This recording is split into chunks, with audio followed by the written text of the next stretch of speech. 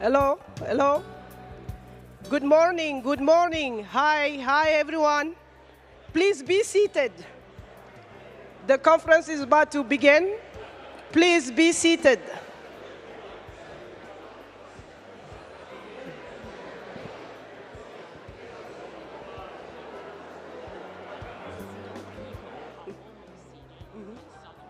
Okay.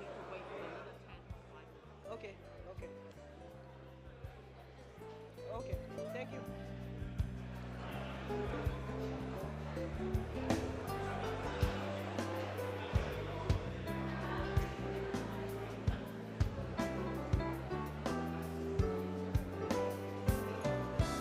Hey, James.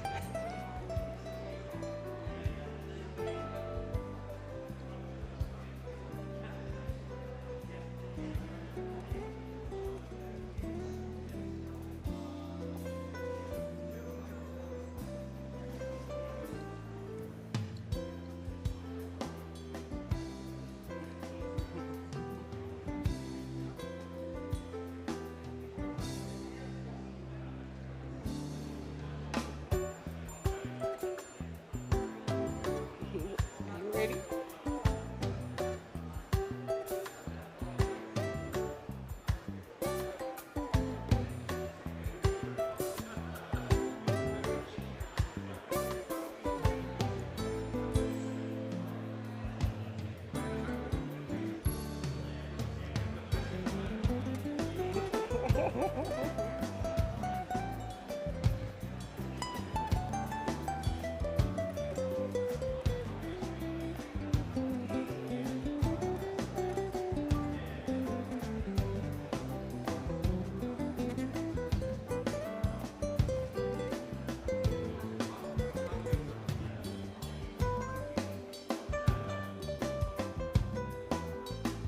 Okay.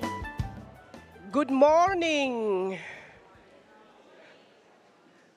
I would like to offer a warm welcome to our distinguished speakers, our guests, student observers. Welcome. My name is Kadidia Konare. I am from Mali, West Africa, and I am among the 15 AsiaGlobal Fellows who've come to Hong Kong from 15 different countries in September.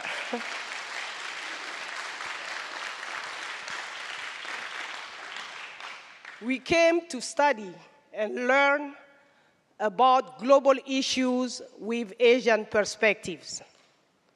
The last 2 months' experience has been amazing, truly amazing. We've learned and we got to understand firsthand and on the ground the perspective from so many people in Hong Kong. Thank you for welcoming us, Hong Kong.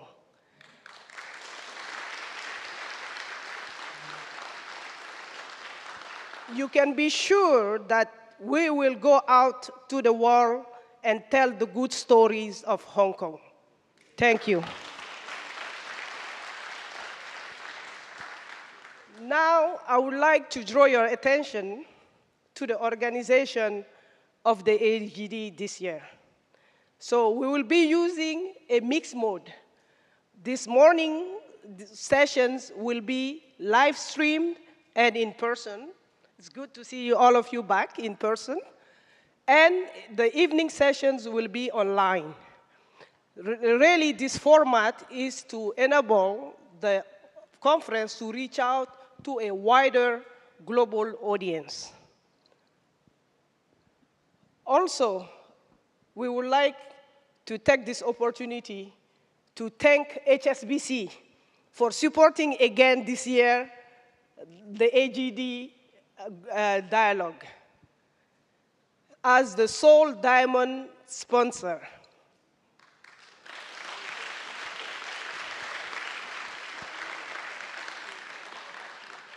We will have 2 keynote speeches, one from Professor Spence Michael, Nobel laureate in economic sciences, and advisory board chairman of the Asia Global Institute. And Mr. Sheng, Andrew Sheng, distinguished fellow of Asia Global Institute. So before we start the first session, the first welcome words, I would like to remind everyone to please put your mobile phones and your electronic devices on silent mode.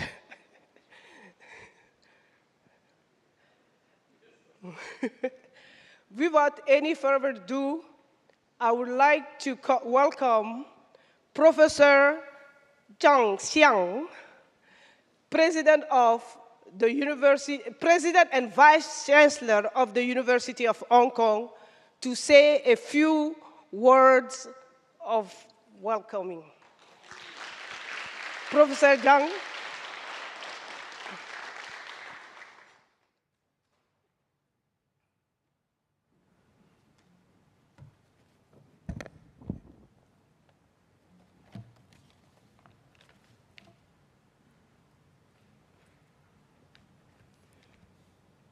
Dr. Fong, Professor Spence, fellows, ladies and gentlemen, good morning.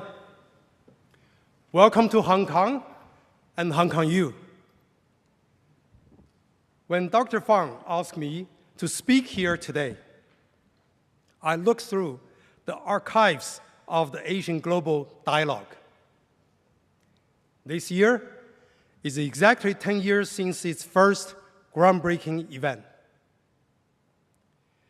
In 2012, 10 years ago, the focus was the international economy, including supply chains, sustainable development, and the need for new financial structure, issues that are familiar to us, especially today.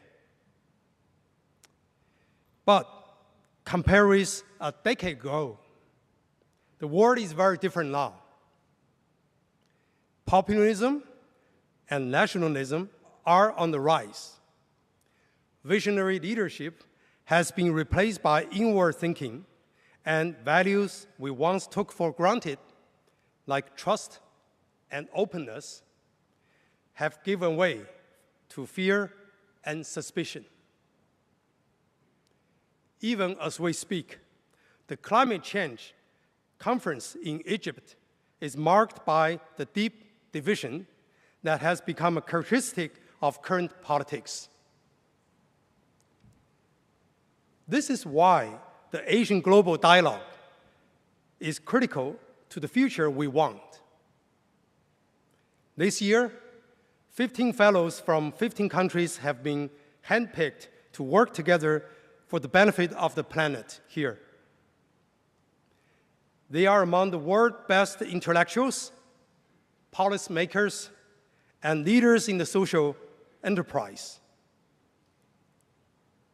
This month's Financial Summit and Rugby Sevens were watershed moments in Hong Kong's comeback story. But let's not forget that arrival of the Asian Global Fellows predates both of these events. By being here and by choosing to be here, they proved that Hong Kong is open and that is critical, and it is a critical player in the international landscape. And is still a gateway between China and the rest of the world. Even though the AGI fellows will return to their home country soon, their tradition of lifelong friendship and collaborations is an example to our students and alumni. Thank you, fellows, for your trust in the University of Hong Kong, for making us your home for these 10 important weeks. Thank you.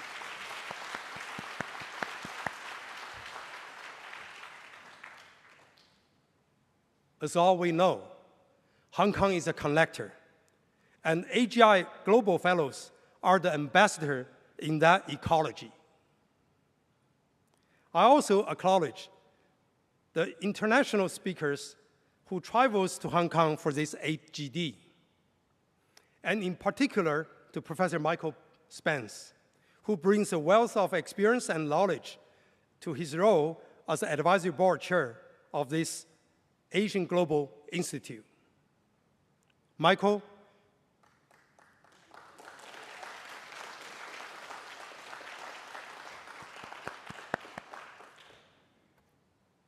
your important work on growth in developing countries allows us to anticipate the future before it happens, and to understand how we can close the gap that divides rich and poor. Lastly, may I congratulate Professor Hei-Wei Tan, the recently appointed director of the Asian Global Institute, and to Professor Zhiwu Chen, the outgoing director, for his hard work and success in completing his term.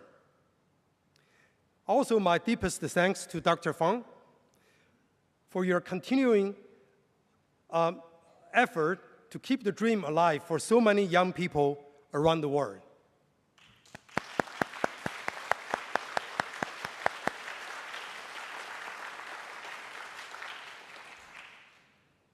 Victor, your work is incredible, and we are incredibly proud to be part of that at Hong Kong U.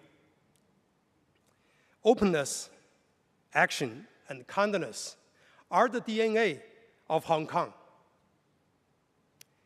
As we welcome the world once again, everyone in this room is a huge part of that forward movement.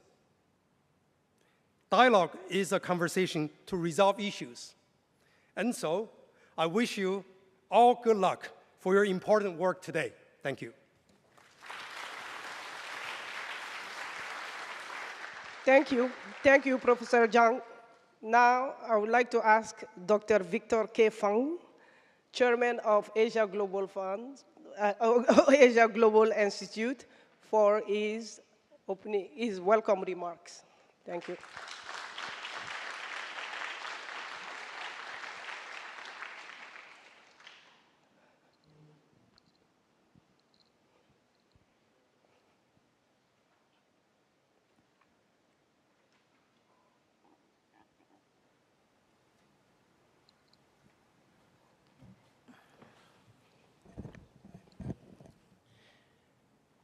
Vice Chancellor Zhang Xiang, distinguished guests, ladies and gentlemen, a very warm welcome to all of you. It is really a gratifying experience to see this return to Lok Yu Hall, and really to be holding at least a part of our Asia Global Dialogue this year in person for the first time in 3 years. What an experience. Let's give a hand to all of us.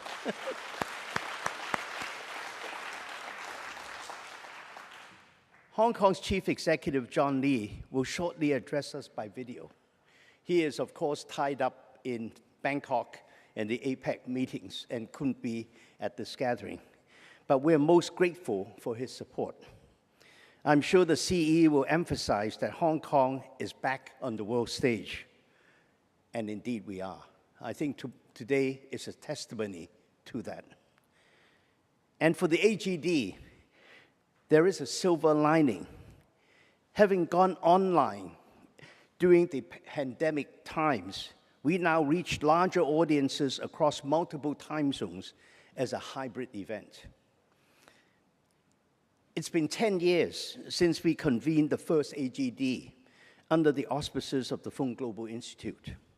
Since 2015, that think tank's mission to generate and disseminate research and ideas on global issues from Asian perspectives has been faithfully carried forward by the Asia Global Institute at the University of Hong Kong.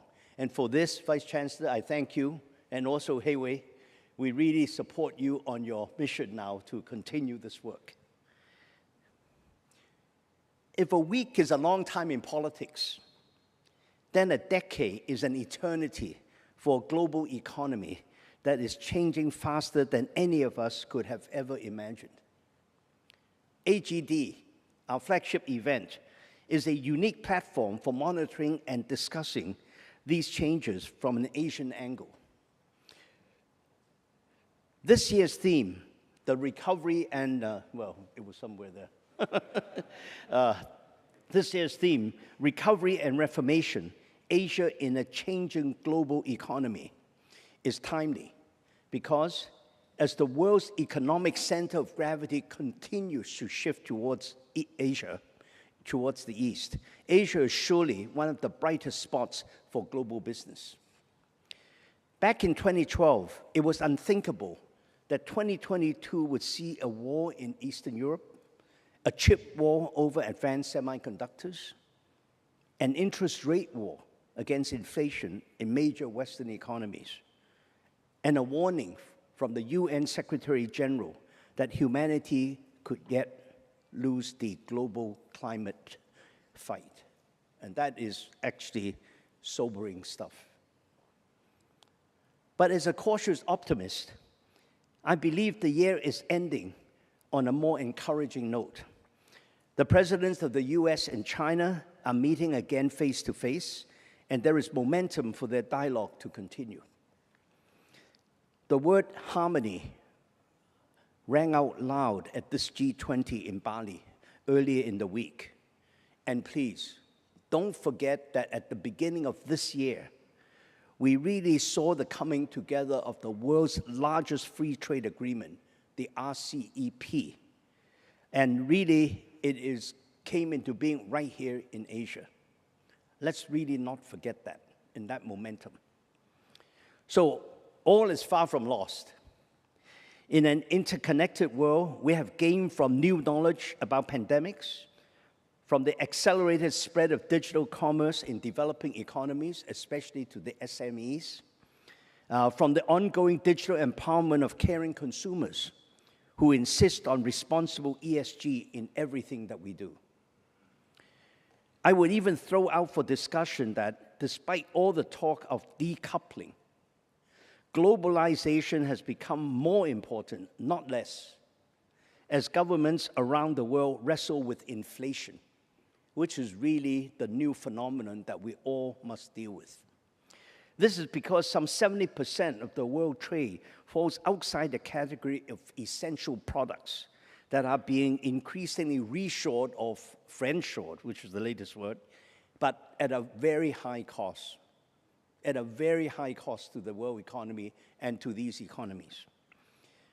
Hardwired efficiencies within global supply chains are helping the fight against inflation by trying to keep costs down for basic products that we use every day.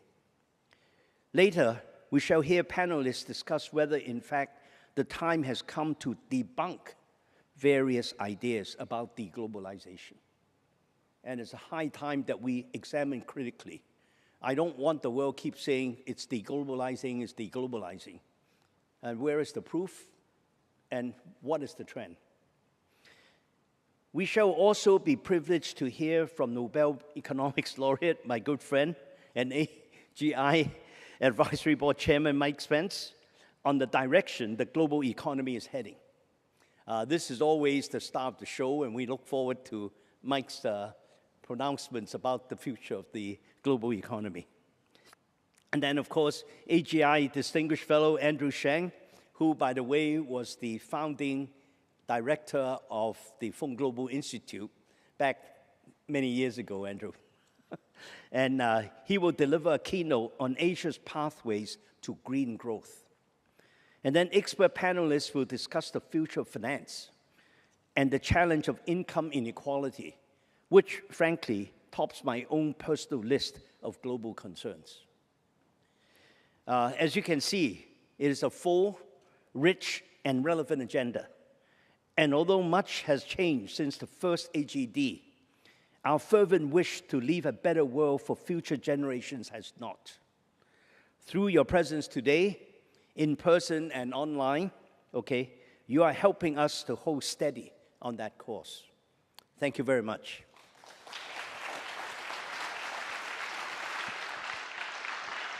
Thank you, Dr. Fung. Thank you.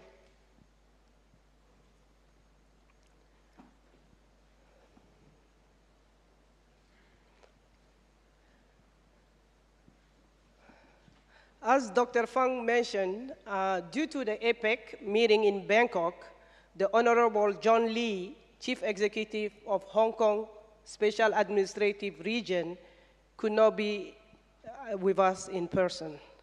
However, he has kindly offered a recorded speech. Please, let's listen to the opening remarks from the Chief Executive of Hong Kong. President and Vice Chancellor Zhang Xiang, Dr. Victor Fung, distinguished guests, ladies and gentlemen, it is my pleasure to speak to you at this year's Asia Global Dialogue. Inaugurated in 2012, this remarkable platform brings Asian perspectives to global issues and celebrates its 10th anniversary this year. As always, this year's theme, Recovery and Reformation, Asia in a Changing Global Economy, is timely and appropriate. It is so timely, in fact, that I'm in Bangkok at this very moment at this year's APEC Economic Leaders Meeting to discuss the global economy and Asia's economic recovery with economic leaders throughout the region. Today, the global economy is facing challenges we have not seen in decades. Inflation in advanced economies has hit multi-decade high, and for the first time in a long time, we are asking ourselves how high, rather than how low, interest rates will go. Geopolitical tensions have added fuel to the fire. In October, the IMF forecast that global economic growth will slow from 3.2% in 2022 to 2.7% in 2023. For advanced economies, growth is expected to slow visibly from 2.4% to 1.1%. But there is a more optimistic picture here in Asia. In the same forecast, the IMF projected that growth in emerging and developing Asia would accelerate from 4.4% in 2022 to 4.9% in 2023, bolstered by growth in the mainland. I'm confident that Asia is a bright spot in the global economy and will be an abundant source of economic opportunities in the years ahead. Hong Kong is the freest economy in the world.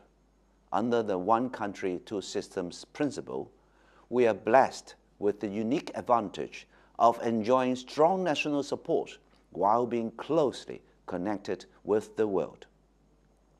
We endeavor to consolidate our traditional strengths and develop budding industries like innovation and technology, as well as arts and culture. I know that the panels today will look at the global economic outlook in more detail before moving on to specific opportunities and challenges that have been on everyone's mind recently. Promoting green and sustainable growth is part and parcel of building a better future for the region, as is addressing inequality and achieving common prosperity. Hong Kong is eager to join hands with other economies in the region in rebuilding confidence in regional economic development and in developing a more open, reliable, and predictable trade and investment environment. Ladies and gentlemen, I wish you a fruitful dialogue ahead. Thank you very much.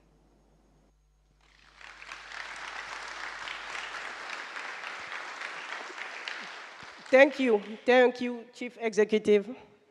Now, to make this moment memorable for AGD to be back in person since 2019, now I invite all our distinguished speakers and board members to ascend the stage for a group photo, please. Please take off your mask. What is our great photographer? Yes, please.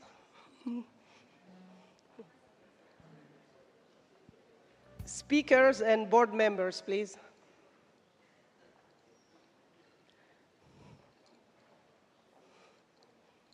You can, so this is the middle. So you can please stand here.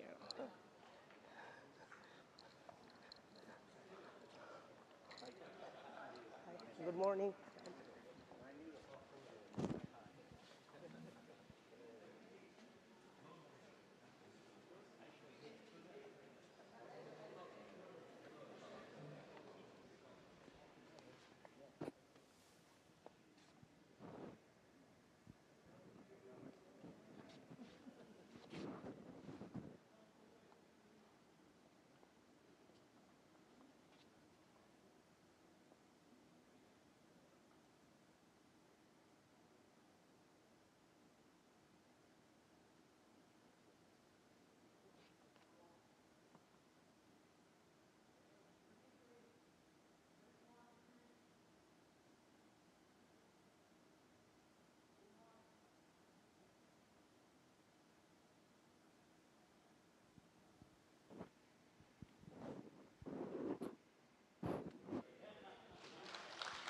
Thank you all.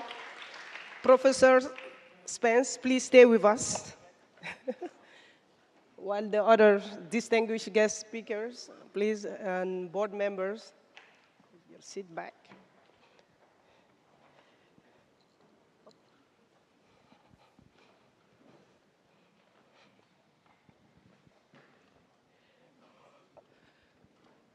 Coming up next is the dialogue on taking stock, assessing the direction of the global economy.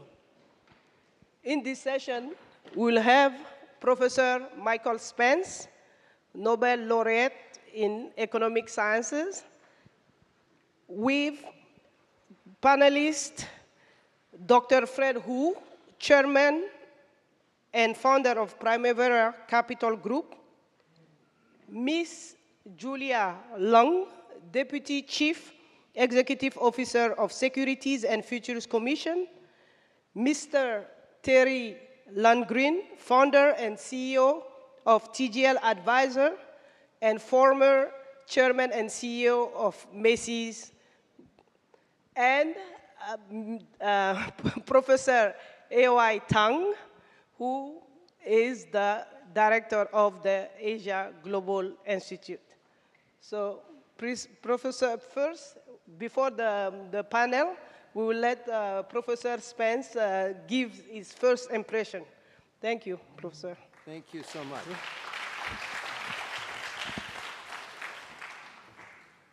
You know, I knew I was old, but I didn't really need 5 chairs. One would have done it. Good morning, friends. I'd like to begin by saying something I feel very strongly, and that is that returning to Hong Kong brings a feeling of enormous exhilaration to me. And it comes in part from the excitement of seeing this dynamic city emerge from a long period of pandemic-induced semi-hibernation to its vibrant self. I know we've got a little ways to go, but it's really exciting. But even more important than that, at least for me, and I suspect many others, is the real joy that comes from seeing and being near dear friends. Again, people who I admire, people who I have missed greatly in the last 2 years, and people who are an important part of what really matters in life. You know, at my age, there is a tendency for the frequency of these moments of reflection to come along when you sort of pause and quietly by yourself have a moment of thanks for having made it this far, even though the clock's still ticking. But it reminds me, and then I'll get on with my remarks. I went to I'm not going to tell you how old I was, but I went to my 60th high school reunion a month ago. That's just an embarrassingly large number. And it was a very nice event, but one of our classmates, we're all the same age, stood up, and his remarks consisted of telling us what our conditional life expectancy was. This, needless to say, went over like a lead balloon. So we have wonderful panels coming up, including one right after I speak with Fred and Julia and Terry. And I guess, you know, I'm very excited to hear their thoughts and insights. They're people who have had important leadership roles and just a whole lot to say. I guess my job at the start is to try to find a way to make some sense of this incredibly complex environment in which we find ourselves. It's a daunting task. I'll do my best. So the way I'm going to organize this is I'm going to talk about 4 really gigantic transformations that are underway in the global economy. And then I'm going to turn to some trends, secular trends, that are really powerful and make, you know, the world that we're living in somewhat difficult. And I'm going to try to convince you that there's at least a possibility we're in an inflection point, and there's regime change coming that changes mindsets and how we go about doing our business. And then at the end, I'll try to say something about what, if anything, we can do about this. If you do believe me, we face fairly significant headwinds. So it won't surprise you, I think, to hear that there are just enormously big transformations underway. One of them has already been mentioned.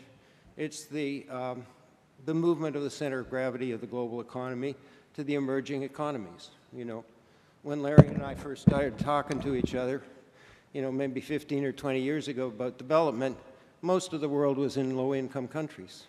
Now, most of the people in the world, not all, but most are in middle-income countries, thriving, tens of millions of new middle-income consumers. And that's easy to say, but when you stop and think about the implications, it's pretty much everything. From the location of final demand to the architecture of global supply chains and the location of economic power and influence. So it's an enormously important trend. The 3 others are rooted in essentially science and technological revolutions. And again, I'm not going to dwell on them, but I think you know most of them anyway. One is the multidimensional digital transformation of economies with deep, deep implications for productivity, inclusiveness, growth patterns, the structure of the global economy, the nature of work, the growth of the services side of the global economy, global supply chains, and even the sources of comparative advantage. It literally changes, you know, or is in the process of changing almost everything, or at least a very long list of things that are important. The second one is less talked about. There is a revolution in biomedical and life sciences underway. It's enormously powerful. It may be sort of thought of as slightly sort of separate from the kinds of things that we're talking about today, but it really isn't. Has just very powerful implications for medicine, health, drugs, vaccines, targeted immunotherapy with respect to illnesses, but even going beyond that for botanical sciences, agriculture, and therefore, you know, sustainability, food security, and so on. It's another area in which there's a transformation underway. And the last one won't surprise you at all, which is there's a massive energy transformation underway with a big technological underpinning. And since we're going to have a panel on that, then I won't say more about that except to acknowledge that it's there. All of these transformations are being driven, when you look closely at it, at the emergence of just tremendously powerful tools and technologies. And what I find so interesting when you go and look at what these tools are, you know, advancement in semiconductors, DNA sequencing, solar panels, you know, gene editing, it goes on and on. What you find is a pattern of democratization of access to these things. Many of them are open source. You know, a huge number of the really powerful algorithms in artificial intelligence, you can just go pick them up. You don't have to pay anything for them. In other cases, the prices are coming down. Let me just give you an example. The first DNA sequence cost $10 million. As some people say, $100 million. We're within months of it costing $250. What that means is that there's all this talent scattered around the world, you know, is able, with rather modest budgets, to get on with being part of the, you know, the scientific and technological revolution. So it really is very striking. And I think it's optimistic. The one thing I will say about these transformations is that while the potential to do good is enormous, they all come with, you know, lots of bumps along the road and difficult transitions. You know, the digital one is going to make transitions in work and other things a little complicated. And all big, powerful scientific and technology transformations also come with some downside risks that need to be managed. I just want to acknowledge that. Having said that, I'm now going to give you about 5 things I think are going on in the global economy that when you add them all up, make the world that we're entering right about now very different in feel from what we've had before. So the first one sounds roughly like this. I'm going to try to make a case that this is regime change, an inflection point. The first one goes like this. For the past roughly 4 decades, maybe more, in fact, you could argue most of the post-war period, we lived in a world that had deflationary characteristics. The relative price of manufacturing goods came down, and we all know the reason why, right? Slowly at first, but then, you know, with a huge acceleration, the developing countries entered the global economy. And we basically started to use huge amounts of previously unused productive capacity. You can put this in terms of labor, but it comes down to the same thing. And that basically produced a pattern of declining costs and essentially no inflationary pressure, actually the reverse. Now, if this was an economics class, we'd have to discuss how that pressure spilled over into the non-tradable side of the economy. Some smart student would say, well, yeah, that happened in manufacturing, and the tradable side, but I won't take you there. The result of this is, on the positive side, hundreds of millions of people who are much better off than they were before, but the interesting part of this transition is on the supply side. and you'll forgive me for being a little nerdy, but basically, during this 40-year period, there was no surge in demand that couldn't be met except in the extreme short run, you know, where you had to do the investments, by the productive capacity in the global economy, right? If you're an economist, it means the supply curve's flat, and when you get a big shift in demand, the biggest effect is the quantity effect, and the smallest effect is the price effect. The proposition I want to advance to you today is that that very powerful force is fading. And the reason is that we have created a much bigger global economy on the demand side, and we are running to near the end of the availability of underutilized productive capacity. Now, there's a much more subtle version of this where you have to sort of get practical and decide how fast it's going to come. But that means basically a whole lot of things have to change. For example, you know, central banks have been free since I can remember to pump liquidity into the system to try to pop up growth, right? Inflation below target for most of the time they were doing this. That's just not going to be true anymore, right? So you get the idea. One simple way to describe this is the global economy has gone from a multi-decade period of being essentially demand-constrained almost overnight to being in a supply-constrained condition because we have entered, you know, we've run through this capacity and we've entered a point where the global supply curve, the long-run global supply curve, is now upward sloping. Then, this particular phenomenon is then kind of turbocharged by some other phenomena, and I'll just tick them off. One, aging is reducing the productive capacity of the global economy. Aging is occurring in economies that account for somewhere between 75 and 80% of global GDP. Now, there's a lot of countries out there, you know, that aren't aging, but they're not yet large parts of the global economy. And that, you know, that simple phenomenon, and the aging process initially produces a reduction in the growth of the workforce and eventually an actual decline, okay? And you can see that happening in Japan. We're a little further from it in the United States. China's about to turn in that direction and so on. And then going along with that, we have shifts in labor market behavior. Now, I'm not going to stand before you and pretend that we completely understand it, but there's a lot of people who are dropping out of the labor force or acting differently or refusing to do certain kinds of jobs. We have you know, very large labor shortages in absolutely critical areas that are the biggest employers in the American economy: the government, healthcare, and education. Well, if you can't fill those jobs, then you've got a very different situation than what we had before. But that's not the end of it. We have had a run-up in debt levels in the global economy. First in the aftermath of the great financial crisis, then they didn't come down. And now in the pandemic, we had a big run-up in the sovereign debt ratios, which has produced a significant decline in fiscal space, turbocharged by rising interest rates, right?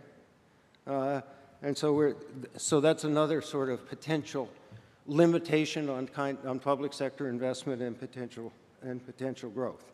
And so now we find ourselves in this rising interest rate environment with a dramatic reduction in fiscal space. In some of the lower income countries, it's more than dramatic, it's sort of catastrophic. And we're going to have fiscal and financial crises in some of those areas that the international financial institutions are going to need to deal with. And finally, if that's not enough, the global economy is now being subjected to much more frequent and severe shocks from multiple sources.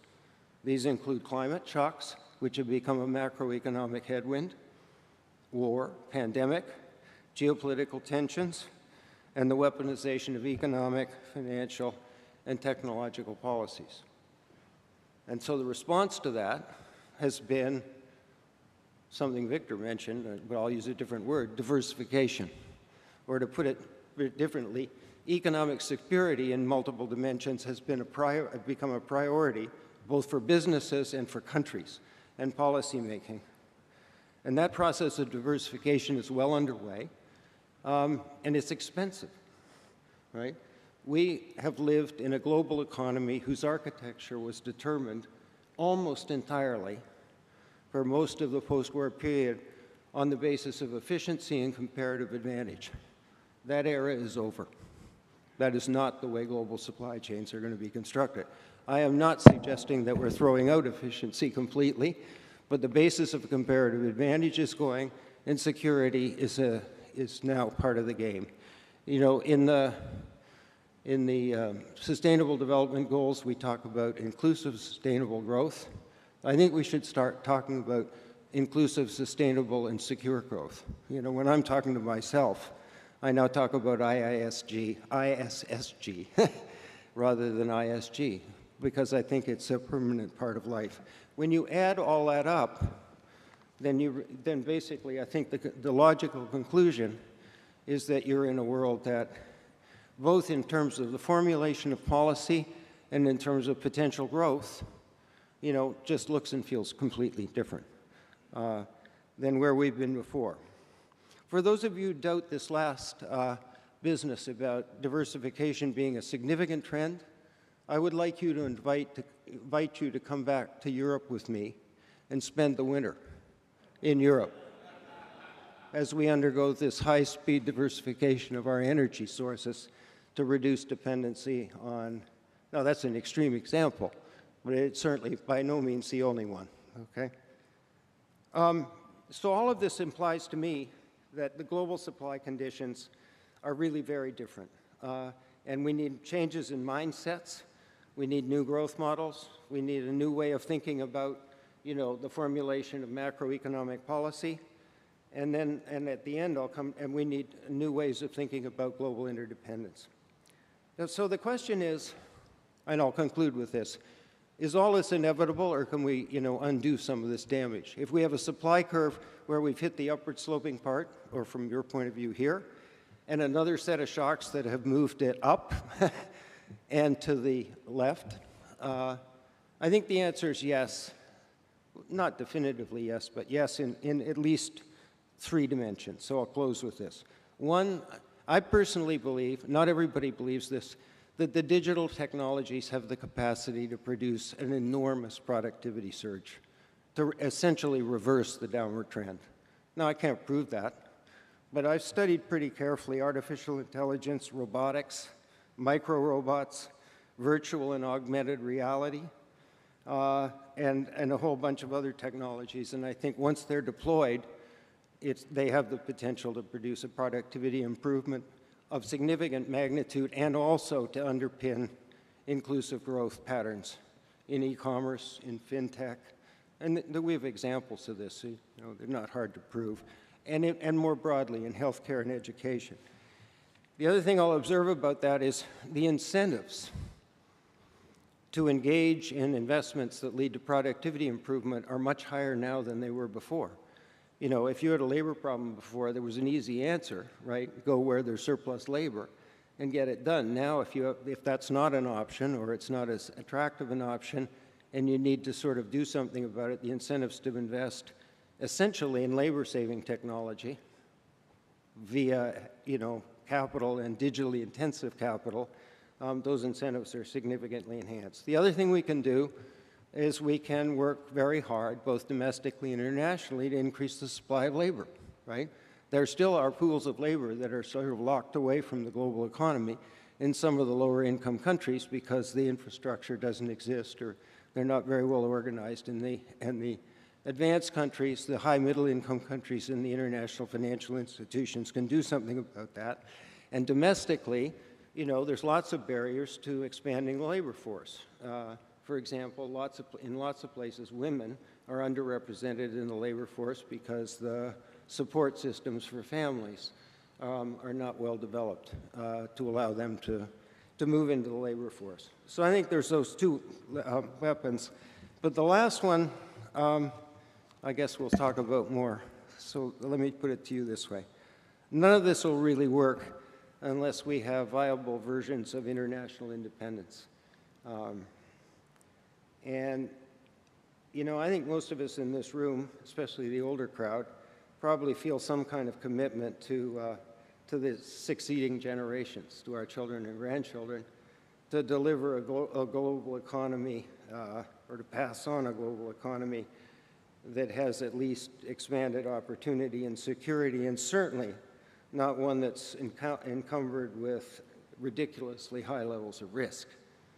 But if we're going to do that, then we, and by we, I mean leaders and citizens, have got to, we have got to stop sleepwalking toward a new, unattractive, non-cooperative equilibrium in the global economy, which is where we're going now.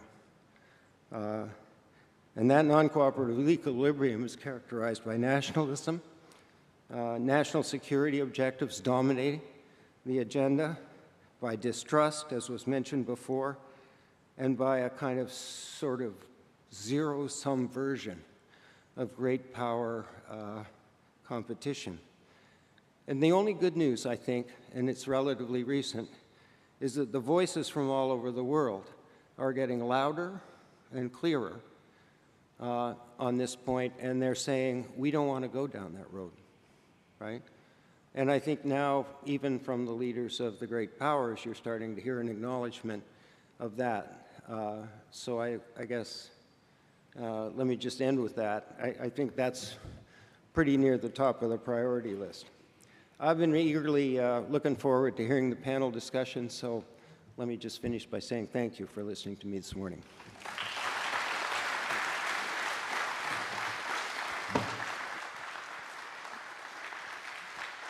Thank you. Thank you, Professor Spence. Please be seated. Join the panel discussion, please. And now I will call the remaining panelists.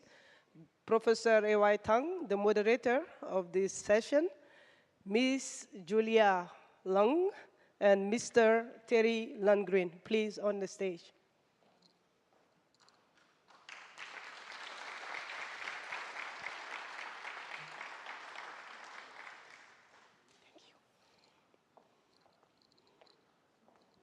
Yeah, we'll sit here.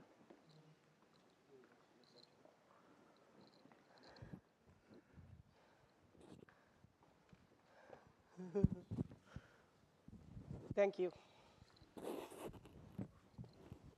Good morning, everyone. I would like to join Victor to welcome all of you to come to Luk Yo Hall at Hong Kong University for the AsiaGlobal Dialogue. This is the 10th time we are organizing this, and I would say never has been this important to have this kind of dialogue to engage distinguished panelists, everyone in town, and some of our attendees are actually flying all over the world to listen to us, to talk about global challenges. As Mike has already discussed, we are really living in a very uncertain time, and we are actually quite confused also about the future. At least I'm very confused. My job as a moderator is very easy, given that we have such a great distinguished panel here. Time is short. We are already over time by 5 minutes, and I do want to engage you in a Q&A session very soon. So let me just go ahead and ask questions rather than introducing each of you, because Kidedia has already mentioned. We have a great panel here with representatives from Hong Kong, from China, Hong Kong, United States, and the rest of the world is going to be discussed by Mike. My first introduction is, I would like to go with Julia first, lady first. Julia Liang, the Deputy CEO of SFC in Hong Kong, has been an expert on financial regulation, and she has worked at the Hong Kong Monetary Authority for over 15 years, and she was the Undersecretary of Financial Services at the Hong Kong government for 5 years. And I would like to start with her to talk about the global financial market. What's going on with rising interest rate, especially in advanced economies, with rapidly depreciating currency around the world and capital outflows from emerging markets. Julia, please. Thank you. Thank you for having me. Really glad to join this distinguished panel. I must start by prefacing the views that I have are my own and not reflects that of institution. To come to speak after Mike is a little bit intimidating. Mike talked about transformative forces. Mine is a little bit more myopic, it's right, something like 1 to 3 years span. But to say that the global financial markets are facing strong headwinds is an understatement. In the past 3 years, we've seen a pandemic, which we're coming out of. We've seen a war going on in Ukraine with raised national security concern everywhere. We've seen disrupted supply chain, heightened energy crisis and food security issues, and of course, elevated level of inflation and elevated level of financial stability concerns. So the financial market, the global financial market has been dealing with multiple shocks, all coming at us at the same time. There are a lot of noises in the day-to-day movements of financial markets, and I would look into 3 factors that will be deciding. The change in interest rate regime, which Mike already talked about, it's going from 0 or near 0 for the past decades, and sharply, as if it's overnight, has gone up to high single digit. And the worry is the trajectory is actually uncertain because how do we get there to tame inflation back to the 2% is uncertain.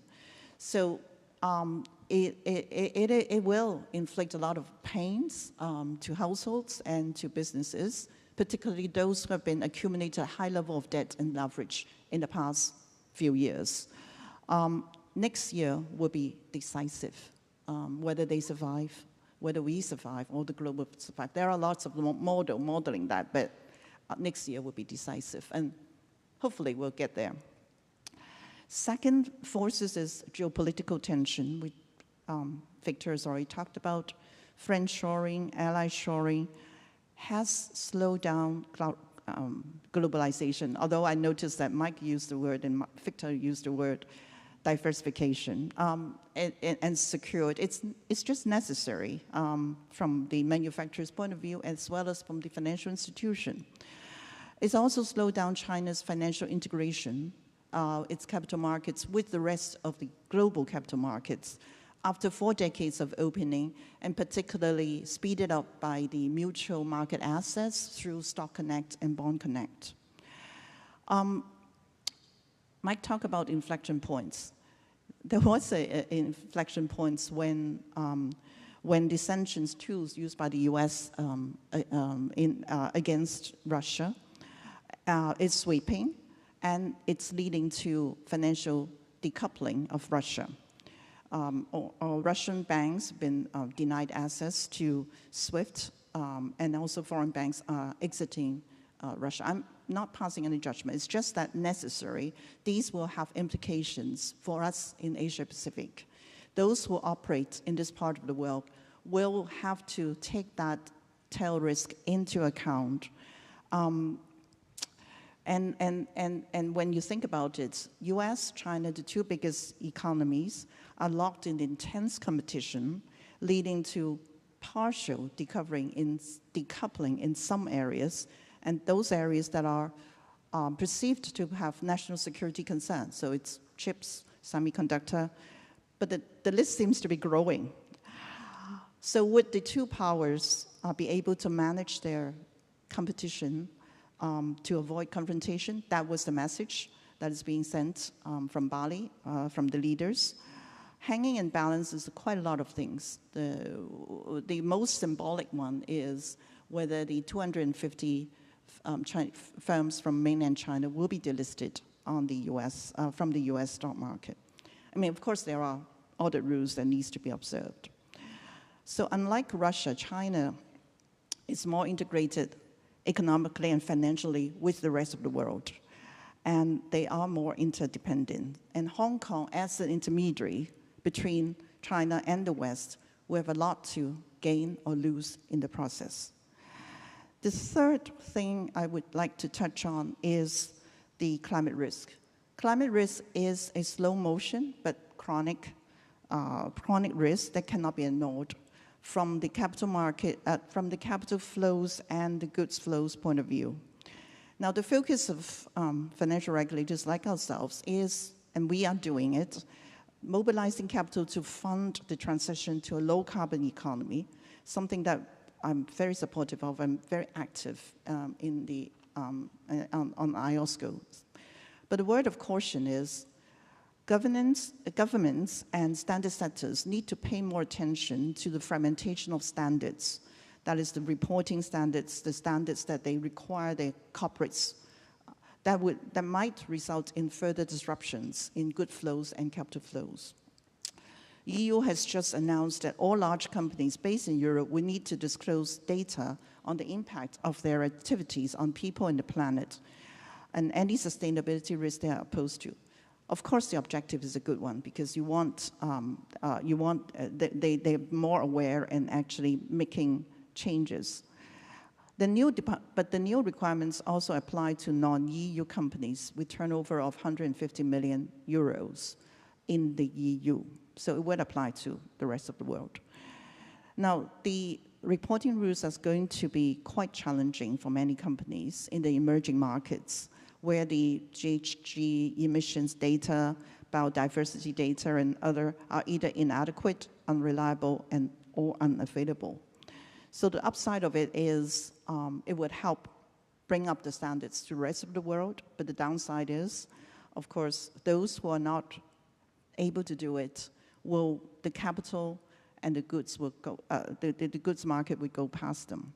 Now, so the approach, I mean, I think, which is echoing our speakers this morning, is to work on a globally coordinated approach, more alignment in these sustainability requirements, and also provide sufficient time to transition to what we aim to it. So I think I'll end here. Thank you. Great, thank you, Julia. So we know financial market needs to be better integrated. When everyone is talking about green finance, sustainable finance, we probably need to set some standards. Maybe this is an area where Hong Kong can play a more progressive role. I will come back to you later because I would like to hear Terry to talk about the United States. Terry, the former CEO and chairman for Macy for over 14 years. He's an expert leading figure in the retail industry in the US. And we know, at least from our side, we read news and we all know the news are sometimes biased. But the US seems to have some economic challenges, inflation, potential economic recession. And in the last 2 years, the retail industry is doing great, right? Because the government probably has, passed out a lot of cash to stimulate demand. But tell us a little bit more about the current situation in the US and the future economic outlook. And I'm going to talk about politics later, but let's talk about the economic part first. Let's separate those if we can for a moment. Thank you, Hayward. So let me start by reminding everyone that America is a consumption-driven economy. Unlike Asia, 70% of GDP is driven by consumption. So when the pandemic struck, it had a very negative impact, of course, as it did around the world. But in our case, it had about a 5% negative impact to GDP. So we put out that small brush fire with a fire hose by putting $5 trillion back into the economy through our government stimulus package. That represents about 22% of GDP. But this takes time to see the results. So we kept adding. We went back on 3 different times to get to this high number, and many would argue that we went back to the well at least one too many times. The good news was that savings accounts ballooned and consumers spent. And one thing about Americans, we're not particularly good at savings, but boy, are we really good at spending, which makes us, the great consumption society in the world, for sure. And that also was good for employment. It led to full employment. Unemployment rate was had been very, very low in the 3% range, 3.2%. And one would argue that, of course, we were able to avoid a full-blown recession because of these steps and this stimulus. However, it got to a point where demand simply outstripped supply. We can talk about supply chain as a separate subject. I think America had a lot to do with this because no one could keep up with a 30% surge in spending like we spent. So when we had a big savings account, we spent it. And who knew that we all needed 50 rolls of toilet paper, you know, and 25 rolls of Bounty? I was happy I'm on the board of Procter & Gamble, but this was not. These were spending beyond our means, and obviously it drove our economy. So the positive things came from that. And of course, the Federal Reserve had to step in to slow down this spending. We've seen all of the rate hikes that we have taken. But just like the stimulus took time for us to realize that it was working, that it was helping, so we kept adding more, these rate hikes also take time to take effect. And we haven't seen the full effects of the rate hikes as of yet. So the good news for consumers and for the economy is that our citizens have $1.7 trillion more in savings today than we had in 2019 at the beginning of the pandemic, so the money is there available to spend. Having said that, we have surged in credit card debt, 15% last quarter, which is a record high, and so we are adding debt, you know, to this already high savings rate, so people are continuing to spend at the moment. But these effects of the rate hikes, obviously, the very stubborn inflation numbers, we're at a 40-year high in the United States. And while it's come down slightly in just recent months, it's still extremely high. And obviously, when the demand outstripped the supply, it added to these energy high inflation and food high inflation that was already in existence. And I think this is going to create a spending hangover for Americans that will be seen early next year. And when that happens, again, this will, of course, impact consumption going forward. It will clearly slow down our economy. I'm confident of that. And will we avoid a recession? We used to say we're going to have a soft landing. Not so many people are talking about that. They're saying we hope to have a soft recession, you know, at this point in time, and a mild one that will eventually come out. Hopefully, again, there'll be a lot of interest in having this corrected by the time 2 years from now, right now, which will be the presidential elections in 2024. So that's our expectation. We've actually been better than expected, but the hangover is about to occur in the months ahead. So let me ask a follow-up question before I turn to Fred to talk about China. When do you expect that the Fed will stop increasing interest rate, given, you know, what you said? Seems that the economy is going to slow down a bit next year. Yeah, this answer is changing daily because... How about today? Because, do you want today's answer? Because members of the Federal Reserve Bank are offering their opinions, but ultimately Chairman Powell will make the final call. But the current expectations, at least that I have, is that there would be at least 2 more rate hikes, and that they would probably begin to fall from 75 basis points, the last one, to 50 basis points and 25 basis points. I still think that is going to be enough because, like I said, these effects haven't shown yet.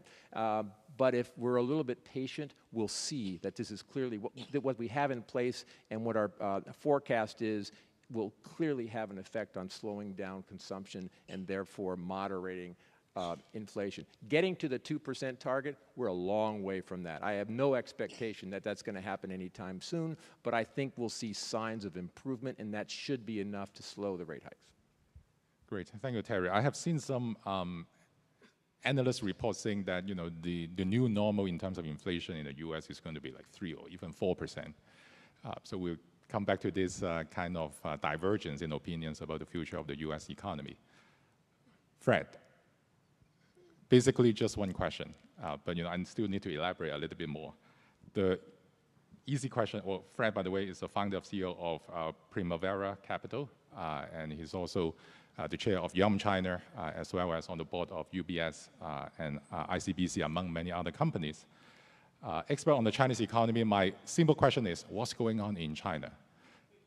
My more elaborated version and more sophisticated one is, we know China is still going through the dynamic zero COVID policy. We have heard from multiple sources that the economy is slowing down. We have heard rumors that they may be open up starting the spring next year. Some people say, oh, maybe the end of next year. What's your take? Thank you, Hewan. If you want to really understand what's going on in the Chinese economy, it's really just zero COVID pandemic control that's been really driving the economy. Right now, I would say the Chinese economy is very weak. It's the weakest I have ever seen since Deng Xiaoping started the reform. And not just the underlying economic activities are weak, investment, consumption, service expenditure, even trade, is been weakening just for, again, a variety of the slowing down of the rest of the world, inflation, supply chain uncertainty, geopolitical uncertainty. So all the way down, economic activity and sapped investor confidence, business confidence, consumer confidence. But if I have to isolate all different factors impacting the economy, I would probably attribute at least 2/3, if not 3/4, if not 100%, what's driving the economy is the draconian zero COVID policy. So I sound critical, right? But just I would say I think it's important, to acknowledge China has been remarkably successful when the pandemic happened. Even to now, probably China, weighted by the size of population, has one of the very lowest fatality rates, as a result of the pandemic. So that's a remarkable achievement. So the question is, what has really worked well in the first phase of pandemic is increasingly becoming ineffectual as we enter the second phase, third phase of the pandemic, when the virus mutated from Alpha to Delta, now to Omicron. So the cost benefit for public health crisis management become increasingly nonsensical, because the benefits are elusive, if any, and the costs are real and continue to rise. The number of implications. First of all, Chinese people, I count myself as one of them, are remarkably compliant, patient, and resilient. But with the relentless, sustained campaign of enforcing zero COVID, I really see people's patience is stretching to the limit. There might be more open or passive revolt against the draconian measures enforced by various local authorities. So that would be good. That would really threaten the social political stability our leadership and all of us treasure, number one. Number two,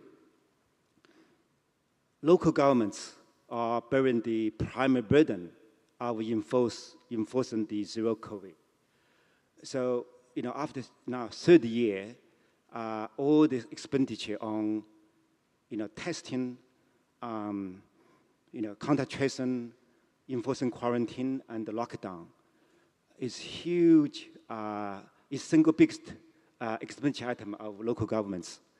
Now, this combined with the slowing economy, particularly the slump in property sector, local government finance are very stretched.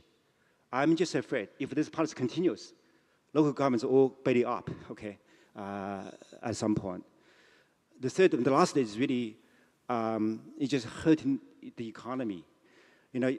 Some of us may remember, when Wuhan emerged out of the lockdown, in late spring of 2020, the country it really was first to emerge out of the pandemic. Life was normal, economy was booming. But now, since mid-summer last year, this draconian nationwide enforcement of zero COVID, actually zero Omicron, just has taken such a tremendous toll on the economy. Consumers want to spend, but they cannot, right? The beautiful state-of-art airports, high-speed railway stations are left once like bustling, rustling, with the passengers, now all left empty. Manufacturing hubs, Shenzhen, GBA and Shanghai, have been repeatedly locked down, causes nightmare for even the most sophisticated supply chain management, which I think in China is best in class. So this, will continue. This year, I'm very, very bearish on the near term because the economy is the weakest I have ever seen, and if we continue persistent zero COVID, then I just don't see any prospect of recovery, no matter what the PBOC, the central bank is doing, or the fiscal authority is doing. And in fact, there's not much they can do. It's just people are willing to spend. It's just unable to spend. So, on the other hand, actually, I'm quite optimistic about because it's not difficult to engineer recovery. I do think others, as long as China exits from the zero COVID, I do see huge potential of very strong economic rebound. Okay, starting with the consumer spending and services, then also manufacturing. So over the medium term, if you look at the next 3-5 years, I'm still cautious, optimistic. Predict on two conditions. One, zero COVID is a passé, and two, China now after 20-part Congress, we focus the energy on necessary structural reform and put the priority on economic development. Great. Well, very happy to hear some optimism about the Chinese economy. But I do want to ask a very quick follow-up question before I turn to Mike. And that is, suppose zero COVID policy is behind us, China has all the conditions to enjoy the rebound due to stimulus, due to increasing consumption, etc. How about the real estate sector and the financial stress that it has created in the financial system? What's your take on that? So I've been quite cautious towards the public sector for some time. Again, I want to walk back, right? Because as China, last couple of decades, the industrialization, urbanization, of course, that has really, really caused a tremendous and long-lasting boom in property, right? Whether it's commercial property or residential property, because people get richer, they want to become homeowners. And the Chinese, culturally speaking, always put the heaviest weight on real assets. So there's bias towards property investment. So it has had a tremendous, long-lasting boom, and also contributed meaningfully to the economic growth. But there have been a lot of excesses. Some of the developers, just really overextended, highly leveraged, and also property prices, until recently, also arguably maybe too high. Shanghai, for example, is one of the most expensive cities in the world, right? So that also caused some social challenges as well. So that need to be sorted out, and unfortunately, there's no easy way to sort it out. As we have seen everywhere in the U.S. or Europe or Ireland, but I, when Financial Times typically put another or lemon moment of China, by the way, they have said that maybe 10 times, over the last 10 years. I think that's probably overly, pessimistic. So it takes time. There's no overnight quick fix.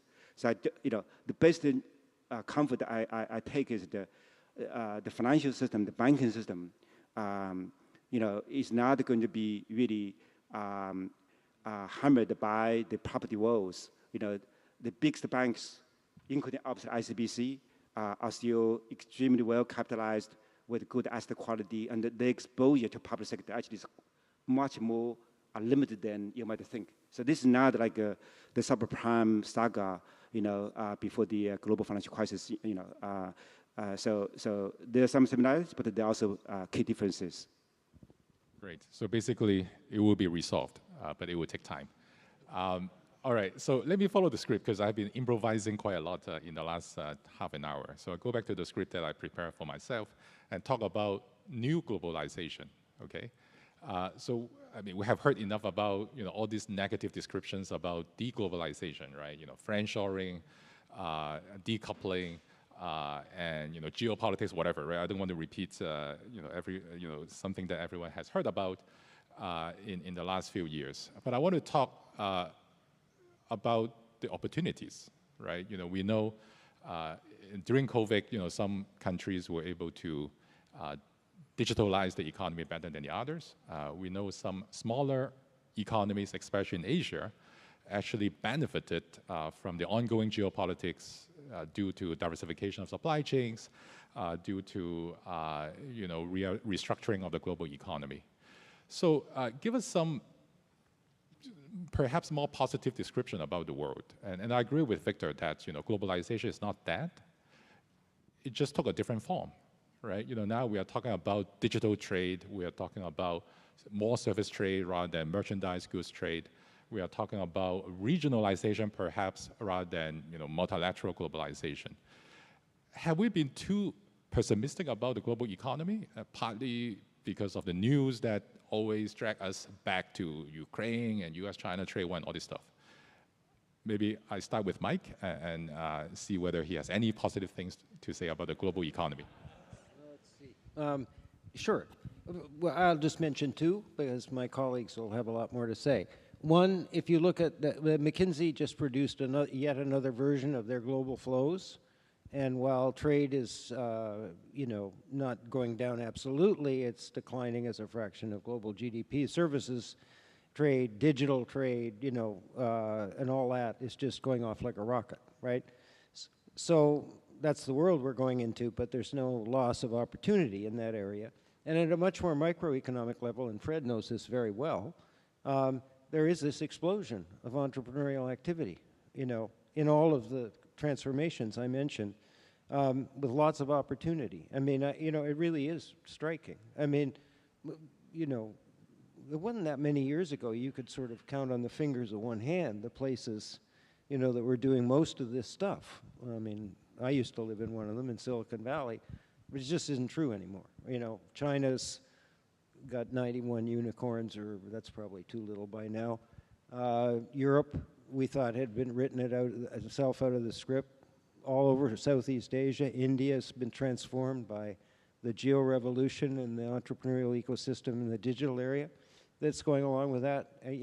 Latin America, and it's starting to happen in Africa. So I think actually there's a lot. I mean, whether you're an investor or you're just excited about, things moving forward in a kind of dynamic way, I mean, I think there's lots of good things going on. So you talk about three big transformation, right? Digital economic transformation, energy transition, and what is the third one? Oh, health and bio revolution. Yep.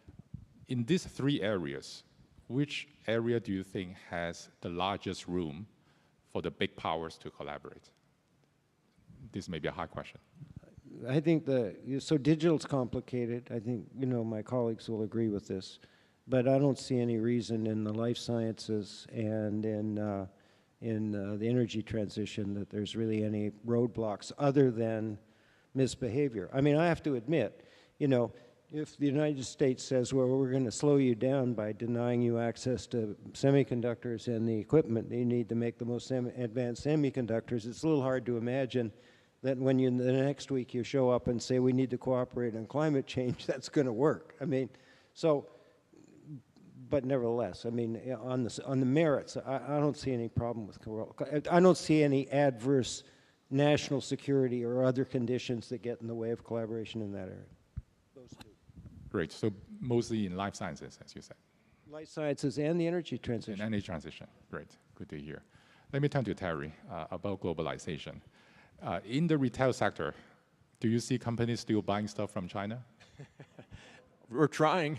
I think the answer to your question is that eventually rational minds will prevail, and that 8 billion consumers will demand to have the best product or the best service provided by the country that is most capable of providing that. And so that, to me, is going back to some version of globalization, which I believe has ultimately been good for consumers. And I believe consumers who are voters will ultimately win out. Great. But when you see diversification of supply chains, and we know we have Max Shang here, who is a supply chain expert, diversification comes with a cost, like insurance. Do you see prices rising partly because supply chains become less efficient? Well, I can tell you, in the apparel industry, we've had deflation for 20 years. And so because we can always find someone willing to make the product better for less money. So I don't see any reason, assuming these artificial tariffs and things of this nature aren't put in place or are eliminated, that why this cannot continue. And I think it will. There is a point Mike made in his earlier comments about we may have stretched the limits of unused capacity and productivity here. But I still think in many parts of the industry that I've served, there's still continued opportunity to keep pricings at without huge inflation in the future.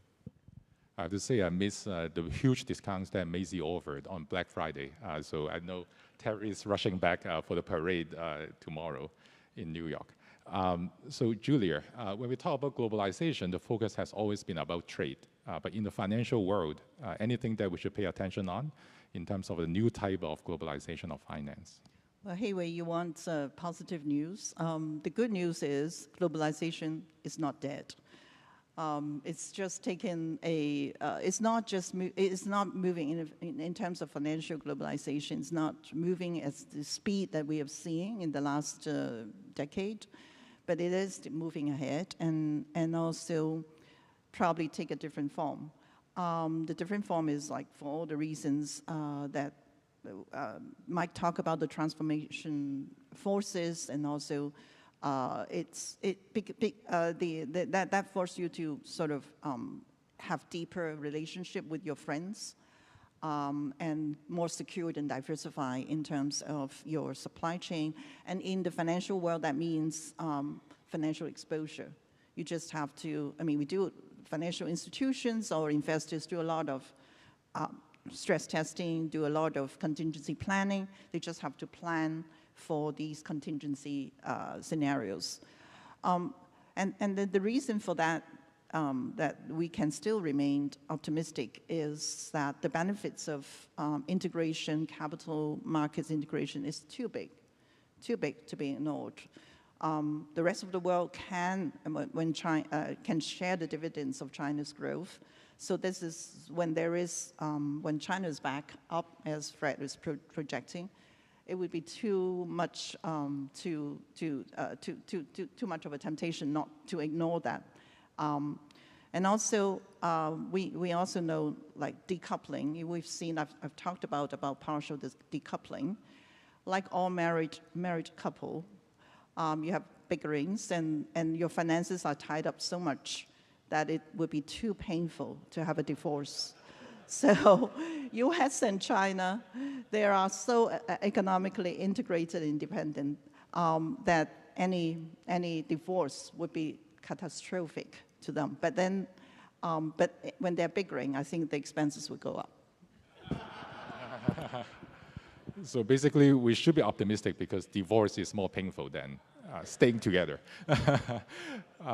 Fred, back to you about China.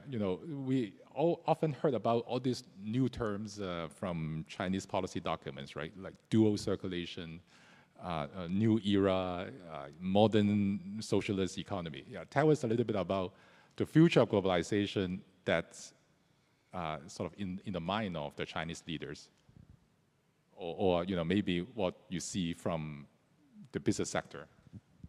Yeah, I would say communication is becoming a big challenge for the rise of China, because many of the policies, announcements in China are either confusing or maybe just misinterpreted. That's why as soon as the Party's Congress was concluded, the markets were sold off. And so that's maybe at HQ and the AGI, you can also include in your curriculum, there's economic translation. Dual circulation, so this is in the terms we understand, is like a more balanced domestic demand and external demand, okay, as opposed to one or the other. Common possibility, that's what Mike said earlier, is inclusive growth, or growth with less inequality or better equality, right? Anyway, so I think, with the 20 Party Council out of the way, the leadership, obviously is fired upon. They have all the levers of power at their hands. So now it's time for them to do something really great for the country and for the world. First and foremost is really economy, get the economy to recover and achieve sustained growth. Second is continue to encourage entrepreneurship, innovation. China has the potential to become a world leader in technology, maybe biomedical sciences, certainly in energy transition. I would say in this regard, China is already the undisputed global leader. China has been the biggest investor in renewable energy in the world. Actually, China invests more than US, Japan, Germany, France, UK combined, okay, for the last 10 years. Take EV as example. Every 2 electric cars sold worldwide, more than 1.2 is sold in China. So half of the global EV consumption. In terms of supply chain, batteries, not just the batteries, but also the anode and the cathode and the lithium, metal. China alone is 75 to 90% of the global manufacturing and the supply chain. So, China has a big role to play because the technology economy, biggest energy consumer, biggest carbon emitter, but also China can partner with the rest of the world in really, developing cool climate tech, from renewable, from carbon capture, from, electrification of, everything to contribute to, net zero emission. So, yeah, I think the vision of China, I would say, is benign domestically, and China, can also play a positive external role, to help sustain global growth, poverty reduction, and a cleaner, greener, more sustainable future. Great, a lot of positive notes. I want to open up the panel to Q&A, but before I do that, I'm afraid that this question may not be raised, so let me ask Terry first. The question is about the midterm election, and I was surprised about the results, but maybe I was too naive or I was being influenced too much by the media on this side of the world. What do you think about the outcome, right? Were you surprised? I mean, everyone was saying, oh, Trump is back, and we may be concerned about the House is too dominated by these polarized Republicans, but it turns out to be quite okay, and we have new hope that the democracy in the U.S. seems to be getting people together again and trying to move people to the middle again. What do you think?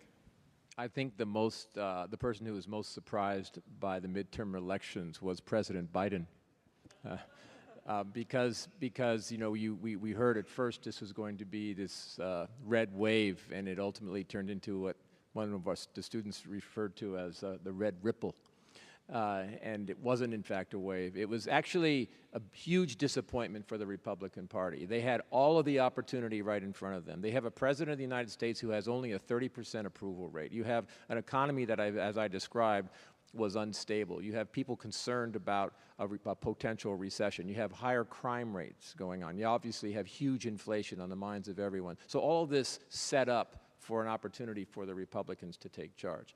And it clearly didn't happen, and there's a couple of big issues. And I really think the most important one is that the voters said, enough of this extremism. You know, with all these crazy commentary, this, you know, election denials on one side, defund the police on the other side, they said enough. And they started voting a little more toward the center. That's actually a really good thing, and that's typically what happens in the United States, but it takes a long time to go from left to right, and eventually we come back to center, and we're not there yet by all means, and we're not going to get there probably by the next election. But I think over time, the voters are starting to stand up and say what's important to them. And I think the other important issue was that, you know, people put this abortion subject on as a lower priority of big issues in the United States. And no one really was saying that was going to really drive voters. It did, in fact, drive voters. And if you ask women, you know, they're not in favor of abortion or against abortion as much as they are in favor of just having the right to choose. And that right to choose leans towards the Democratic side. I think that mattered to many voters. And then the young voter came out. So 1 in 8 voters was under 30 years old. So the Generation Z is showing their face on the voting ballots, and that's going to continue in 2024. And clearly, they have important issues on their mind, like climate, like right to choose, and the like, that I think also helps sway the vote. So these are the kind of things that I think people did not anticipate that occurred, but will probably get the Republicans to take a different tact in the next 2 years to get control of the presidency, if in fact that is an opportunity for them at that time. These are all great news. Next year's speech, we may need to remove the term "the rise of populism." It seems that, you know, things are sort of swimming back to the middle again. Let's hope.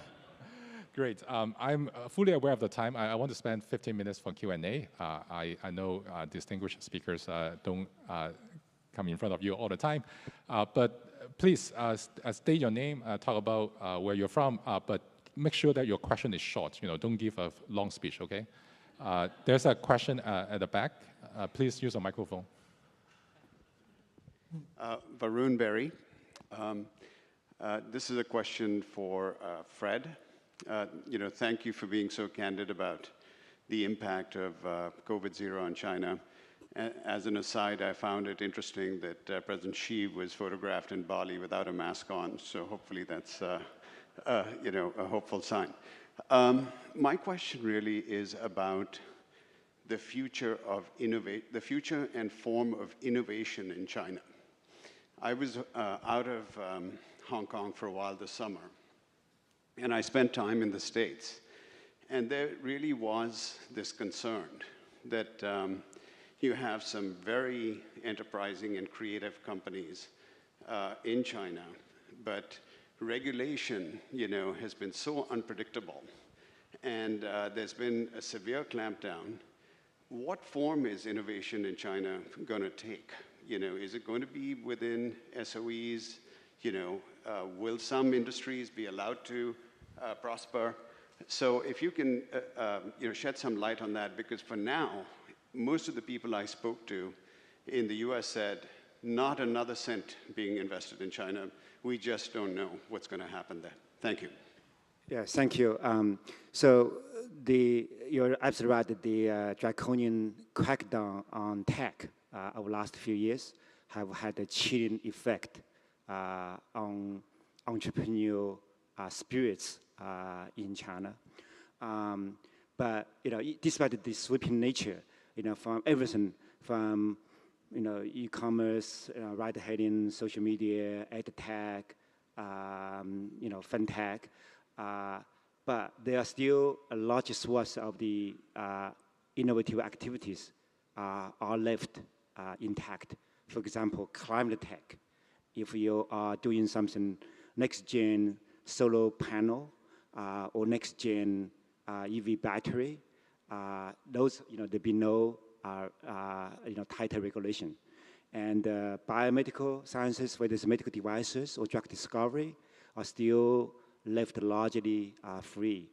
even in digital, the IT hardware. So if you do chip design or manufacturing, obviously that's also been encouraged.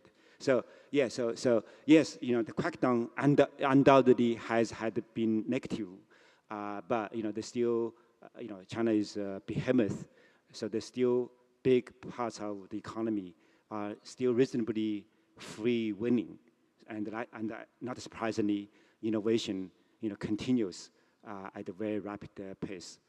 Now, it's bad for U.S. investors to shy away from China, but maybe temporarily for safe reasons, that's good news for me. But I do feel like U.S. and China together are the two world's most vibrant and the largest tech innovation ecosystems.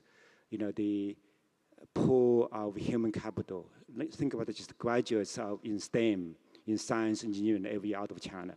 And freshman to PhDs in those frontier fields, life sciences, and also actually there's no shortage of financial capital, which is venture investing or private equity. Of course, the stock market, right, with the Shanghai, Shenzhen, and Hong Kong. Together this is the one of the it's just the leading capital market in the world. So all the conditions are in place. We just need wiser, enlightened regulators and the political leadership. Again, Professor Lau. Please give a microphone to Professor Lau in the front. Thank you, Hayward. I actually have many questions, but I only asked one. I really like Mike's talk, and I want to address this question to him. Diversification, as you and Victor mentioned, and decoupling, I sometimes call it second sourcing. They're really the same thing. But I think we need to look at it in a more positive light, because that's like insurance. Because you are insuring against not just weaponization, right, but also against natural disasters, insuring against epidemics. So I think actually there's room for it, for diversification. It also dilutes the power of monopolies. Okay, so I think we need to think of the positive side of diversification. But my question is really the following. I think in order to prevent weaponization, I think we ought to promote this idea of economic interdependence. I think that is actually a very important concept, because you think about what's happened to Nord Stream, the pipeline. Okay, that was actually an intentional project on the part of Merkel and the Russians, so that, okay, so this is a way in which the Germans can receive relatively inexpensive and reliable natural gas, and the Russians can receive hard currency. Okay, and they become, mutually interdependent. The hope is that neither side would want to upset the arrangement. Okay, and I just wonder what you think of this idea of economic interdependence, basically as a way of preserving part of the benefits of economic globalization. Thank you. Wow. So on the first point, which wasn't a question, I completely agree. We can describe it in different ways, but you're right. And there's lots of shocks that are not geopolitical or friendshoring or anything in like that category, that where it's just rational to buy insurance, and companies and policy is going to move in that direction. But I guess what I would say to you, Larry, on the Merkel-Russian deal is, how's that working out for them? I mean, the theory, at least in the West, was we'll be so interdependent that nobody will upset the apple cart, right? And, and by the way, we'll converge in terms of governance structures. And, so I think what's happening now, and my colleagues may have different views on this, is that, you know, people are scratching their heads and said, what do we get wrong? You know, the United States has a fairly unique position in this, and, you know, so I think we might as well say it. Because of its central position in the financial system, this weaponization of economic and financial instruments is really quite dangerous. And it's, you know, you may think it's a great concern here, only here in Asia or in the developing world. Actually, I hear it all the time in Europe. Now, you know, the Americans and the Europeans might say, but in the context of the Ukraine conflict, we didn't have a choice. You know, we could either sit back and let it happen or actually engage in physical conflict. So this is a hard question to answer, but I think there's no question that on the American side, there's a fairly serious underestimate of what the consequences of this kind of pattern of weaponization. But honestly, Larry, I don't think the evidence yet suggests that interdependence eliminates the destructive behavior. At least, I'm not sure I could make that case. Do you all have a different view of it? Okay, great. I want to maximize number of questions. Well, 3 hands. Brian, I saw your hand earlier, and then 2 more questions, and I probably have to close the panel. Brian Wong. Microphone to him in the front, please.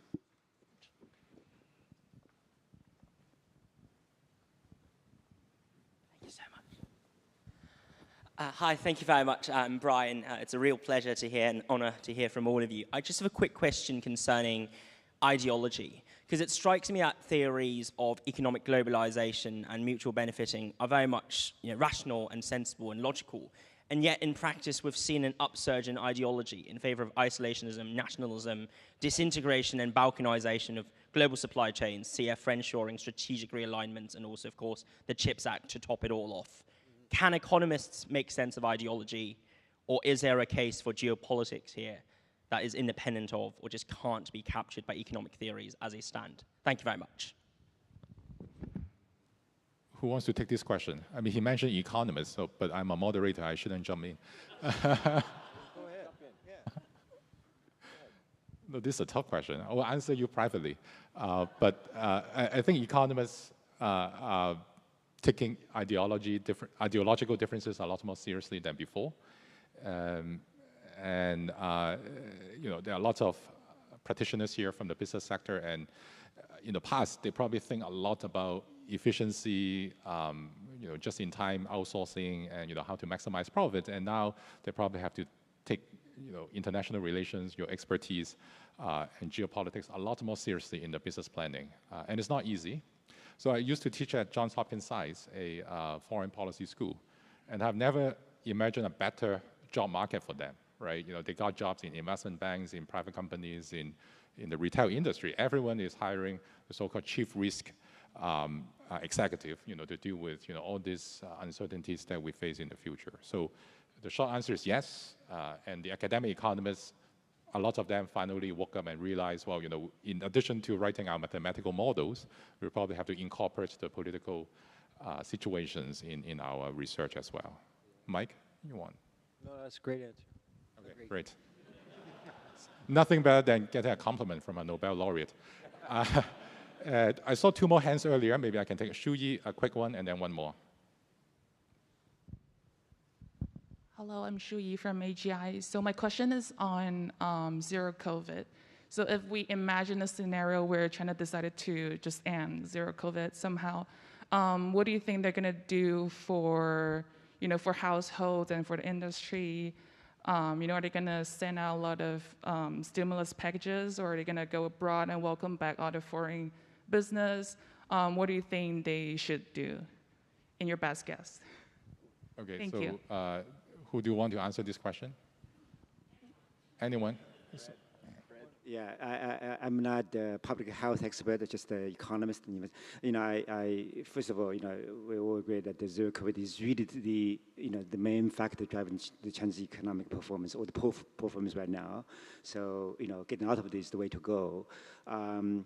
if China make that decision, I don't expect it overnight, but over the next couple of months, after winter season, after Chinese New Year, maybe perhaps by end of March, basically there'll be no more lockdowns. No matter how the case rates go up, right? No more draconian lockdowns.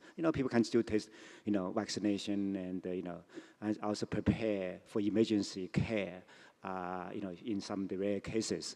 I think, be fine, because now, we say decision data-driven.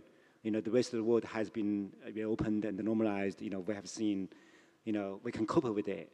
So with that, as far as the economy is concerned, I don't expect, any pressing need for a strong policy stimulus, okay? Because there will be almost automatic rebound of the economy. I'll take one example, okay, Yam China. So when Shanghai was locked down, all our restaurants, Kentucky Fried Chicken, Pizza Hut, those are popular places for Chinese consumers, zero business. But when Shanghai reopened, just within a couple of weeks, sales, rebounded to the pre-lockdown peak. It's that resilient, that fast. So I have faith in Chinese consumers, maybe as much as Terry have for American consumers, and also for Chinese investors. If there's clarity, whether it's pandemic control or regulation on tech, on private sector, Chinese entrepreneurs, maybe also among the most dynamic, resilient, innovative entrepreneurs on the planet. So I think just really the government all needs to do just create the conditions, for the private sector economy to rebound. With that, of course, foreign investors in multinationals will also become more encouraged. Yes, these are all the gloom and the doom about China as a whole, economically, politically, geopolitically, the interdependency is real. Think about, Tesla. You may follow his Elon Musk's tweet. You may admire him. You may hate him. You may think he's crazy. You may think he's a genius. But, he decided to build the Shanghai mega factory, okay? That factory took 10 months from groundbreaking to completion. Only 12 months to commence production. So within a short spell of 3 years, Tesla Shanghai is the world's most efficient, most productive electrical plant by a wide margin, outperform the mega factory in Fremont, California. And by the way, the capex is 65% less than spent to build the same gigafactory in California. So it's easy to talk about decoupling diversification. People often ignore it takes time and the costs involved. So I'm okay if CEO, like as smart as Terry for strategic or put in the purpose to diversify supply chain. That's of course, is fine. Maybe it's good, but I'm worried about the diversification driven by politics, by brute force. That's inefficient. That's going to increase tremendous cost, and there's a lose-lose for everyone. Thank you. Anyone else who want to add to Fred's points? Well, on Elon Musk, the answer is all of the above. Okay, I think we have time for one final question, really the last one. I have to support my own group. AsiaGlobal Fellow, background.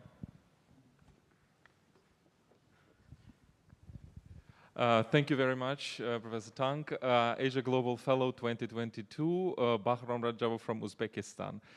My question is, I guess, probably to Professor Spence.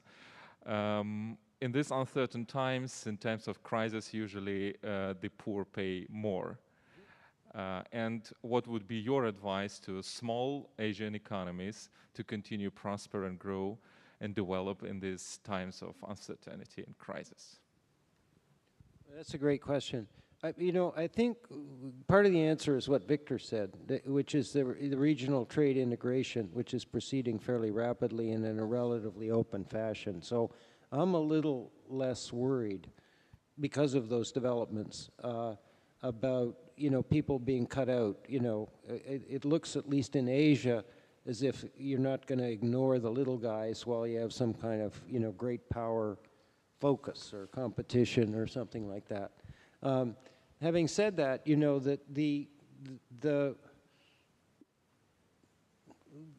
let me put it in its bluntest form. If you think sustainability and inclusion are the key qualifiers, and let me add security, the key qualifiers to the kind of growth patterns we want to achieve, which regardless where you look, we're not doing very well on inclusion, at least, at the domestic level. We just haven't reversed, most of us haven't reversed those patterns. And we're struggling with sustainability, right? And I think if we fail on the sustainability front, we are failing on the sustainability front. I don't want to preempt this really distinguished panel that's coming right after this, but there is absolutely no question that the failure on that front is an adverse event from a distributional point of view. There's just no question about it at all. I mean, we have desperate migration in Europe that's driven by climate events in Africa, for example. So this is a way of acknowledging that I think, we really do have to sort of get some of this done, not just for survival purposes, but, because the distributional consequences of failures are so dramatically bad. You want to add to that? One point, related point, but it's different. Talk about the immigration. Terry mentioned a bunch of factors, whether it's abortion or inflation or other culture war, maybe the division driving U.S. domestic politics. But also, I think it's immigration, right? Certainly, it was one of the reasons for populism. And Trump responded by building the wall, right, to build the Fortress America too. But that, I think, it would work because the glaring country-to-country income disparity is the primary source, driving immigration, including illegal immigration. So in that context, I do think, U.S. and China kind of play a big role. China's One Belt, One Road is designed to help many of the developing countries to have basic infrastructure, to create jobs, to lift, poverty. If I were American policymakers, whether you're Democrats or Republicans, you have to wish Chinese good luck. Because it's not easy, in the scale and the ambition of the program. But maybe selectively, U.S. can join China, and obviously with the multilateral institution, World Bank, IMF, and together, so to make sure developing world, can achieve sustained growth and sustained poverty reduction. Otherwise, definitely North America will continue to be swamped by relentless influx of immigrants from the south, and Europe, will be also engulfed by immigrants from Africa and the Middle East. That's also, driving a lot of democratic politics. So I do think the world will be safer, more sustainable, if the big powers, particularly U.S. and China, instead of being consumed of this rivalry, at the expense of each other, and the world at large should really find a way to work together in a way like U.S. took leadership, post World War II. Right, like the global economic, trade, financial architecture. So I think, U.S. has a historical opportunity and leadership role to play, and China should join the force. I just want to say, Julia, Juliana's my wife. Sorry. Julia, one of the major issues that's being dealt with right now is the unblocking the congestion and intermediation financially to get the kind of massive resources needed in developing countries to deal with adaptation and mitigation. Do you want to say anything about how we're doing on that front, Julia? I think we do have a role. I mean, capital flows knows no boundary. Should not be politicized, and to the point about the developing countries and what they can do, is to unlock those capital for the high-saving countries in order to get to those needed. And that's intermediation, that's whether it's through Belt and Road, whether it's through the regional trade agreements. This is something that we should do more, not less. Terry, you have anything to add before we close this wonderful session? Well, no, I would just say, first of all, it's been a good dialogue, and I think the cooperation between our countries needs to improve. I'm certain it will improve. I was encouraged by the meeting that Xi Jinping and Biden had recently, and in the follow-up plans for further action coming in the future. And I'm hopeful that this is a new direction or a return, if you will, to the direction that was once in place just a couple of administrations ago. Wonderful. I really don't want to end this panel. I feel that we just started getting into the core of the discussion, but I realize that we are out of time. I prepared a lot of questions, and I didn't ask almost any of them. And I have to say, I didn't ask the panelists to stay so positive, but I really felt that I become a lot more optimistic about the future. And I see light about the US-China relations. I really think that if both biggest economies do well, it will be great for everyone. Thank you so much for your insightful sharing, and we look forward to the rest of the day.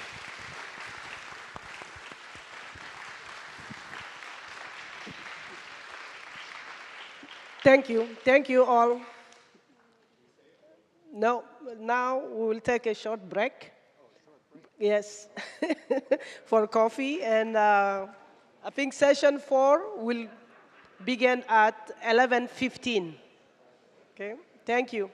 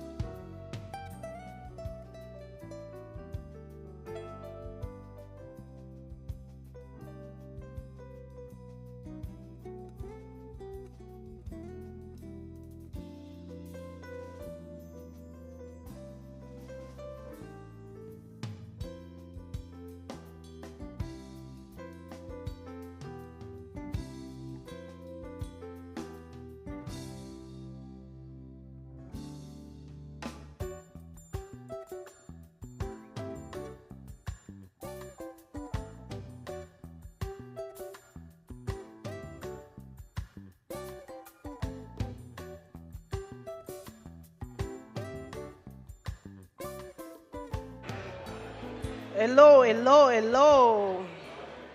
Please make your way back to your seat. We are about to start.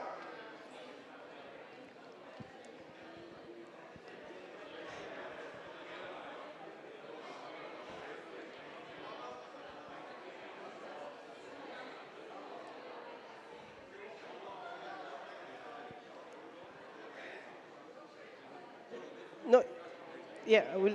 Yeah. Hello. I guess you are enjoying the coffee here.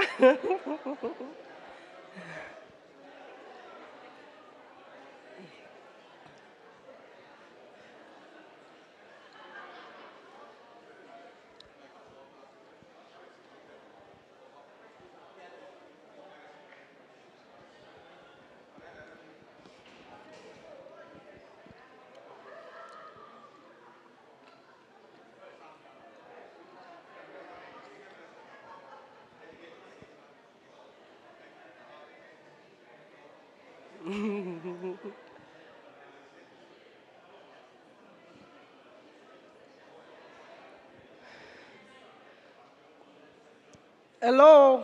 Can we start, please? Be seated. Thank you. Hmm?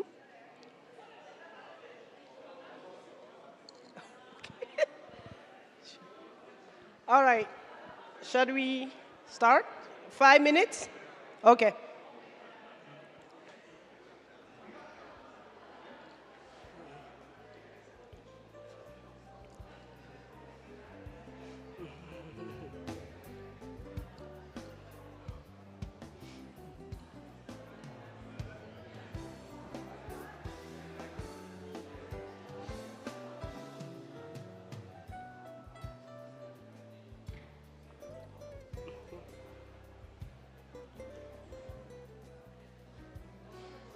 Okay.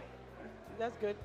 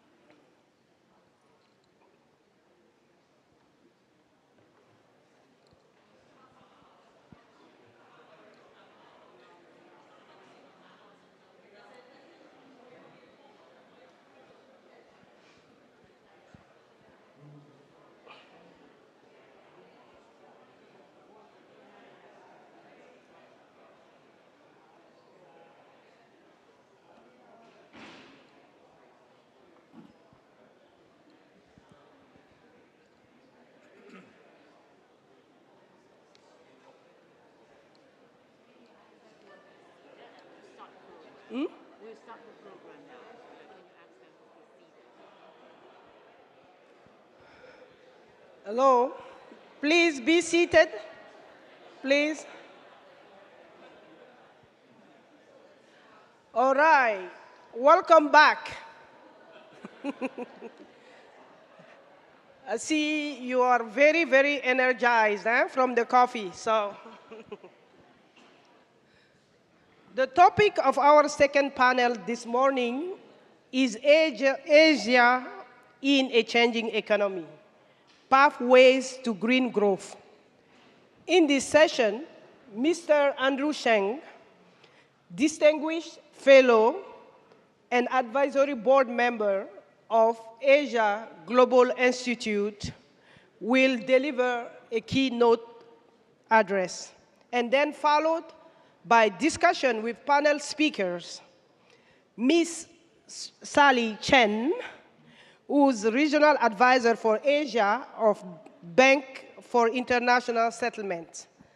Mr. Jonathan Drew, managing director, Global Banking Sustainability, Asia Pacific of HSBC.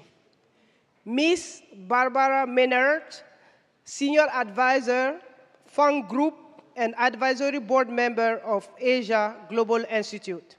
Now, may I invite Mr. Andrew Sheng to give his keynote address. Thank you. Thank you, Khadija. You know, first of all, I'd like to thank Victor for inviting me back and reminding me that this is the 10th anniversary of its founding of the Asia Global Institute in its earlier form, the Fung Global Institute. I want to say thank you, particularly because in 5 minutes talking to Victor and William, I learned more about business than I ever learned, 50 years since I, left Arthur Andersen. And I learned more economics from my mentor, Michael Spence, and the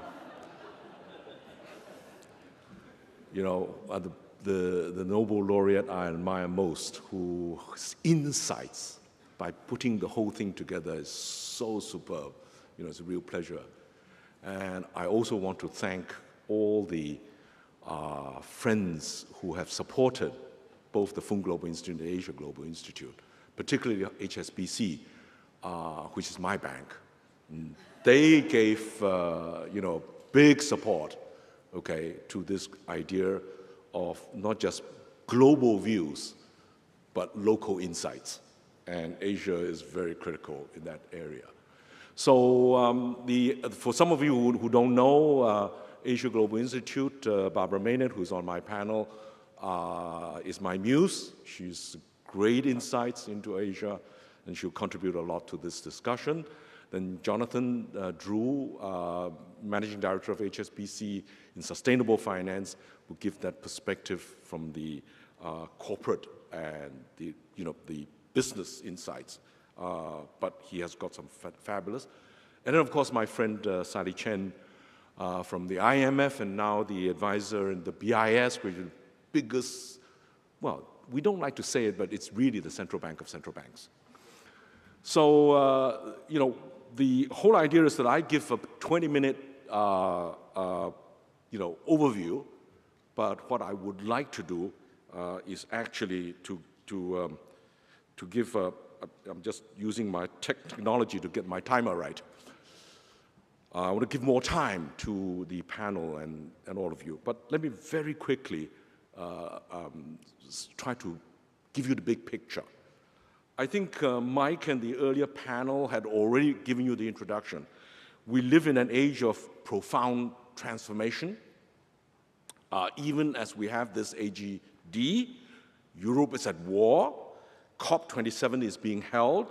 Financial markets are reeling from high interest rates and market uncertainty. You had very good insights just now, right? But the news from COP27 is no good. It's not good. Let's be blunt, right?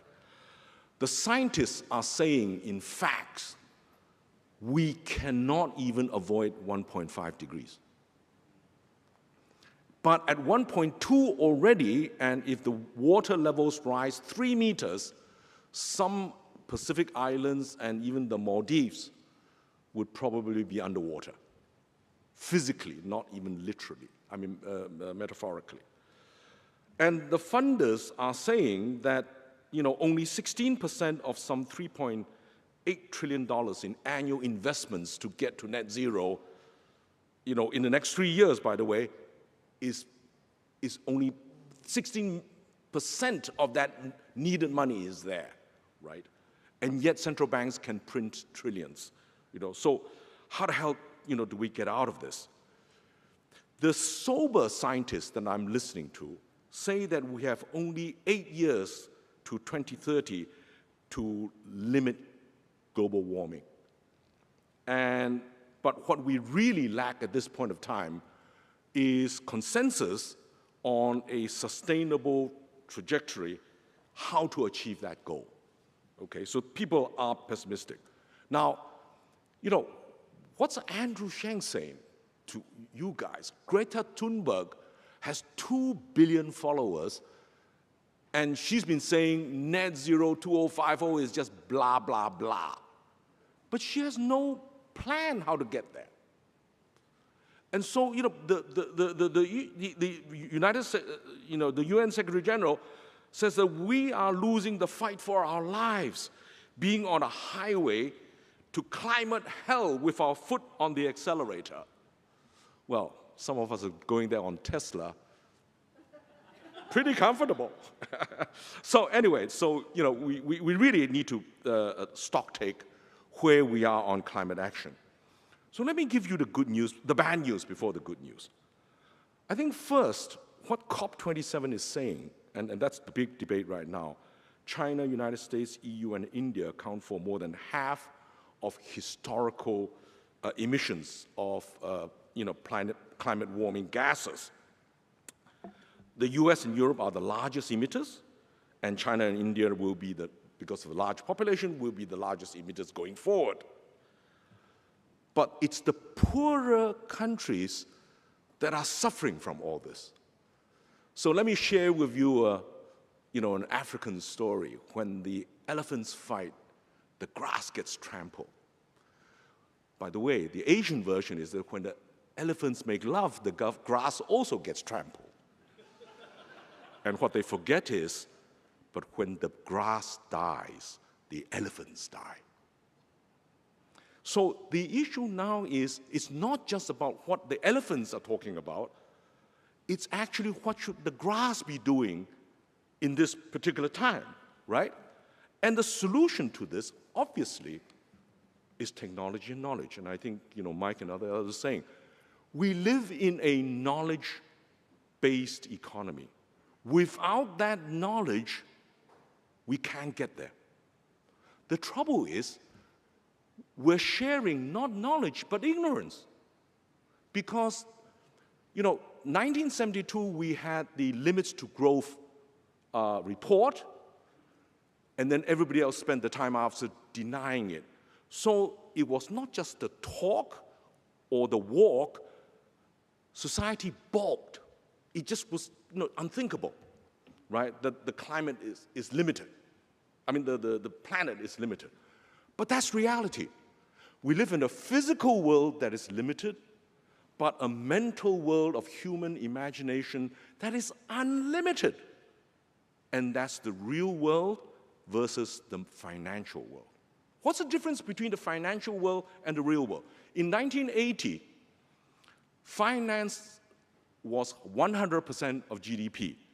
Today, finance, you just add in all the financial assets, is something like about 470% of GDP. It's nearly 5 times. What's the difference between the planet that can naturally go? You look at a forest, you look at a farm, the return is 3% max, you know, on an average basis. But if you're an investor, you're asking for minimum 15 to 25% return. So the difference between the physical and the mental is that the mental, the finance, demands an ROE, which the physical cannot deliver. And the difference between that is debt. And that's why we're printing our money out of our problems. But debt is not a problem. Debt is a serious problem because where is the asset? If we just spent it rather than invest in our future, invest in regenerating the planet, we have a sustainable future. But if we just spent it and now we fight it, right, fight each other, we're going to destroy the planet. And that's the big structural issue that we really face, right? Now, let's think a little bit about this. Because we are fighting 1 year, in fact, less than 1 year, in Ukraine, the amount of spending on the war, just for Ukraine alone, the funding that's given is nearly $80 billion. The destruction is $1 trillion, right? Just to replace Ukraine back to the war. By the way, $100 billion is the amount committed by the rich countries in 2015 to help them deliver climate net zero. And that still hasn't been committed, right? So the real issue is that the emerging markets now, particularly Africa, is angry that the loss and damage caused by their colonial legacy Nobody's helping them to make that transition to net zero, and people saying, you need to do this. So the fourth point is the United Nations has said, well, we need to get out of this through sustainable development goals to 2030. High-level principles, but where are the programs on the grassroots level, right? And the answer is, everybody's struggling. So the corporate sector said, no, we need ESG, environmental, social, governance. But the translation of these programs is huge. And if you're a startup, you know 3 things matter in getting a business to success, right? The talent, the funding, and the branding. In environmental terms, the talent is all about people, it's about knowledge, right? The social, right, is really about the equity and the justice. The branding is about trust. It's a 3-leg stool. You're short of one, you can't get there. And now, the reason why we're in this big trouble is that the bottom half of society is basically saying, we need to share that wealth, we need to share that knowledge, but we can't get it. Okay, so you can't deliver climate without inclusivity. And so it's not about E, because E is something a small guy couldn't make change. You can't fix as a small guy on the inclusivity. It really is about governance. Governance is all about people. So the United Nations Secretary General is right. Human beings should be in the driving seat. But we're not, because those in the driving seats are fighting each other, right? So to a large extent, it looks very kind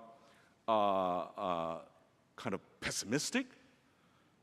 Change is coming from all quarters, as the previous panel told you. But is it too little, too late? So we can't just focus on one metric, right, the net zero carbon, because it's all about biodiversity loss, pollution, and social injustices. So the purpose of this panel today is not to criticize or complain.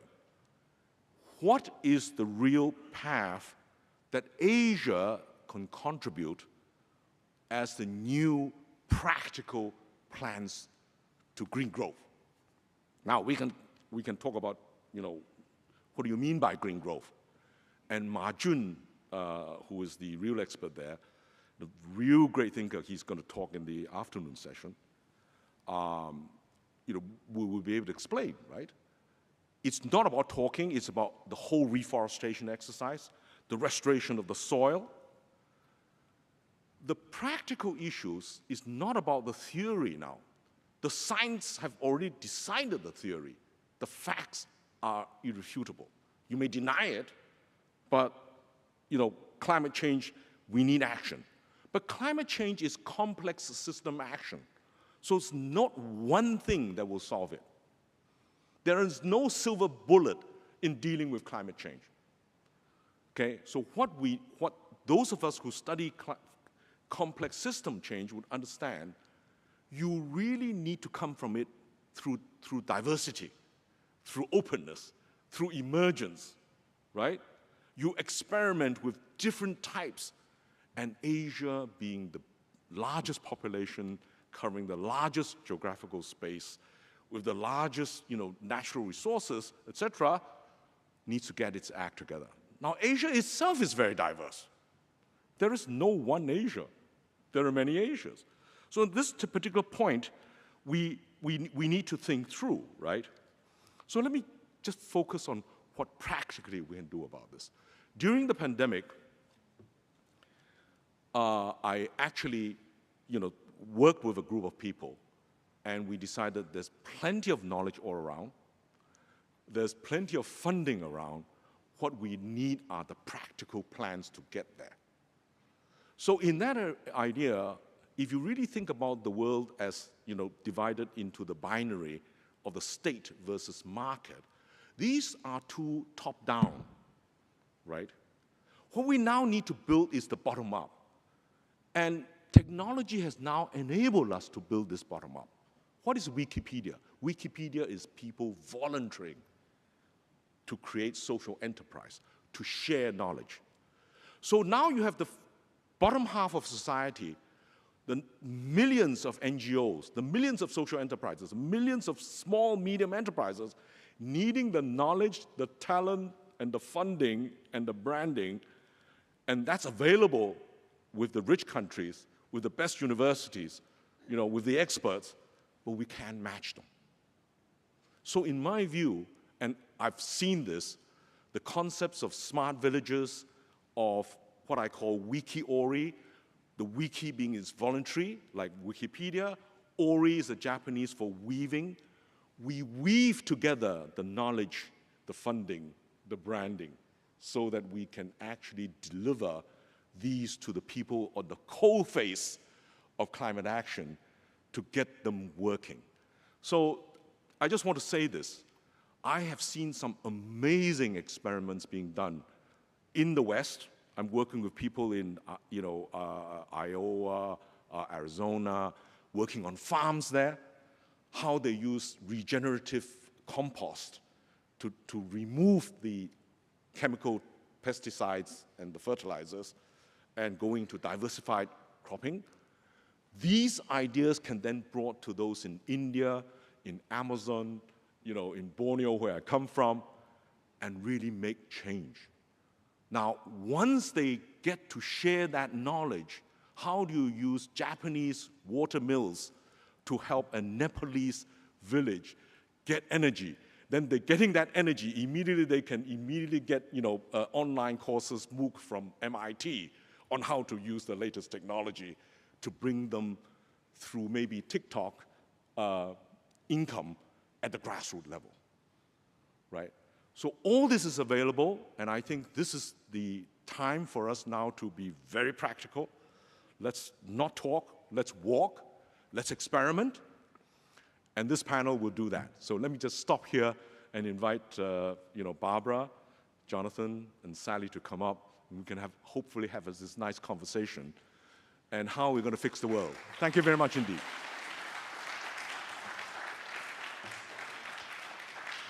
Thank you. Thank you, Mr. Sheng. Please have a seat. See Miss Barbara Minert, Jonathan Drew, and Sally Chen. And Mr. Sheng is the moderator for this session.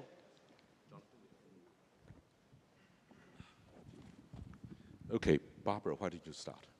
Oh, Andrew asked me to start. So, good afternoon, ladies and gentlemen.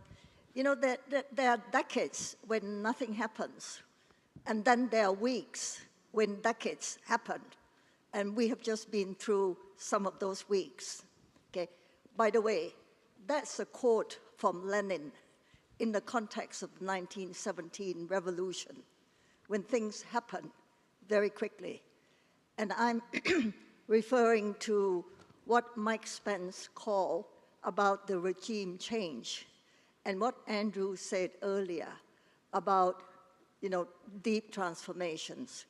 But when that happened, when there is a regime change, when there are profound transformations, we are not in a continuum anymore.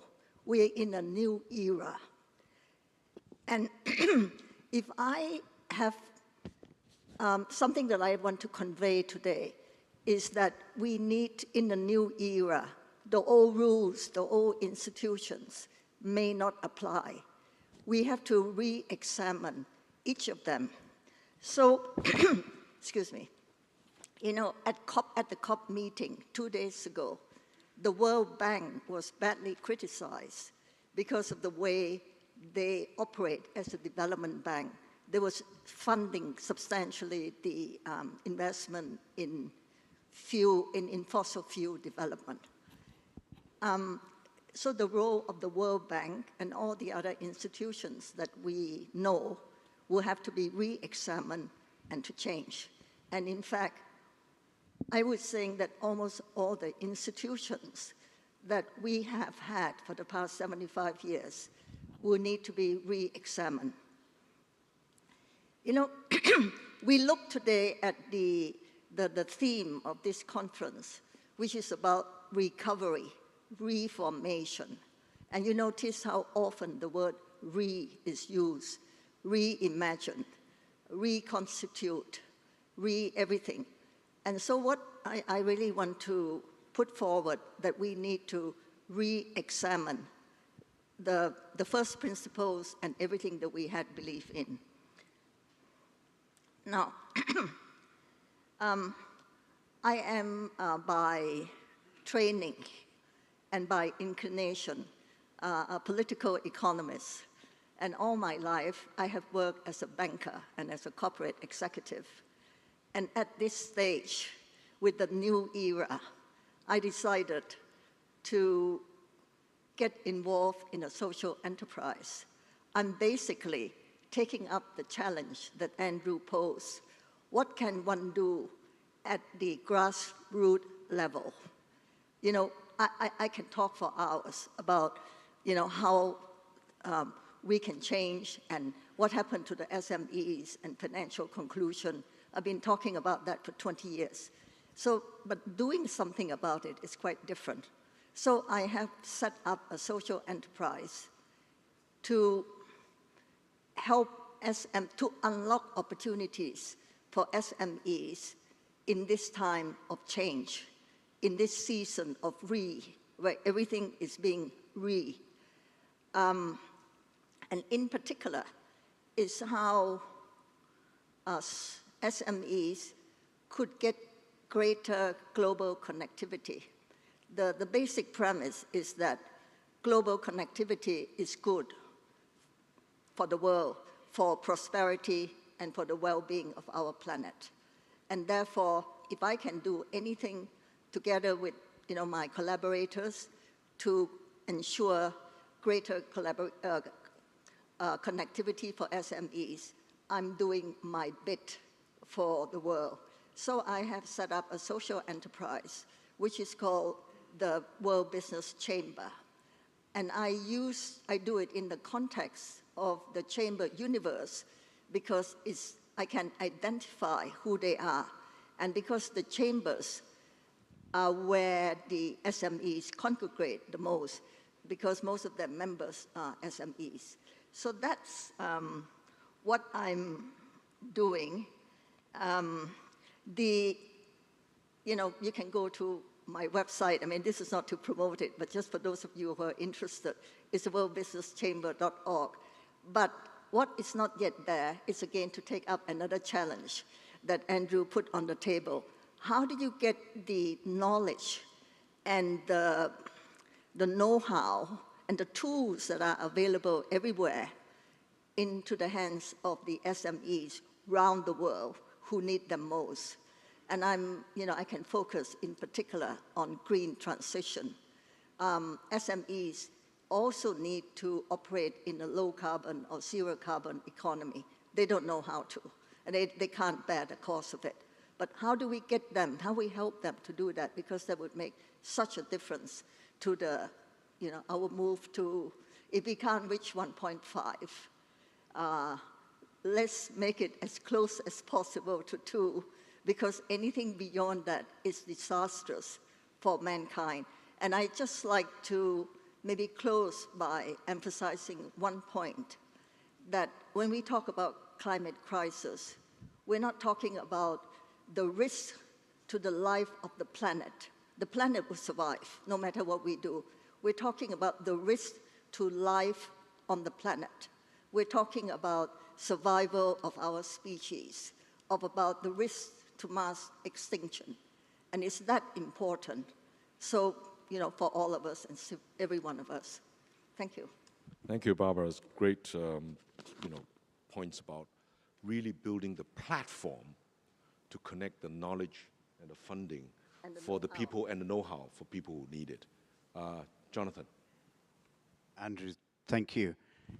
Firstly, I did just want to say a huge thank you to Victor and his team for this session, having listened to the first session, illuminating, inspiring, and important in so many different ways. So thank you to you and the team, and particularly important in the world of finance, and I think particularly important in the world of finance is the Asian dialogue and the Asian narrative, because although it's not about talk, but the narrative is important in facilitating the actions that will drive the change, because we do operate in this global system, and as others have said, the solutions will be a functioning global system that cooperates and collaborates and avoids all of the negative things.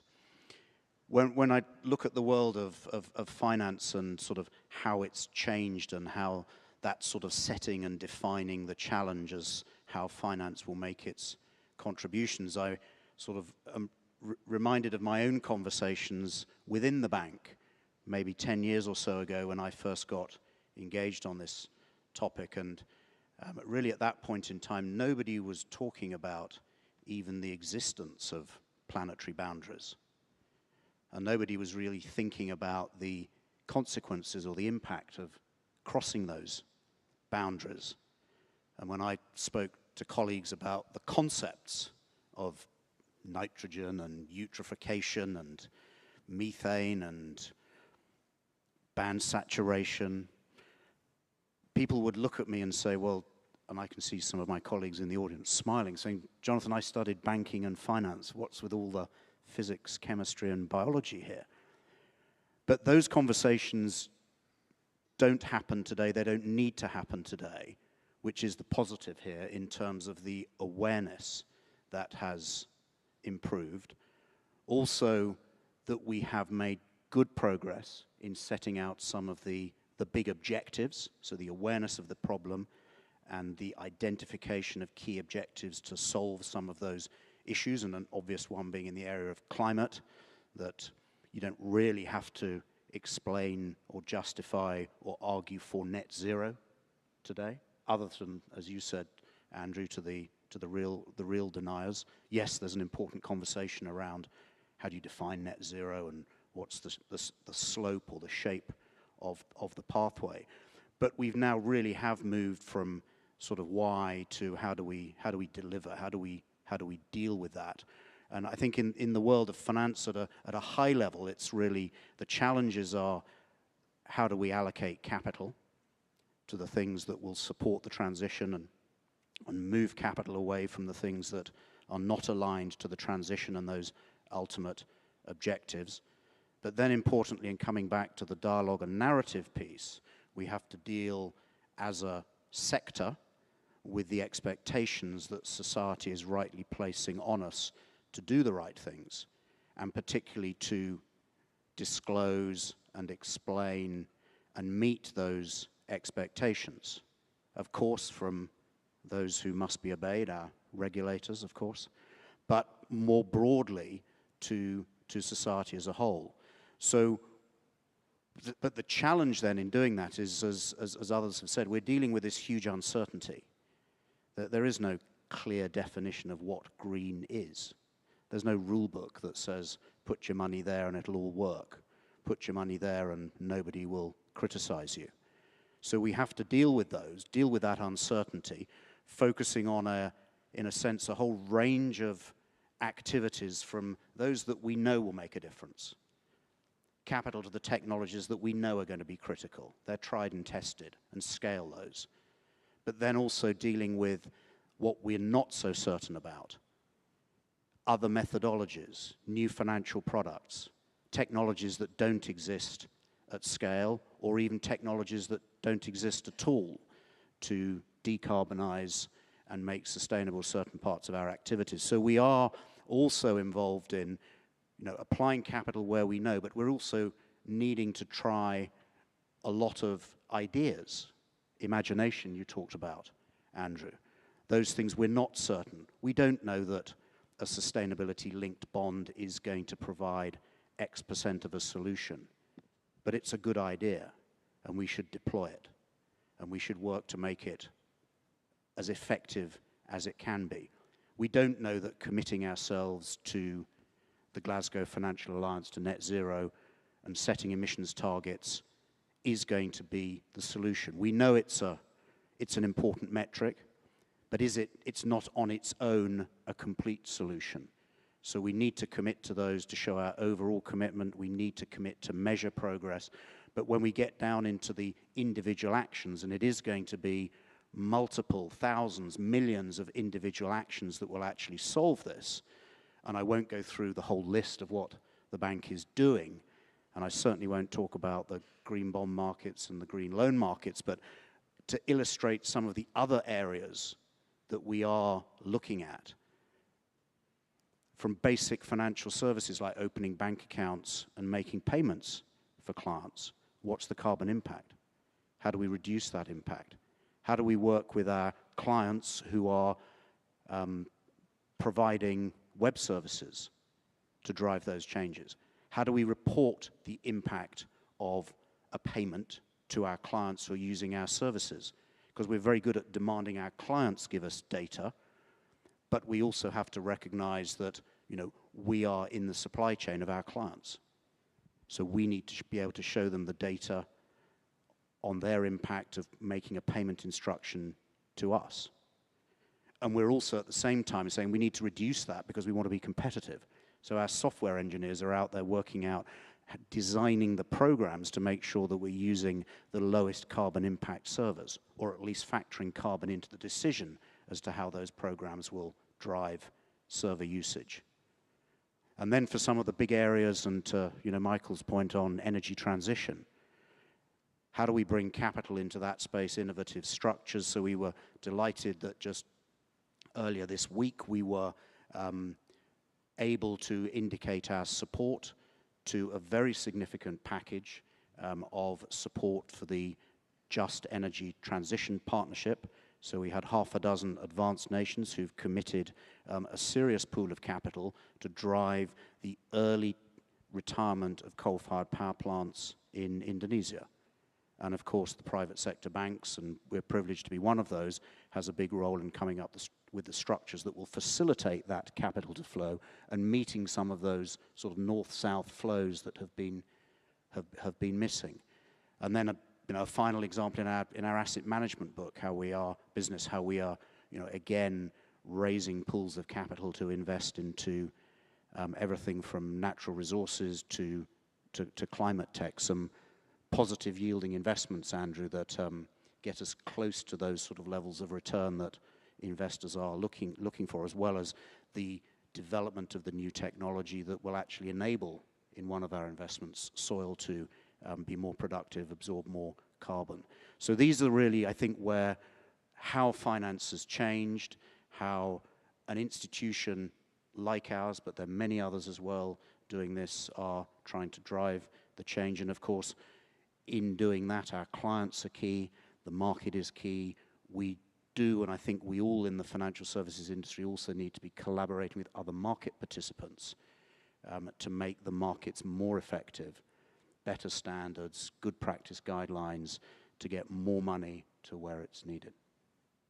Thank you very much, Jonathan, for bringing this perspective in. I think we can have even more conversation on how do we define green growth.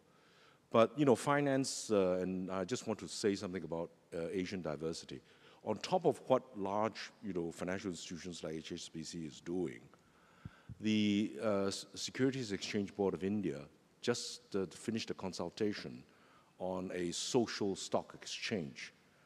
And the social stock exchanges enable any social enterprise, which Barbara fully supports, to access funding from listed markets. And what are they going to list? A zero coupon, no return instrument. And what is that? And that means that actually you will literally crowdfund the social enterprise that actually puts themselves up as a bulletin board to say, I need capital, I need know-how. Those of you who want to give to me, raise your hands, and they match them. So Asia is innovating in ways that are amazing. And I just want to give us, that's the good news in my view, what's happening. Now, Sally, maybe you could now explain what IMF, BIS thinks about these issues. Well, yes, thank you. And thank you, Victor, for the opportunity. And I want to thank my fellow panelists. Barbara and Andrew, for your very impassioned charge and plea, really, to do better, to rethink, to re-examine. And Jonathan, for your really nice summary of really how the financial system is reworking itself to meet the challenge of today. I want to pick up two themes that Andrew brought up in your speech. One is this idea of inclusive growth and equitable growth. And the other is this idea of essentially a financial infrastructure. What is the new infrastructure? Under what system can we more efficiently match the supply of capital with the demand of capital? These are two things that we've been working on. These are two issues that actually are personally close to my heart. So, this audience perhaps doesn't need a reminder, but certainly one of the challenges we have for SMEs and for small businesses is really this access to capital, as Andrew said. And we had, I think World Bank recently had a survey, and out of the 70 firms that access loans and funding, 70% noted that they need collateral. And the average collateral they need to post is 235% of the loan value. That's the heart of the issue for our financial infrastructure at the moment, which really is that the fact that the banking system being rational relies on tangible collateral for loan decisions. So this means that those who don't have the opportunity to accumulate this capital, quite often the young, because they haven't had a chance to do this, the poor, who never do, and often women are left out of the formal financial system. And that leaves out a very productive segment of the population. It leaves out the opportunity to innovate on a broad scale. And that has a cost. So we've been looking into that. And Andrew mentioned this call for practical solution. One thing that's really happening in Asia, all around us, of course, is financial innovation. But what we see is, along with financial innovation comes new opportunities. One thing that we know from our personal life is that the amount of time we spend online. Guilty myself, and I look around my house, I know my family probably spend more time online than they talk to each other. But the amount of time we spend online, the activities we do online leaves digital footprints. And that digital footprints is, to some extent, very invaluable information that could be harnessed for lending decision. We call this information capital that could substitute tangible collateral. And we're seeing this in Asia. We're seeing here in Hong Kong, there are digital banks that, Live Bank, Mox, AZ, PAL, PAO Bank. In China, there's the WeBank. A lot of these, quote unquote, new banks, virtual banks, are doing away with their physical presence. They're doing their business online. But what they're also doing is address this information asymmetry in terms of reliance on capital. And this financing gap that the demand for tangible collateral place on borrowers. And what we're seeing, for example, is this technology allows these lenders to reduce their operating costs, allow them to access a segment of the population that had traditionally been uneconomical for them to access, for them to lend to. So for example, in WeBank, something we learned is, this is as of 2020, the average loan size for their retail borrower is 8,000 renminbi. So that's roughly a little bit over 1,000 USD back in 2020 value. The average interest paid on these loans is 100 renminbi. That's unthinkable for a traditional bank. That is a business that's simply not viable. And if you leave these kind of lending to the traditional bank, that segment of the population will forever, well, maybe not forever, but for a long time, be excluded from formal access of funding. So what happened is as we all know, the Zero We Bank, a large segment of the population, SMEs and households, are now able to access formal funding. So from our perspective, this is something that's incredibly hopeful. And this is certainly one practical solution to the call that Andrew and Barbara have raised in terms of how do we move forward? How do we connect people who really need capital, who have the local know-how, and bring them forward, bring them into a future that's sustainable, inclusive, that offers positive opportunities for everyone. So I'll stop there for now. Thank you, Sally. Really insightful. Focus on inclusive growth. Focus on the knowledge infrastructure. Just putting it into perspective, right? How did the West rise after 1500? They built the knowledge infrastructure, the universities, right? That knowledge, and they built the markets, right? And they created the enterprises to drive, using that knowledge. And, Asia didn't understand that. And boom, in 500 years, the world was changed. Inclusive growth. What did Asia contribute? Asia took that knowledge from the West. That it was exported and reimported. And in the last 70 years, brought hundreds of millions, out of poverty, right? Out of poverty. So Asia has that contribution. Sally, you already mentioned this about no collateral. But actually, this is an intellectual issue, right?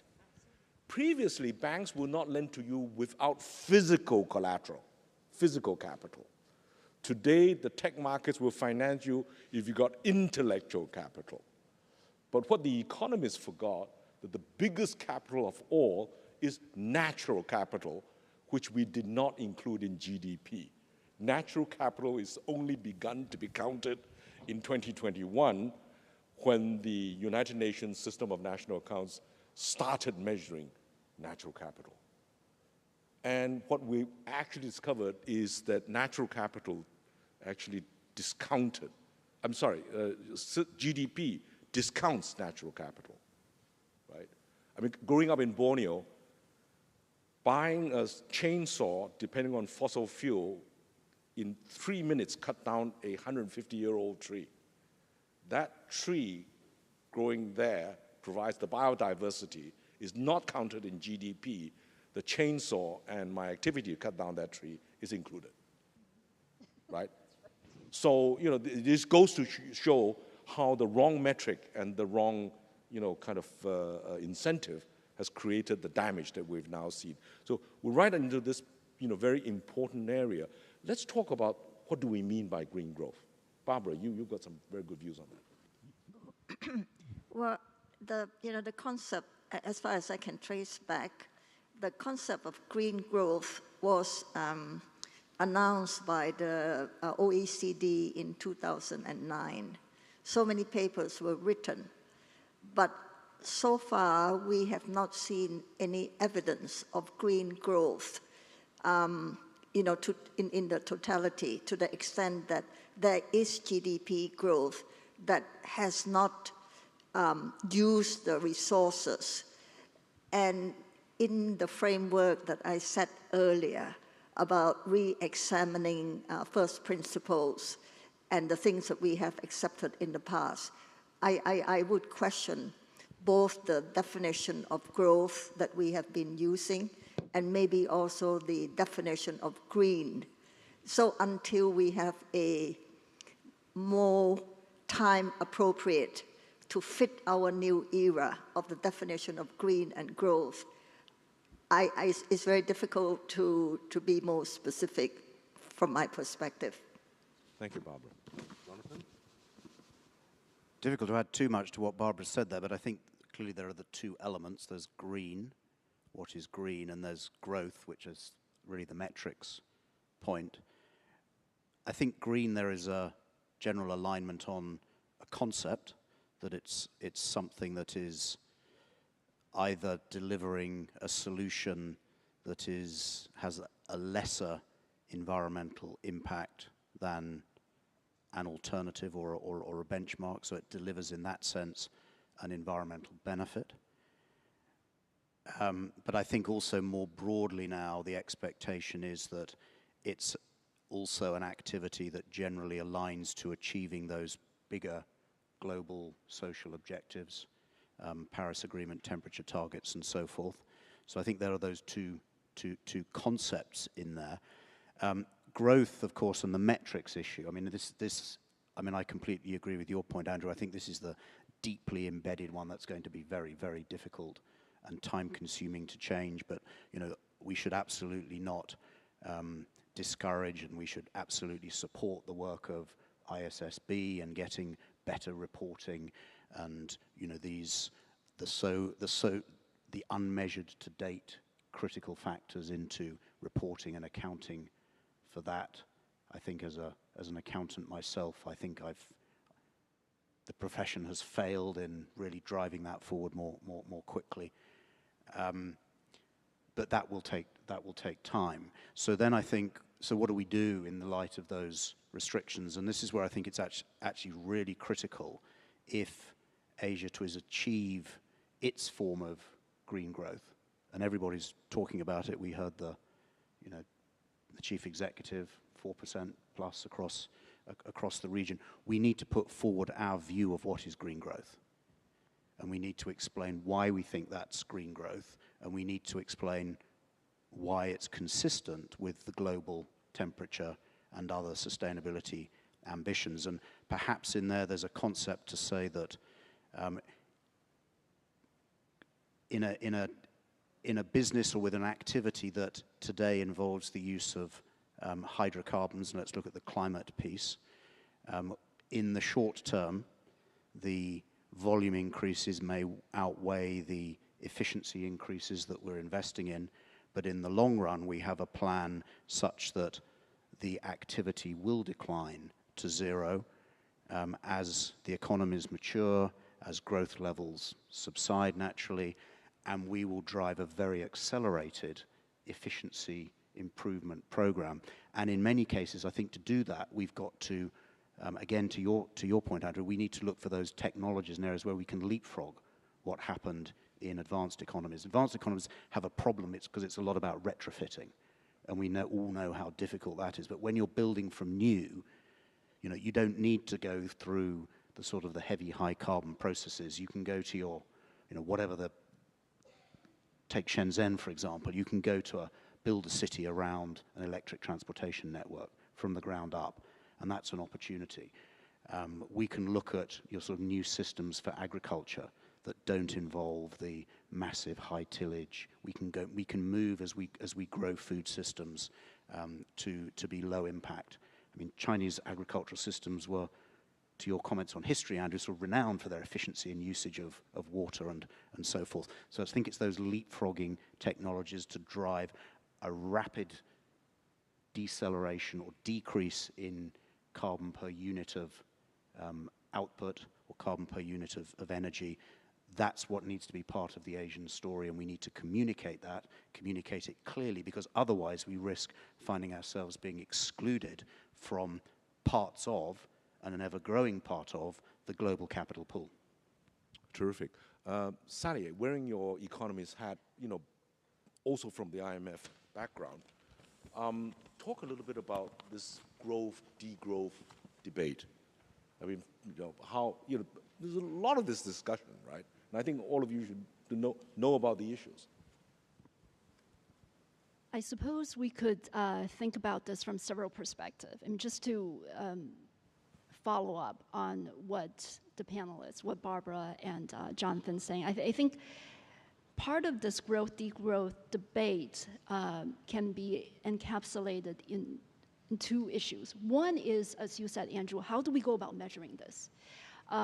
Traditional GDP metrics certainly has missed out on a lot of the sectors, a lot of the activities that no doubt contribute to growth, and how do we capture that? That's something that we're grappling with. That's one, and I would say technology can help. But the second issue, I think Jonathan pointed out, is this idea of spillover that we need to think about when we think about growth.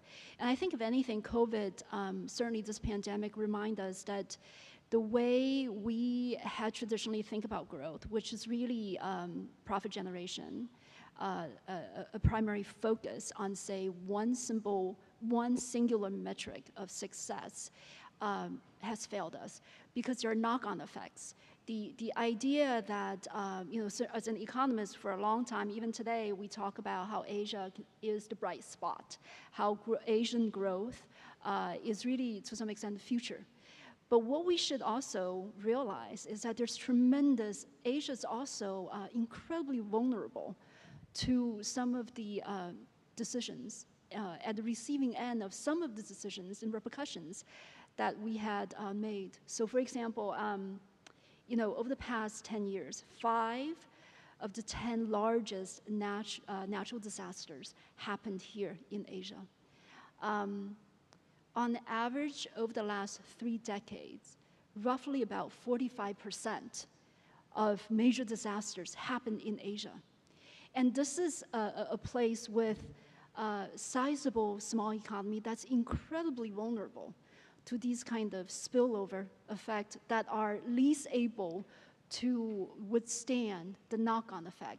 So when we think about growth, to me as an economist, these days increasingly we need to think about spillover and knock-on effect, and to what extent will that spillover and ultimately spill back affect your own profitability and the viability of your own business. Because at the end of the day, I think, Andrew, you mentioned this, there's tremendous degree of interconnection that happens across economies, across corporations, and certainly different segments of society. Thank you. Sally, you made a fundamental point. Asia still remains a very growth zone because there are parts of Asia that are aging, but large parts of Asia that is actually still very young. They need to grow, right? You can't stop that. But at the same time, Asia is very vulnerable to climate change. And you reminded us that natural disasters, all our pollution, all our mistakes in the, overbuilding of very energy inefficient buildings, the way rules, etc. So we need to rethink this. Okay, this is Asia Global Dialogue. So now's the time for us to get the questions going. So we're open up to questions from anybody, okay? You can't beat, these guys for the depth of knowledge, this change. Change is coming. How do we change? Okay, over there. Varun, I think.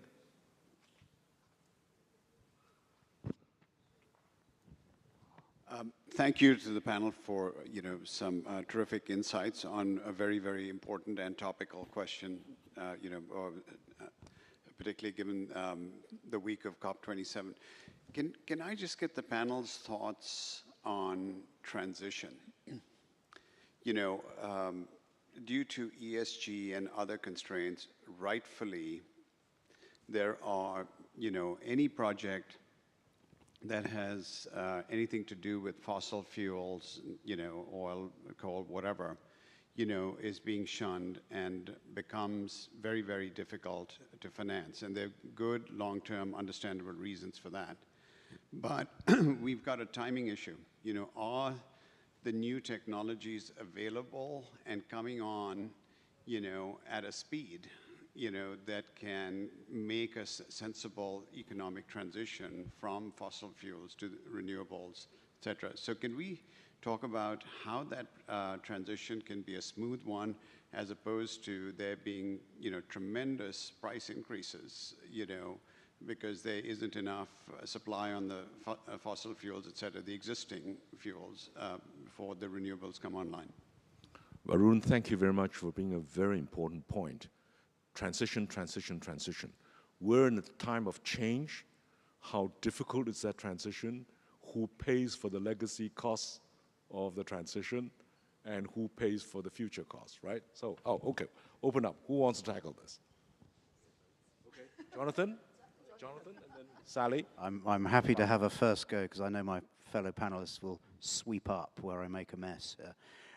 Look, it's a hugely important issue. I think the first point I would make is, and perhaps again is one of these areas where we have to be more clear in developing the narrative and the awareness that, of course, in any transition process throughout history, and we've seen it already in the current process as it starts to evolve, is that you need a huge amount of the old energies to actually create the new energy system. And that, I think, is at the core of why we have to be, we need to reposition supporting fossil fuel activities as part of the transition. Because not only from a materials perspective, I mean, you can't make a material number of wind farms today without coal. You can't make a material number of solar panels or install a solar farm without using, you know, one or both of oil and gas. You can't do it. And so we need to, and also, so that's the sort of the materials piece. The energy piece I've touched on, and the financial piece, of course, because in the same way that the, you know, economies today, advanced economies who have transitioned, they've used the wealth created by the activities supported by the old energy to fund and finance the development of the new energy systems. So it's the old systems that actually act to disrupt disrupt themselves and support the development of the new system on all of a materials balance, energy balance, and financing and wealth perspective. And I think that's the critical part. While we should therefore, and this is obviously something that we face all the time as a financial institution, and financial institutions and investors generally face it, sort of, why are you financing fossil fuels? Well, this is the reason. There is actually an environmental and a strong environmental rationale for doing that. The discussion, though, does of course get more complex, as always at the fringes, around, well, you know, should you be financing a new oil field or a new coal-fired power plant? And there's rightly a lot of debate around that, and the answer is often, in some cases it might be justifiable, but in most cases it's not. So there are important decisions and boundaries to be drawn there. But I think the core is understanding the role of fossil fuels in the transition. If we can get that awareness raised, I think the rest of the conversation becomes much, much easier. Thank you, Jonathan. Sally, you wanted to add? I guess I would just add that I really don't have much to add to Jonathan's insight, but I would say from the central bank's perspective, what central banks are trying to do is not to discriminate against, say, the traditional collateral that's based on, say, quote unquote, the older way of producing. But what central banks are doing really is to be a bit more inclusive, taking into consideration, say, green bonds as part of the open market operations for their collateral acceptance, to broaden the basket of collateral that's accepted. So in that sense, it helps to encourage these new green initiatives without really cannibalizing the existing way of producing. Barbara? I have nothing to add apart from to comment that the European experiment should give us some lesson on, you know, both transition and diversification. We should have a clearer picture in 12 months' time.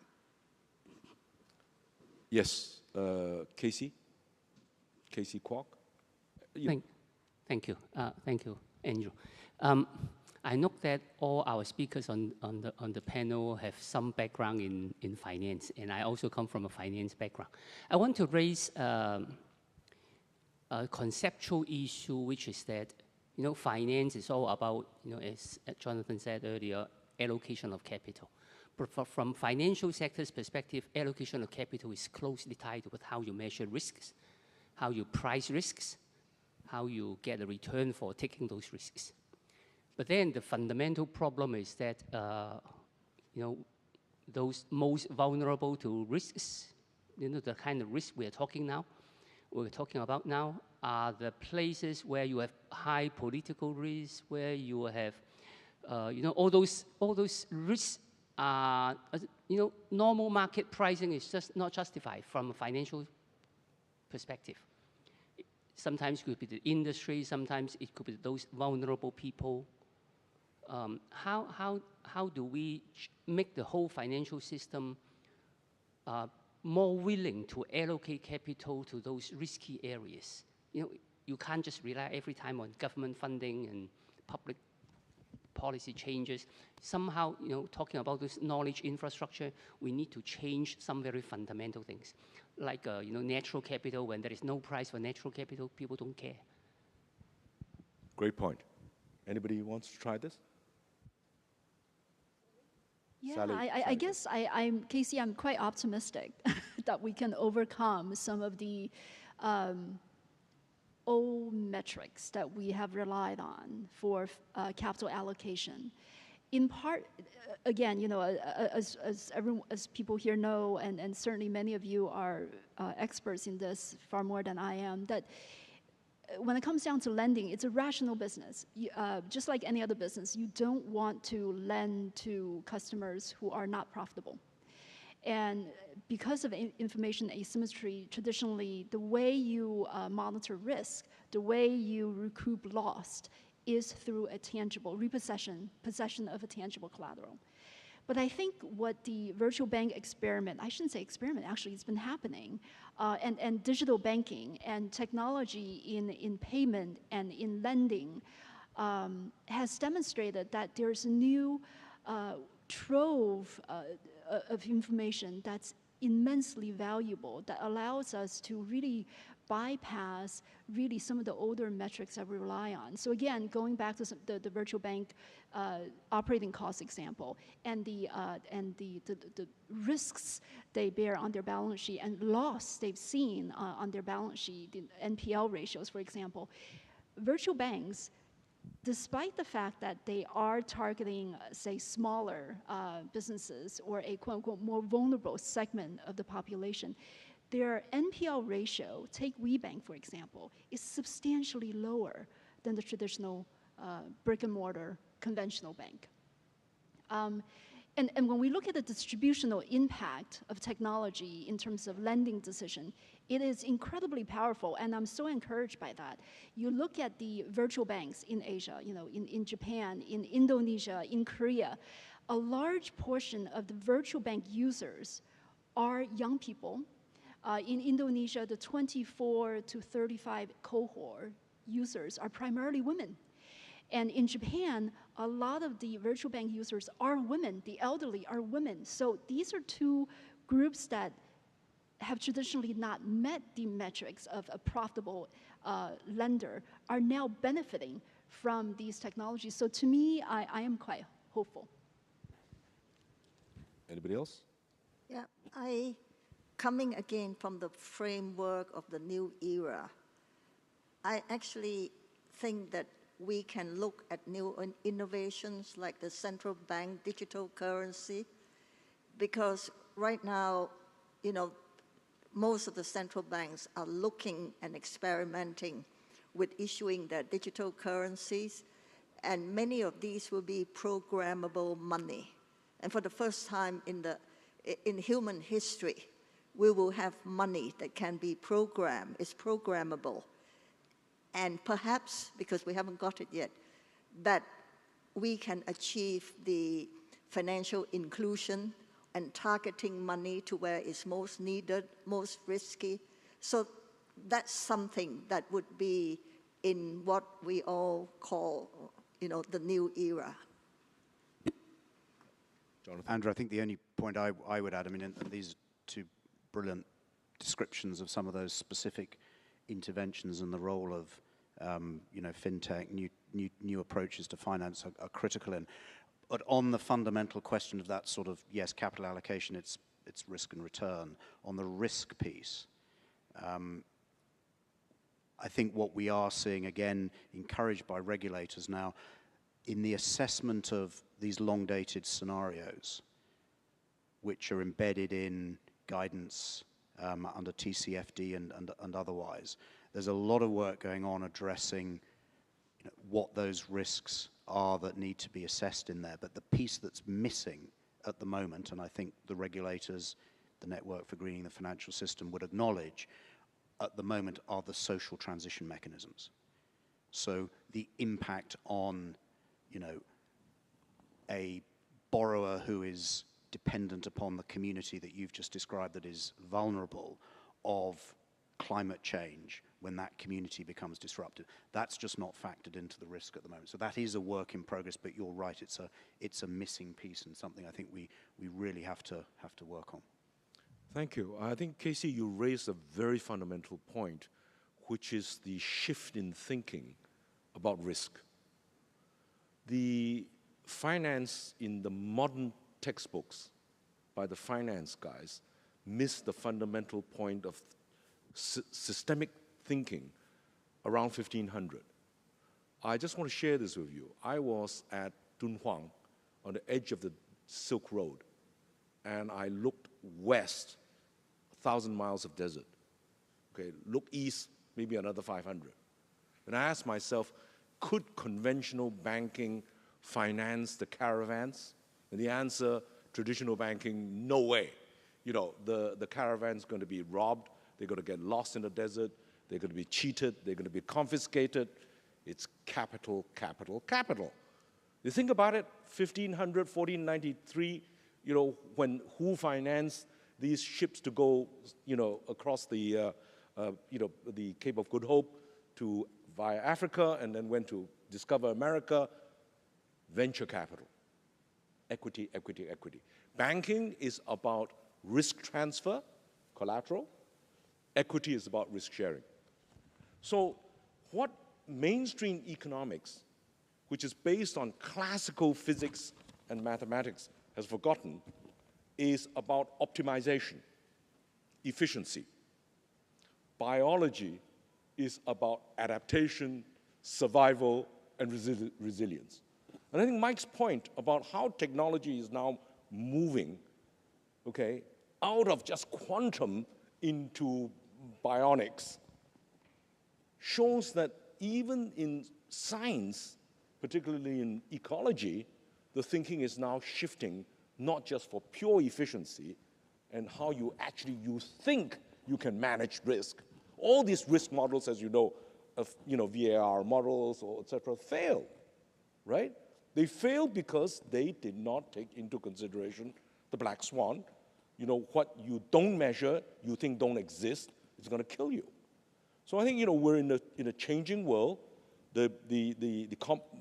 Climate change is system change, including biological systems, not just physical systems, and imaginary systems, imagination.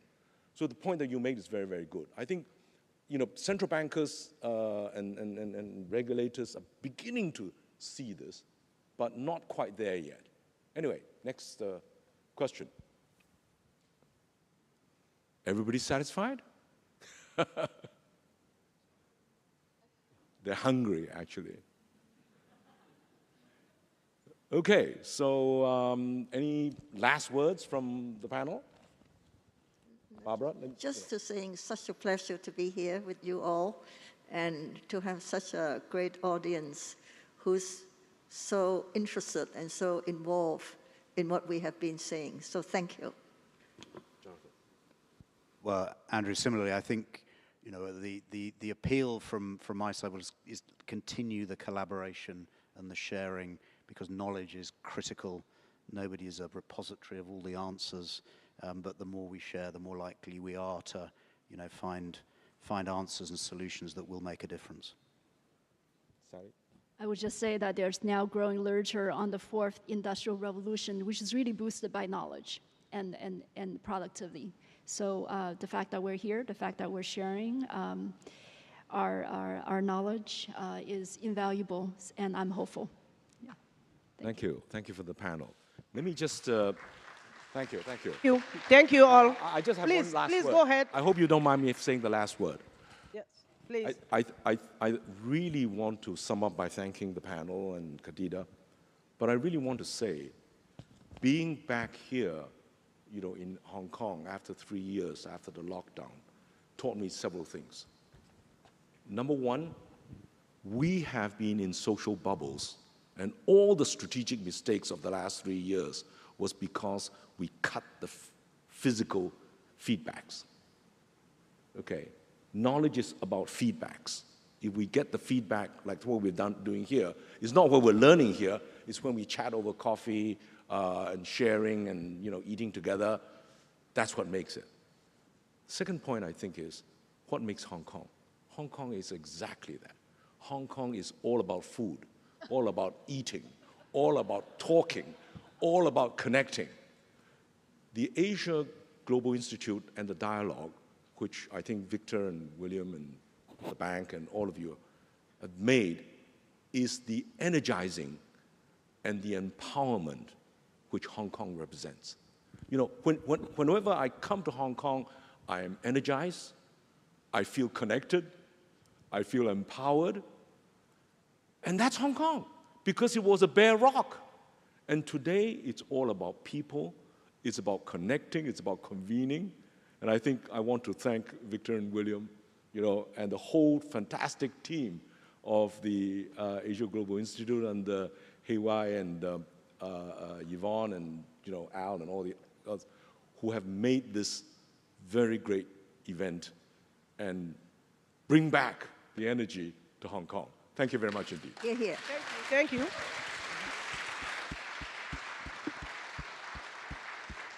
Thank you, Mr. Cheng and the great panelists. On that note, so this in-person sessions end here. The dialogue will continue virtually tonight at 6:30.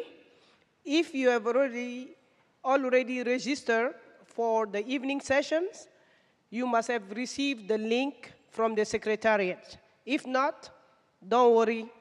You can scan the QR code on the programs that have been handed to you at the beginning of the session so that you can watch on Streamline.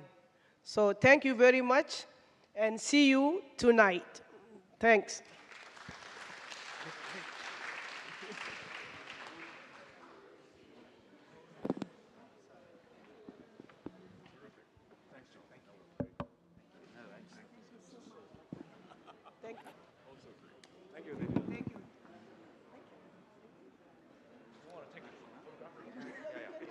Let's take, Karina, come over, let's take a photograph. I know.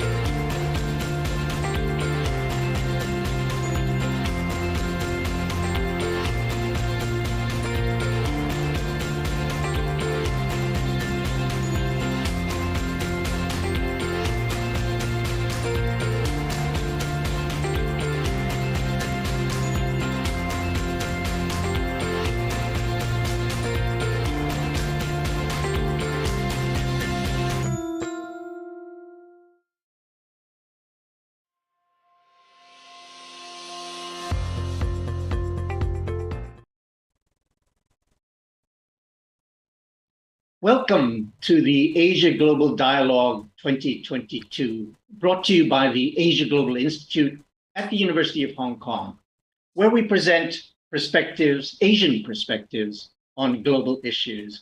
I'm Alejandro Reyes, the Institute's Director of Knowledge Dissemination. It's evening here in Hong Kong, and true to form, we're still at work, in business, plugged in, and connecting with the world. This is the second part of the Asia Global Dialogue, which began this morning with an in-person and live-streamed event here at the HKU campus. I have to say, the atmosphere in Lok Yew Hall was electric. No batteries required. Participants from Hong Kong and overseas were thrilled to be meeting face-to-face again after 3 years. And we were much energized by the presence of our 15 Asia Global Fellows from 15 countries around the world, who are today winding up their 10-week residency in Hong Kong, physical residency in Hong Kong. We had an address by the Vice Chancellor and President of HKU, Dr. Zhang Xiang, and a video message from the Chief Executive of the Hong Kong Special Administrative Region Government, Mr. John Lee Ka-Chu. We then had 2 sessions. The first, headlined by Nobel laureate and Asia Global Institute Advisory Board Chairman, Professor Michael Spence, took stock of the global economy with a particular focus on the US and China, as well as the impact of technology. And the second session, with a keynote by Asia Global Institute Distinguished Fellow Andrew Shum, explored the path to green growth with a focus on the urgent need for action, the role of the financial sector, and the impact of digitalization. There was positive news this morning. Despite the geopolitical complications of the moment, despite the economic challenges of high inflation and rising interest rates, there were signs that technology could bring a significant fillip to productivity and growth, and that the financial sector was finding ways to finance or fund green growth initiatives, even though the world may be falling well short of the emissions targets needed to limit global warming.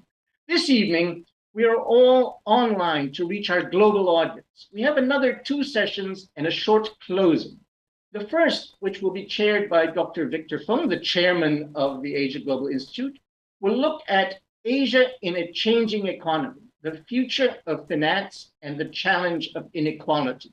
The second, which I will moderate, will examine the deglobalization narrative, deglobalization debunked, decoupling or recoupling, shaping a new globalization. Afterwards, please stay online for a short summing up discussion with Dr. Victor Fung, Professor Michael Spence, and Asia Global Institute Director, Professor Hei-Wai Tang. So let's get started. It's my pleasure now to introduce Dr. Victor K. Fung, the chairman of the Asia Global Institute. Victor. Hey, thank you very much, Al. Well, first of all, I'd like to extend my personal warm welcome to all of you, our global audience. It's really a great pleasure to be with you on the web. I can't help but reinforce what Al said about the electric atmosphere that we had in Lok Yew Hall this morning. It is the first time we were able to meet in person. It really continues the message that Hong Kong is back in business. And we really like to just say again that we are open for business in Hong Kong and really look forward to all of you visiting us in person. So tonight, I think we're really going to have a very good time with our panel of experts. But before we get into that, let me just say a few words. As I mentioned in my opening remarks this morning, when it comes to challenges for the global economy, and for humanity for that matter, I think financial inequality, in my mind, is top of my list personally. You know, according to the latest global wealth report by Credit Suisse, North America and Europe together account for about 17% of the world's adult population, but 57% of total household wealth. The world's richest 10% own 82% of global wealth, while the bottom 50% of adults account for less than 1%. So you can really think what the situation is like. And in fact, the pandemic has only accentuated inequalities. It has widened not just the wealth gap, but also the gender gap. According to World Bank, close to 100 million more people were living on less than $1.90 a day last year. And with women really bearing the brunt because of the lost opportunities to earn money to support their families. So we really are exacerbating these inequalities. If left unaddressed, this level of financial inequality, I think, unfortunately, coupled also with climate distress, will continue to drive mass migrations, I think, from the poorer to the richer countries, and to unfortunately ferment social unrest and political instability within countries and across the world. So it is neither systemically nor morally sustainable. And that's really the topic that we want to have our experts address tonight. Now, global financial systems and markets have traditionally been a part of the problem, frankly, that has exacerbated this. It's a barrier to entry, which is very high for the world's least wealthy. But I think in the digital era, I see a ray of hope. The international finance with this digital solution can, I think, very much become a part of the solution and really to bolster financial inclusion. So today, we have a distinguished panel of experts and really operators who have a wealth of experience to address this topic of financial inclusion. This is really from multiple perspectives. You can find the detailed biographies in the AGD website, so I'm not going to repeat them. But let me now just welcome, first of all, Laura Cha, Chairman of the Hong Kong Exchange and Clearing Limited, and until earlier this year, a member of the Hong Kong's Executive Council. Welcome, Laura. And Laura and I were actually in the Middle East just recently with the financial secretary, and she may touch on a little bit on some of the things that happened there and what it meant to the whole question that we're exploring. Eddie Yu, Chief Executive of the Hong Kong Monetary Authority. Welcome, Eddie. This is our Hong Kong Central Banking Institution. Eddie is really a veteran of tackling major financial crises impacting Hong Kong and has really played a key role in really enhancing the linked exchange rate system, which has kept us in such good stead over these years. Ma Jun, welcome, Ma Jun, Chairman and President of the Hong Kong Green Finance Association. He is well known with his long career in Hong Kong as an investment banker and then also on the mainland with PBOC. He is the leader of green finance development on the Chinese mainland, as well as Hong Kong. And Jun has deep experience also, obviously, in international banking and have taken a very active role in the G20. And he's going to tell us a little bit about the latest things that are developing there. And then last but not least, my good friend Sam Palmisano, Chairman of the Center for Global Enterprises in New York. This is a private nonprofit research institution devoted to the study of contemporary corporations in a globally interconnected world. Sam, of course, is well known to us as the ex-chairman and CEO of IBM for many, many years. And many of us have been Sam's clients and friends for long, long years. And I'd like to also welcome you, Sam. So in order to frame the discussion, I think I'd like to just mention just three thoughts that occurred to me as I was preparing for this session. First, how can digital technologies make finance more inclusive so that small and medium enterprises, SMEs, and micro entrepreneurs presently not served by banks have a better access to finance? So really, it's all about serving the unserved that the banking system have not been able to fully take care of. The second is, how can governments and regulators in Hong Kong and other international financial centers facilitate a bigger role for green finance and indeed fintech? I think the two, frankly, are interconnected. Because of the existence of digitalization and fintech, I think we have a chance to actually develop much more opportunities for green finance. And I'll let our experts talk about that. And then finally, how can corporate ESG initiatives make a tangible, measurable contribution to global economic growth that is inclusive and sustainable? Now, this subject of ESG has been talked about for a long time. Frankly, I think it's still being talked about. I think we haven't really quite gotten our arms completely around it. I'm especially really interested in how this can eventually be brought to bear to make concrete differences on inclusion and sustainability. So, with that, I think I'm going to turn over the panelists. Laura, perhaps starting with you, perhaps you could, all of you could perhaps give a 3 to 4 minute, just opening remarks, and then we'll go into discussions. So, Laura, over to you. Thank you. Good evening, Victor, distinguished panelists, and all the ladies and gentlemen online. Thank you for inviting me to this evening to discuss Asia's role in a changing economy. First, like Victor said, he and I were recently in the Middle East. I will touch on that, I think, in the discussion session. In my introductory remark, I just want to touch on climate change, how the financial market can help address some of the inequality issues, and what is HKEX, the Hong Kong Exchange, role in all of this. I think we live in a world that is more volatile, where geopolitical tension are seemingly constant, and the effects of the pandemic are yet to be fully felt.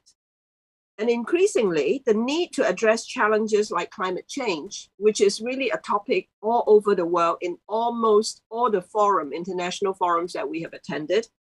The climate change and inequality, these two issues are becoming more urgent by the day. It is my belief that in these volatile and challenging times, the world needs more connectivity and not less. Connectivity means working together. It means engaging with all our stakeholders in dialogues, in action, and across border. And that is something that Hong Kong has always done well.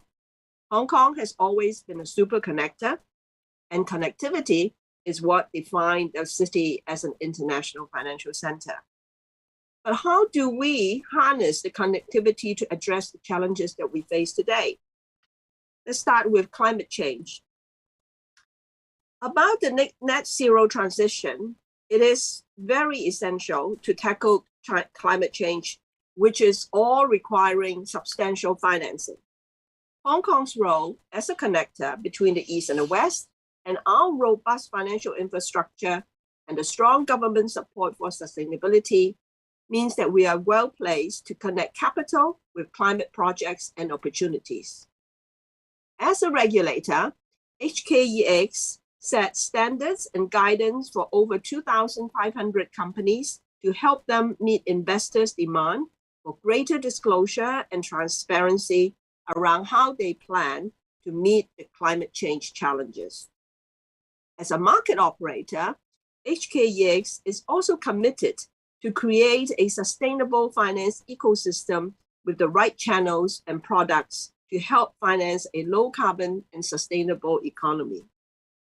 We are also creating opportunities for corporates to take part in the low carbon transition journey, such as through Core Climate, which is a platform that we created last month for international carbon marketplace to trade products. A new channel like these are at the core of what exchanges do all over the world, linking investors with issuers, matching aspirations with action, fueling ideas and innovation. Addressing inequality is about creating opportunities. And I think the financial market is about creating opportunities. And when we talk about climate change and equality, of course, that's where the importance of ESG comes in. I think the global pandemic over the last 3 years have widened the inequality gap across nations, economies, and geographies. And economy and inequality is the biggest obstacle to stability, harmony, and prosperity, like Victor has said in his introductory remark.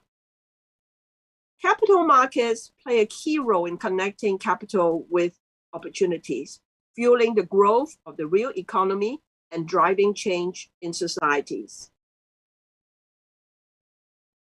Hong Kong is now one of the world's top capital raising center for the companies of tomorrow, and that I mean by the biotech companies, and we are the global home of many new economy companies. These reforms that were launched by the stock exchange a few years ago have funded new ideas, supported entrepreneurs, and created jobs both here in Hong Kong and in different parts of the world. And we continue to look for ways to create opportunities to make our markets more accessible to new ideas, to entrepreneurs who will create further opportunities for those who are underserved. Just a few weeks ago, we published a consultation on a set of proposed listing rules that will allow specialist pre-revenue technology companies to raise capital in Hong Kong. And I think, like Victor said, the AI, digitalization, all of those technology that will help fuel the financial market that will address the need of the underserved. We expect that this will have amplifying effect on the growth of a range of new economy sectors. And finally, we also, at HKEX, also set by example. We are proud as a capital connector, but we also lead example in ESG. We have established an HKEX Foundation just 2 years ago, where we plow some of our profit into community projects and engaging our staff as well as community members to strengthen and promoting financial literacy, diversity, inclusion, environmental sustainability, and poverty relief. I think it is not enough for HKEX as an institution, as an exchange, as a marketplace operator to set rules and regulations for other companies to follow. We must set the example ourselves. And I think I can say that we are proud to play a role in this journey for Hong Kong, for us in addressing some part of the inequality issue. So I will stop there. Thank you very much, Laura. That's extremely well said. I think the work that you've done at Hong Kong Stock Exchange is just a very, very, very important to really addressing this issue. And I think especially some of the things that you're now doing in actually allowing earlier stage companies to participate. And really the whole situation may in fact revolve around getting capital to where the opportunities are and having a level playing field. But while we're at it, why don't we just have you share that experience that we had in the Middle East? What have we learned there in terms of looking at this issue? And what about from there, what you have reflected on the role that Hong Kong can play, and in fact, in terms of building additional connectivity? I think, it was a tremendous experience to be in the Middle East after many years. The changes recently, particularly in the Kingdom of Saudi Arabia, has been really astounding. There is a strong desire to understand more Asia. This is the part of the world when we talk about connectivity, somehow the Middle East and Asia has not been that well connected. Of course, there are many connections, but in terms of capital market, it has been a void. And we identify that as an area that we want to reach out, both in terms of capital, in terms of issuers and investors, introducing our company, our market to the Middle East and vice versa. Mm-hmm. The theme that came out very strongly is, it's not only just about capital market making money, making profit, but really what the conference is about is future investment initiative, which is investing in humanity. And obviously, climate change is a very big issue, very big topic. There are different aspects addressing the ESG issue.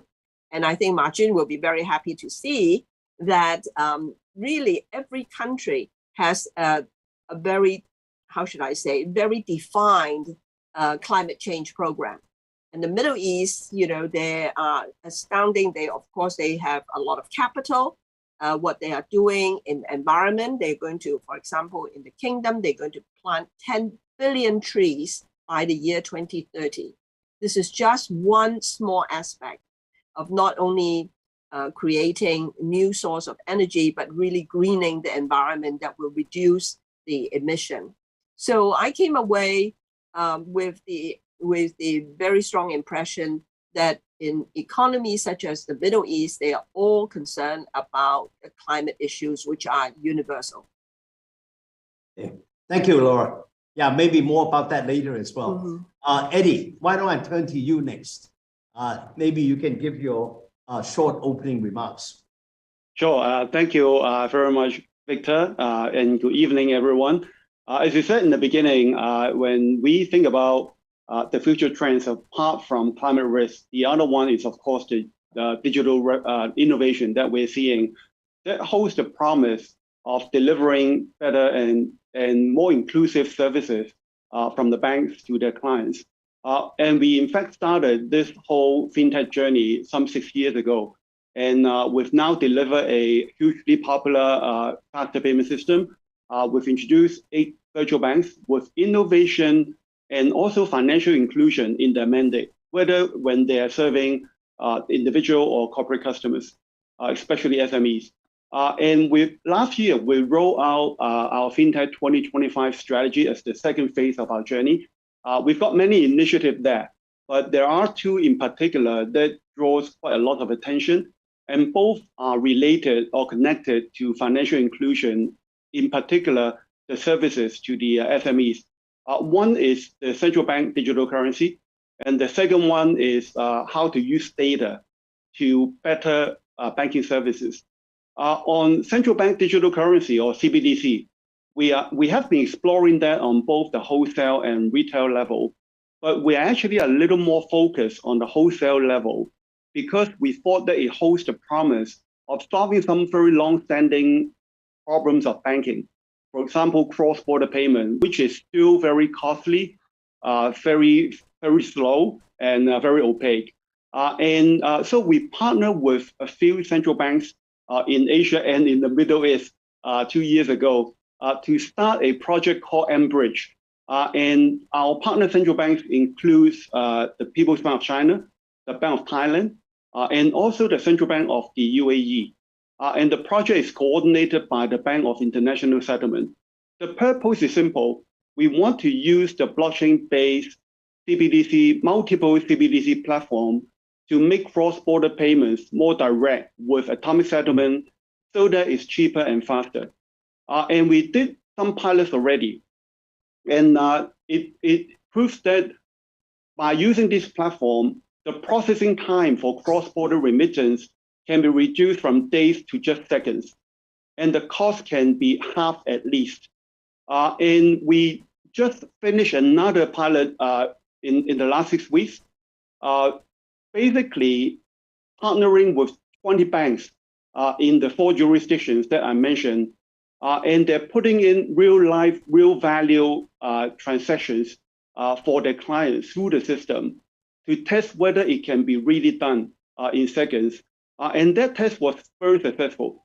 So we're now moving on to the next stage, which will be more about governance and business issues. For example, how to make sure that we've got sufficient on-chain FX liquidity, how to make sure that we can harmonize the different, for example, AML standards in the jurisdictions. And very shortly, we hope that we can develop a minimum viable product before we think about commercializing the arrangements.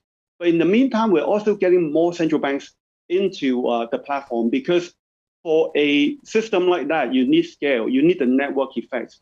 Currently, we've already got 9 observer central banks joining the pilot, including 4 from Asia, 1 from the Middle East, 3 from Europe, and also 1 from the US. And we're inviting those who are interested to get into the next phase. And we're very hopeful that if we are successful in launching this platform in future, the cross-border payments, especially those that are necessary for trade settlement, for trade finance, which many SMEs are dependent upon. We hope that it will be made more transparent, faster, and cheaper. So that's one area that we're working on. The second focus that we're working on, which is also related to SMEs in a more direct way, is how to use data to help the data owners, the data subjects, including the SMEs, to make use of their own digital footprint to access bank loans faster and cheaper. As you know, with the advance of artificial intelligence, more banks are moving towards data-driven credit assessment. But in order for that to work, they need data. If you look around, current data is just scattered around different data providers. It's almost like isolated data islands. And if banks want to access different data of their client, they need to establish very complicated one-to-one connections, and it's very costly and time consuming. So the idea is very simple. We want to build a common data infrastructure that we call the Commercial Data Interchange, or CDI, that will replace all these compartmentalized one-to-one connections into a many-to-many connections, with the CDI in between, serving as a one-stop shop for the banks. With the consent of the SMEs, the banks can access all the data that's related to the SME that is available. And we did a lot of pilots with already 900 loans approved through the use of all this data. And this data include things like trade declarations, procurement data, payments data, or the e-commerce sales data, things like that. We see that most of the people using the pilot are actually SMEs and not the big corps. And so we just formally launched it 2 weeks ago. And we've got all the 23 major retail banks and also 10 major data providers in Hong Kong participating. And we hope that more traffic will go through. But down the road, we've already got the government support to put in certain important government data into the system, including, for example, companies registry data or inland revenue data, the tax data, so that in future, the banks can actually access all these data in one go. And there will be more, we are also, with the government data source, we're also exploring another thing, which is if we've got the golden source of companies, can the CDI also serve as a KYC utility for the banks, so that in future, the bank will just have to access this common platform without having to ask for complicated identity proof from the various SMEs.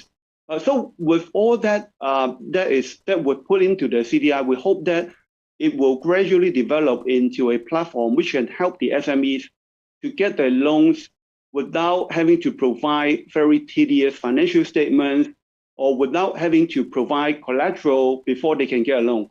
The experience is that the loan processing time has been cut from weeks into just days.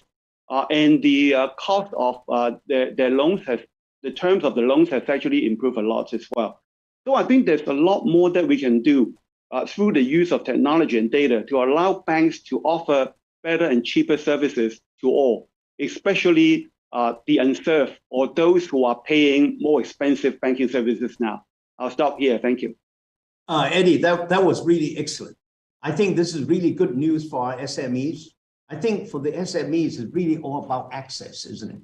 And the cost of access. What you're really doing that is leveling the playing field for the access. And maybe Sam, later on, I know you've done a lot of work in this area, how technology has really enhanced the ability for Eddie to do the things that he's doing today. But Eddie, before I let you go, very quick question. You talk about virtual banks at the beginning. Virtual banks as a group, would it really provide a great opportunity to open up the SME sector because we have virtual banks and the increasing use of digitalization? What do you think about that? In fact, the virtual banks are, in a way, pioneers in terms of using technology to drive banking innovations. For example, the data-driven credit assessment that I talk about, the first adopters are actually the virtual banks. And they are the ones who are using data to provide much quicker and cheaper loans to the SMEs. And for the CDI that I talk about, the first ones on board are also the virtual banks. So they are the ones trying to open up the SME sector by using data. And that induced the other traditional banks to follow suit as well. So I think it's actually a good sort of stimulus or catalyst to digitalization. Oh, okay. Then this catalyst effect is also very good news for the SMEs. Okay, Marjun, let me now turn to you. Why don't you make your short opening remarks? Thank you, Victor. Can you hear me okay? Yes, very well. Thank you. Great. Well, thanks again for inviting me to join this important conversation. As you said, I am involved in different aspects of the green sustainable finance, including that in China, in Hong Kong, and also a lot of international initiatives. Now, today I'm going to talk mainly about the G20 transition finance framework. The reason I'm talking about this is really it was just approved by the G20 leaders in Bali, Indonesia, back 2 days ago.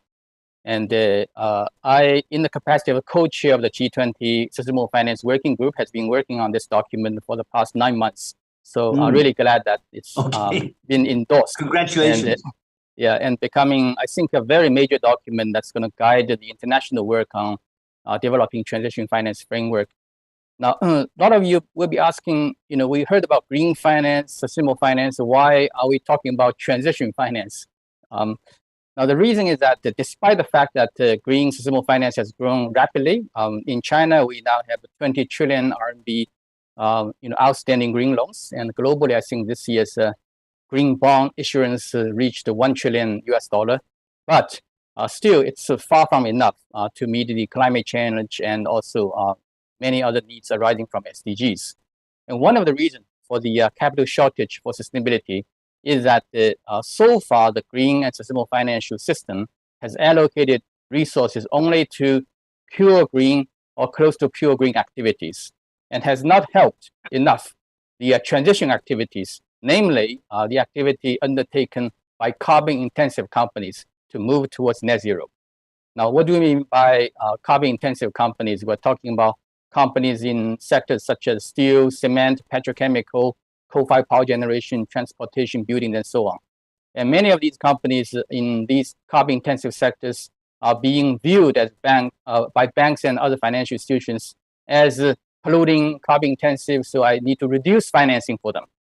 But the reality is that most of these companies need money for their transition towards carbon neutrality. Without money, they're unable to transit, and we may actually see more problems arising from these companies lacking financing, including financial risks and also unemployment as a result of the transition.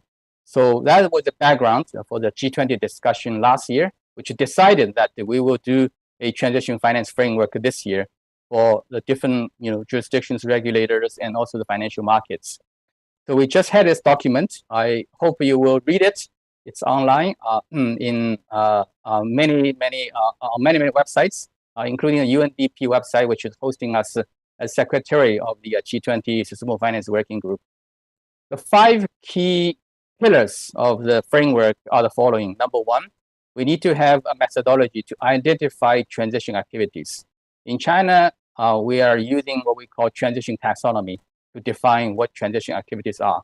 Namely, we will create a list of these transition activities for each of the carbon-intensive sectors, for steel, cement, petrochemical, and so on. These are the pathways which are listed in the table. And if you find your pathway in the table, you can recognize that activity as one that's to be financed by transition financial instruments. The second key pillar is disclosure requirements. That's actually stronger than the previous requirements for many other green companies. In the G20, we're asking transition companies to disclose information related to their transition plan towards net zero, their carbon emissions, scope 1, scope 2, and if possible, scope 3, and governance in terms of how you're going to implement your transition plan, and many other pieces of information. Also, we are advising different jurisdictions and markets to develop more instruments to support transition, not just debt instruments that we see in the past years, but also equity, insurance, and the risk mitigation products and so on. and also government allocating incentives to make these transition activities more bankable. And finally, the pillar is called just transition, which is very much to your point of financial inclusion. Right. Because during the transition process of many of these companies, I think there's a risk of they laying off people. And they could also create other social problems such as energy shortage and inflation and so on. But just take employment as an example of how finance can help tackle this issue. We are providing an example in the G20 report saying that if you're a financer, for example, bank or investor, and you want to finance a transition company, and you need to ask this company to assess whether the transition will lead to unemployment. And if there is a big unemployment problem, then the company will be asked to develop reskilling and retraining program to mitigate that social problem. And if they do that, the financiers have to award them by giving them slightly cheaper funding. So that's how finance can participate in ensure just transition, which is, I guess, a new way of delivering financial inclusion. Let me stop here, and we love to discuss more details and implications for Hong Kong. No, thank you very much, Marjorie. That is really wonderful news. Not the least of which is, this tangible agreement coming out from the G20 at a very opportune time. At a time when the geopolitics are in the condition that we're in, I think any sort of breakthrough like this, I think that will actually get the major powers and major economies together in a common goal. I think it really bodes well. Just to add that, so congratulations for making a breakthrough. Victor, just to add that this working group, namely the Sustainable Finance Working Group, is co-chaired by China and the US. And I'm representing China and Larry representing US. It's a very good example of still a live collaboration between China and the US. I think this is the live example that we're really looking for. So my really very hearty congratulations. I'd like to ask you one question again before I let you go. How can smaller and medium-sized companies, SMEs, really take advantage of this framework? And what would be the impact of this framework on the smaller companies? A few things in the framework will actually help SMEs to assess the capital markets and getting transition finance. One is the transition taxonomy. If we have a taxonomy, which has a list of easily identifiable activities for transition finance, then a bank can say, hey, this company is applying for funding for this type of transition activities, which is listed in the table, and that's been authorized or endorsed by HMA, maybe by Eddie. And so I'll be feeling more confident that this is not transition wash, and I'll be offering this product with confidence and probably with lower funding cost. Okay. And secondly, as you said earlier, digital technologies need to be applied to many applications in the finance industry, including transition finance. If we can, get data using digital technologies for SMEs to explain their green performance, including carbon emission and the decarbonization process, then it will also help them to obtain transition finance from the financiers. Okay, thank you, Marjorie. You mentioned also the magic word, digital. And I cannot think of a better father of digital than Sam Amisano. Sam, let me turn to you. Maybe you can give us a historic perspective of how this whole thing could be supported through the digital framework. And then a little bit about what may be in the future to continue some of the progress that all the other panel members have mentioned. Well, Victor, thank you. And thank you to our colleagues and their thoughtful comments. I'll try to take technology and thread through what they're trying to accomplish, but I'll do that through phases of time.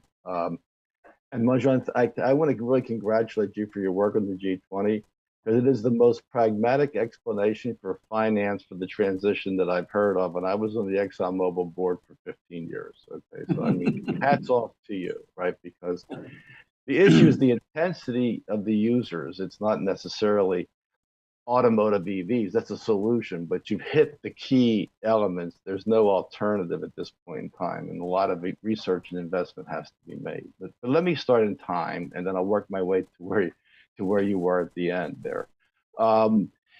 Let's look at the past 3 years, then I'll take like maybe the next 5, 10, then I'll go beyond that to Victor's point and kind of how this thing, and the things that you guys are working on are really on the, I'll call the 5 to 20 year period of time. You're at the early stage of that from a technology lens. But I think if you look at, let's take the pandemic and the disruptions over the past 3 years, you all know the obvious winners and losers.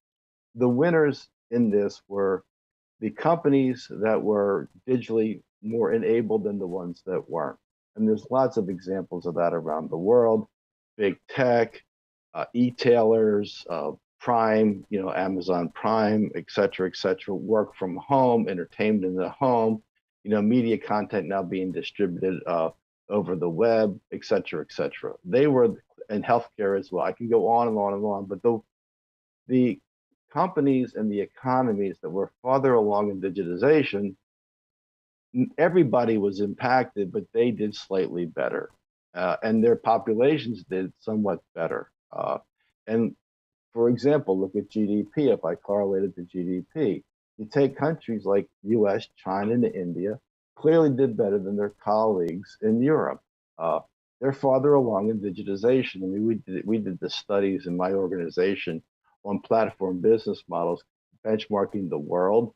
And Europe was in last place. Even Africa was ahead of Europe. So fundamentally, you could see this show up when a crisis hit. So let's go to the 2021, which is, okay, supply chain. We all know what happened there.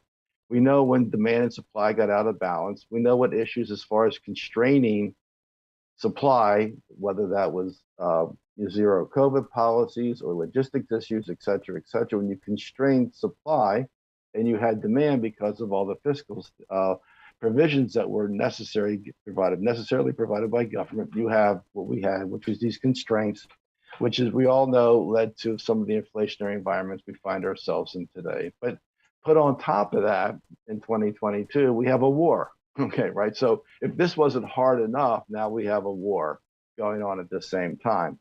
So it's all those constraints that led us to this environment. And it's why I think I'm gonna give you a thread of why technology, I'm establishing this pattern is a solution here. But I mean, we know that hopefully at this point in time, inflation will abate, the war will get settled. Hopefully that's sooner than later. But what will return? I mean, we've learned in the past 3 years, it's not going to return to what it was before. Now, what it will return to, I mean, it's anybody's guess. I mean, if people that think that they know, I mean, it's like trying to guess when the recession is going to start in the United States. I mean, they ranges anything from yesterday to next year to the following year. I mean, you can debate this till the cows come home. So I don't think anybody really knows is my conclusion. So the question is, okay, what can you do reasonably, understanding that things will be different than in the future than they are today? So let's just look at, kind of, and take the energy. I mean, we all talked about green investments, the energy transition. Fundamentally, what we have today is an issue where we have demand increasing because the economies are now coming back and we have supply being constrained. Obviously, the war is an element of that, and then policy is an element of that, and financing is an element of that. Right? So you can't have demand increasing and supply constraining and be shocked that prices are going up. The energy industry is a macroeconomic environment. I've seen 50 years of models. That's what it is. And so when you get these imbalances in place, the price of fossil fuels, whether that liquids or not, or natural gas, go up. That's what happens. And so fundamentally, this is where we find ourselves today. So there are solutions to the transition, but you can't cut off supply. To Majan's point, you have to deal with the issues of supply to make the transition so you don't leave the underserved the most impacted by it. There's solar, there's wind, there's EVs, there's batteries, there's all these things going on that are going to be wonderful in this transition, but they aren't at scale today. Even if you give them economic investment aid to governments, what have you, you have to get them to scale to offset the other energy sources as they exist. And that's primarily the transition fuel is not coal. I mean, that is not a transition fuel, as we all know. However, The emerging countries have gone back to coal because of the pandemic and the issues that they face around the supply problems again. The transition fuels tend to be in the areas of LNG, hydrogen, and quite honestly, nuclear, but nobody likes nuclear. But there are transition fuels that operate at scale that can transition you. And these high intense energy industries that Marjan referred to, there is no solution. Sun and wind and everything, batteries are not going to solve a guy making steel or producing cement, et cetera, et cetera. And that's not the solution. So you have to come up with these transitional plans that invest in the technology that get you to the future state. So that's energy. I think that's going to be the biggest driver of this economic shift and societal shift, the green energy transition in the next 10 years. I'm going to jump to my old world, which is the world called information technology, which I know a lot more about than, say, carbon sequestration and things like that, right? But going to that part of the world, if you go through the history of technology, it's really quite simple. I mean, it started with basically automation of enterprise. And they were big computers or mainframes, and they went to these smaller computers, go client server. Most of this was ERP and back office stuff. I mean, that's pretty much what it was. Even in finance, it was mostly the back office stuff that was done within the financial system, as we all know. So then what happened as these technologies evolved, i.e. the internet, digitization occurred. So it expanded into consumer spaces, which was primarily about content access, e-commerce, frictionless transactions. So when Eddie's talking about frictionless transactions, this is what he's referring to, basically, where we are today. It's frictional. Now, there's limitations to frictionless transactions. They're much more efficient. They're faster. I'd say the quality many times is higher. Think about retail. Obviously, Eddie talked about the financial sector, but let's talk about retail. I mean, clearly, the fact that you could order something in Korea or in America or in India or in China and have it there the next morning is phenomenal. And whether that's a combination of Alibaba and Tencent or Amazon Prime in the States or Cart in India, whatever it happens to be, Compaq in South Korea, if I'm not mistaken, right? All those things are available to you. So you can see the benefits to that, and obviously costs are driven down, service levels are up, but that's kind of where it is today. And that'll continue, and that will solve a lot of problems that we are faced as far as SMEs are concerned. Because if you think about the fact that they could actually engage in both elements, Victor, I mean, the funding's for their growth, which is their challenge. And then the other piece is connecting to their logistics as well as their customers. That's the other part of the challenge that you've worked on for your entire career, as you well know, is connecting those two things. So there's multiple challenges for SMEs in this thing as they continue to create and then expand. But the future of where this thing goes, and now I'm going out in time, but you've alluded to this when you talked about, I'll call it the constellation of data sources, right? You heard this from all of our colleagues, the constellation of data sources. Because today, the way data is structured, it's entirely fragmented. So, I mean, when you optimize transactions for this digital transition, they were very, very narrow. But when you talk about creating these large data sources, it's much more, it's huge amounts of data. It's very, very horizontal in nature. And then you take the data, and you've heard this again from all of our colleagues, Victor, you apply intelligence to it. That's called AI. You take all these multiple sources of data, call it a data lake, if you want to use the term in the technology industry. It's a constellation, it's disparate inputs. So I believe Eddie talked about forming this organization in between so all the banking systems can use it. I would make the same argument that in your supply chain world, do the similar thing. So you have this data source, maybe Hong Kong could be the location of it because it's the Switzerland of these sorts of things.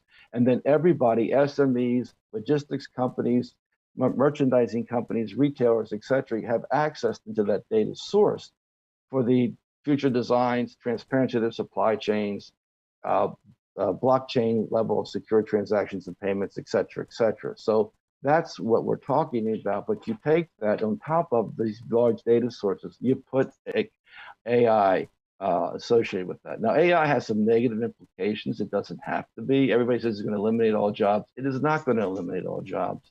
I mean, you're always going to have teachers, farmers, nurses, plumbers, scientists, writers, legislators, retailers, of course, a lot of lawyers and a lot of politicians. I mean, so, you got lots of jobs out there. But the nature of the work is going to, lots of bankers, right? The nature of the work is going to change because it's going to be more about decision making, which is versus just transactional stuff like digitization. So it's breadth, it's the breadth of the jobs is going to change versus then the depth of the jobs. Mm-hmm. So I'm sorry, it's the depth rather than the breadth of the job. That's what's going to happen in this thing as they be connected. Now it raises all sorts of questions, and we can pose for that. But I'll just give you a couple, which are really, really important. For example, the data. What's the quality of your data? We call it cleaning it up in the technology industry. But what is the quality? Are there data standards? I mean, we talk about everybody wants to share the data, but the data is in all these different formats. There are no standards to share it. It's like what had to be done on the internet, not to get too detailed, but you had to create the protocols so that transactions could flow. Same with the banking system for currency movement and the like, you had to create those protocols. We have to do the same thing for the data quality. On the AI system, you have to know the accuracy of the algorithms that you're using. And is there bias in those algorithms that you're using? Can you explain how you got to these answers? If you decided, Eddie, not to make that loan, or Manjan, how not to make that loan, can you explain it based on an ESG perspective versus just you flunked them because they live in a bad neighborhood? And that's kind of a US example, by the way. If you live in a bad neighborhood in the United States, it's pretty tough to get credit, right? So it has nothing to do with who you are. It happens to do how the credit systems happen to work. But so my point is that where are those biases? How do you address those biases and those sorts of things? And I'll leave this as one point, Victor, which I think talks about future investment. Not that we're trying to, you could provide some money to us, Manjan, if you'd like.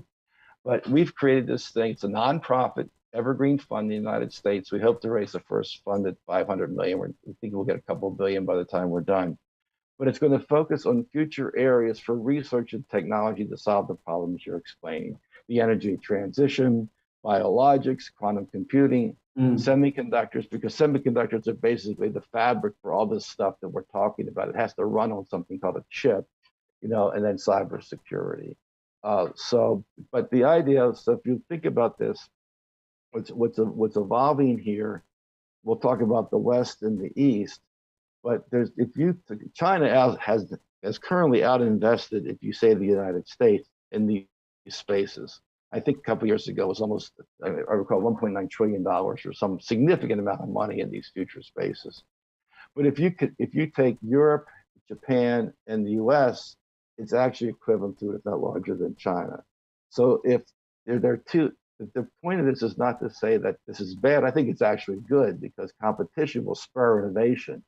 So in the world that I live in, this is a big positive, right, that these things are occurring. I understand in the geopolitical world it's a big negative, but to the guys of us who've grown up in technology or in research, I think this is great because the more you spur in competition, the more creativity, the more engagement with the academic institutions, the better outcomes you get. So I'll leave it with that, Victor, and I'll turn it back to you. Okay, well, thank you very much, Sam. I think now that we've heard from all the panelists, first thing I'd like to say is for all our audiences, if you have specific questions, please send them in now, and you can really send it through the Zoom system and so on, and we'll be collating all the questions, and I'll be addressing them to the panel. But before we do that, turn it over to the questions from audience. Let me just think this through. Now, look, we really have had an incredible insight from all of you on where we're going and all the things that are potentially helpful to the SMEs. But what I'm really quite concerned, if I am an SME trying to participate in this global economy, that all this is actually going to favor the big companies that have the ability to invest and ability to use the data. You have the AI and the mechanism. And how do you actually protect my interest? Do you think that we need to have some regulations and setting some standards that would actually ensure a more level playing field in the digital arena for all? I think this is something that I certainly would think about if I were SMEs. On the one hand, I can take advantage of the other hand. This may provide a tool for the big guys to completely harbor me. So what do you guys think about that? And Eddie, I'm sure you thought a lot about this. What do you think? Maybe starting with you first. Well, I think there will be a need for some common infrastructure or common utility that can be applied or just used by smaller firms. The CDI that I talk about basically level the playing field between the big banks and the small banks. They will have the same access to the same sea of data that they can use. And for the green transition, it's very similar. What we are doing now in Hong Kong is actually a few pilots that I think will be interesting. Ma Jun talked about the importance of data when you need to, for example, assess the greenness of yourself so that you can produce this data to the banks in order to get the financing. But for smaller firms, for SMEs, it's extremely hard for them to calculate any carbon emissions. So what we are doing now, trying to do is to engage a research institution plus the university. First, we've got all the scientific institutions to sweep their data, Hong Kong data, whether it's job service, drainage, flooding, etc., to a central repository. So we have a central pool of data. And then we asked the research institute to use some global data together with the local data to come up with some data analytics utility software that the SMEs can just pick up and punch in certain basic information about what you manufacture, the volume, the sector you're in. And then the model can give you a rough estimate of the carbon emissions so that you can put it to the bank and to say that, hey, this qualifies or do not qualify as green or transition. And if the regulator accepts that, that will make it a lot easier for the SME. So I think there will be a need for some either common infrastructure or utility technology like this that can be just picked up and used by SMEs in order to level the playing field, at least to some extent that you mentioned. Yeah, it's really all in the sort of setting standards and leveling the playing field. And indeed, Ma Jun, maybe on a G20 international basis, how do we actually move to that sort of area?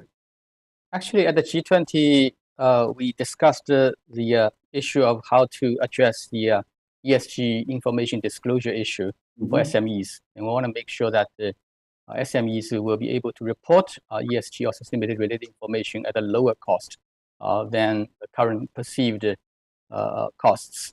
In China, there are a couple of real examples of how cost of reporting can be lowered substantially. For example, Huzhou Bank, which is a local bank in Zhejiang province, has developed a ESG rating system with the help of my team to assess SME ESG performance with 70 different indicators. And most of the information collected by the local governments, from environmental bureau, from power company, from water company, from tax authority, from agency in charge of production safety. So the company doesn't have to do anything, and the bank would know the aggregated ESG performance from this database. And the same thing is happening at the national level with the China Construction Bank. Again, my team is involved in producing something like that for a larger bank, which is focusing not only on large companies, but also serving to a great extent the smaller companies. So I think technology methodologies are not becoming available and just need to be more widely applied. Okay. Will the software? Sorry. Go ahead, Laura. On a very different and smaller scale, HKEX runs an ESG academy for the SMEs, so that they would learn the very basic nut and bolt. When we say we want disclosure, you have to disclose in your annual report. What are they supposed to disclose, and what can they do in small steps to satisfy the ESG requirements? So the ESG Academy has been quite popular. It's an online, and it's free for our listed issuers. Very good. Sam, do you have any thoughts on this? Yeah, I just give you an observation, Victor. I think, there's certain areas. Let's talk about, I'll give you a contrast. What don't we like about the large large social media companies, right? And then we do argue, do you break them up or not? What we don't like is the fact that they were able to get massive scale of data and apply that to their model, which is advertising. I mean, we talk about all these other things. They make all their money in advertising, okay, right? And whether that's a huge societal issue or not, we can debate, but I don't know. I mean, whatever. Let's put this aside, though. Talk about areas where these utilities actually could do good for society, like Eddie's referring to, like Amanjan's referring to. I believe there's a role here for, I'll call it private-public cooperation to create these data hubs or these utilities, right? And the reason why I say private-public is, at least my experience, that if you put it strictly in the public sector, they don't have the expertise to do this well, right? The expertise does exist in the private sector and sometimes in the universities, but you have to have this consortium to come together. I do believe, though, that, I mean, for me, being a capitalist, to come up with something that's more of a progressive solution, people found this, and this guy's lost it. But having been around this for a long time, I really do believe the solution takes these issues. Take, for example, healthcare in a pandemic. If there was this data source with sharing of information around the world, you could model and project where these viruses migrate. We did this in modeling at IBM Research. You can do it with weather, you can do all these sorts of things. The problem is the data sets are too small and they're fragmented, as Eddie referred to in finance. And so, I mean, if you want to be able to have economic development funds for SMEs, you could create this source that Eddie's talking about, like we did in credit in the old days that led to privatization of the credit sources. Like in the United States, it's Equifax, the first data on the list of guys, right? But my only point being, if that makes some sense, I think there are areas where there's a requirement for this non-profit oriented collaboration that combines all the various groups to come up with these large data sources. Now, why is it good for SMEs? Then they can participate. Now you're just down to the innovation, because everybody has access to the data. So whoever innovates the fastest, if you're a fintech, if you go faster than a large commercial bank, you're going to do better. I mean, that's just the way the world works. In my view, it's just, I mean, if IBM is faster than the market with a product like Watson and Jeopardy technology, you're going to do better than the guys that are 3 years behind you. So that's how I would think about it. Well, I think you guys are really putting your fingers on all the key things. One thing I do see is, in addition to the availability of data to analyze very complex situations, I think speed is also of the essence here. To compete in the global world, now you really, the clock speed, the speed of response. For a smaller company, really it's very difficult because you don't have the know-how and the technology. If so, somehow in creating these networks and so on, that we're able to actually not only give access, but give very quick access, then really that will be of great help. Another follow-up question that I like to just ask the panel before I turn to the questions coming in from the audience. Again, Eddie, you mentioned earlier that, if I'm a smaller company, I'm able to contribute my information. That is really my collateral for me to actually get access to finance and so on. And I'm really glad that because of this development, that we are now going into a world in which you're not only giving loans against collateral, which means if I'm a small company, I'm forever behind. How do I catch up with the big guys? Because they already have accumulated the assets to get the collateral and so on. So I will be very concerned about my asset collateral. How do I actually maintain that ownership once I put it into these pools? And how do I go about enhancing my data asset, if that's the way to put it, my digital asset? Well, when you have systems like this, so I'm just wondering, and then because that to me is the basis in which I, as a small and medium-sized company, is going to compete. Right. Well, first of all, the whole system is consent-based. So the small company has to give consent to the bank in order that the bank can access any information that he has. And also, there will be privacy protection around the whole platform. We've been consulting with our Privacy Commission here to make sure that all the privacy protection will be there. So without the consent, the data won't be used by any bank or big tech or other companies. So I think this is important, whether you're thinking about infrastructure like that, or whether you're thinking about in future the use of central bank digital currency, because by definition, those new development can be traceable in terms of usage. So privacy, holds a particular place in all these innovations, and I think that is absolutely important. Marjun, you have any thoughts on that, or Laura? Victor, just one comment on your question on speed. I guess you're talking about the SMEs, getting financing with speed. Now, if that's a question, there are a lot of interesting examples in China's what we call regional green finance pilot program, including Huzhou, Lanzhou, and Chongqing. And in all of these places, they set up a digital platform for matching the demand for financing from companies and the financing from banks locally. And you can match these requests with actual financial resources within hours. Instead of having one company running around to see different banks and getting money within a few months, I think this speed has enhanced massively. It's like a DD taxi matching system. If you request a taxi, multiple taxi, namely the banks, will actually raise their hand and compete, for this order. That's what's happening in China already. Okay, excellent. Thank you. I think there's only about 10 minutes left. Time has really passed quickly. Let me now turn to some of the questions that come in from the audience. The first one I'm seeing is, how do you define green? Is there a risk that if this definition is done by the advanced countries, then it will only benefit the advanced countries and the bigger companies? I think this question may be for me. Yes. We have green definitions in developing countries like China. We now have in China 3 sets of definitions, one for green loans, one for green bonds, and one for green projects. In Europe, they have a definition which is called Sustainable Finance Taxonomy. In fact, between China and Europe, in the past 3 years, we worked together and created a new standard, which is called the Common Ground Taxonomy, that defines a list of activities that's recognized as green, both by China and Europe. So there are lots of different definitions available, and clients can choose the one that's really suitable for them. Okay. Yeah. Anybody else with a thought on this? Yes, Eddie?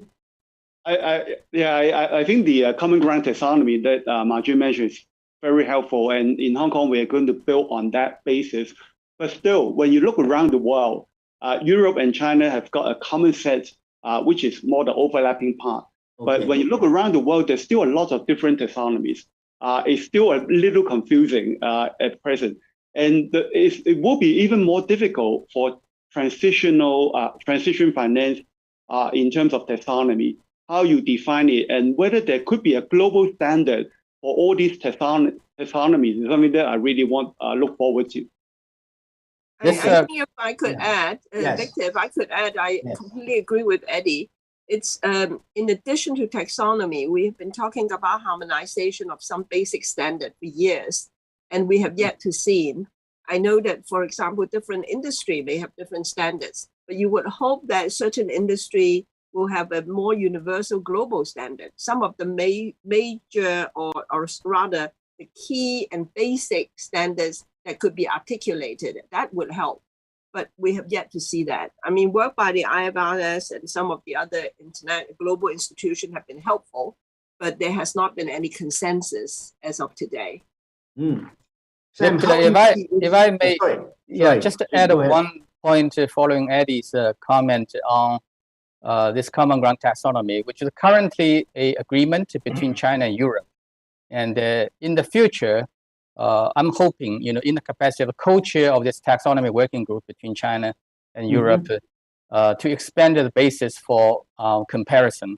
Namely, we will have not only China and European taxonomy as a basis of a common ground, but also include other countries' taxonomy And we're seeing actually interest from quite a few countries joining the new basis for future common ground taxonomy. I think that could pave the way for a more sort of interoperable taxonomy for the global green finance market. Well, that's really very good news. How is this issue handled, and how do people look at this issue in the U.S., Sam?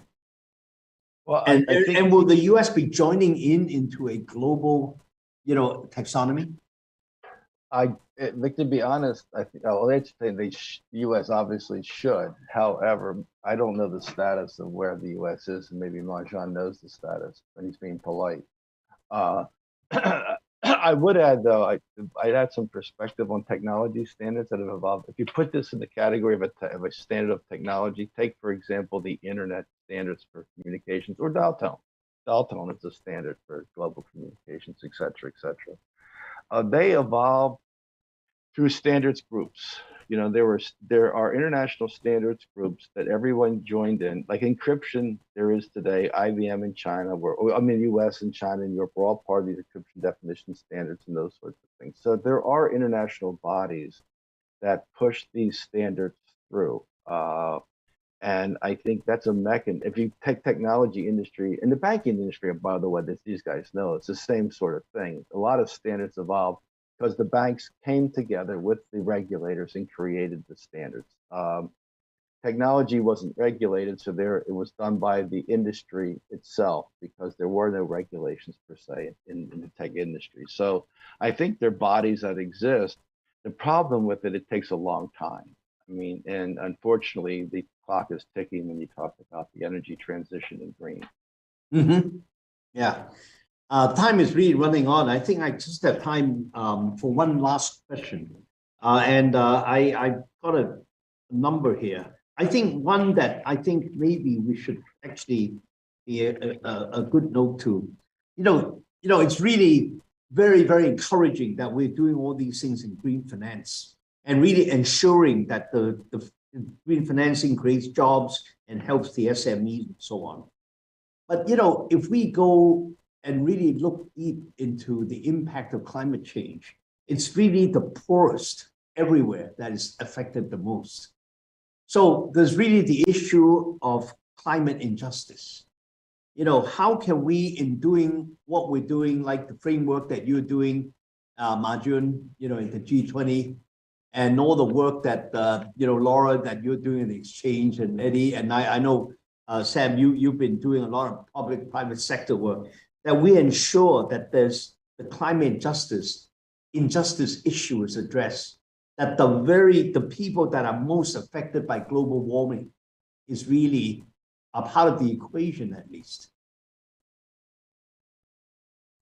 Victor, if I may start first, I think there are public finance and private finance perspectives. On the public side, there are a lot of discussions on OECD countries supposedly to provide $100 billion per year to developing countries for their climate action.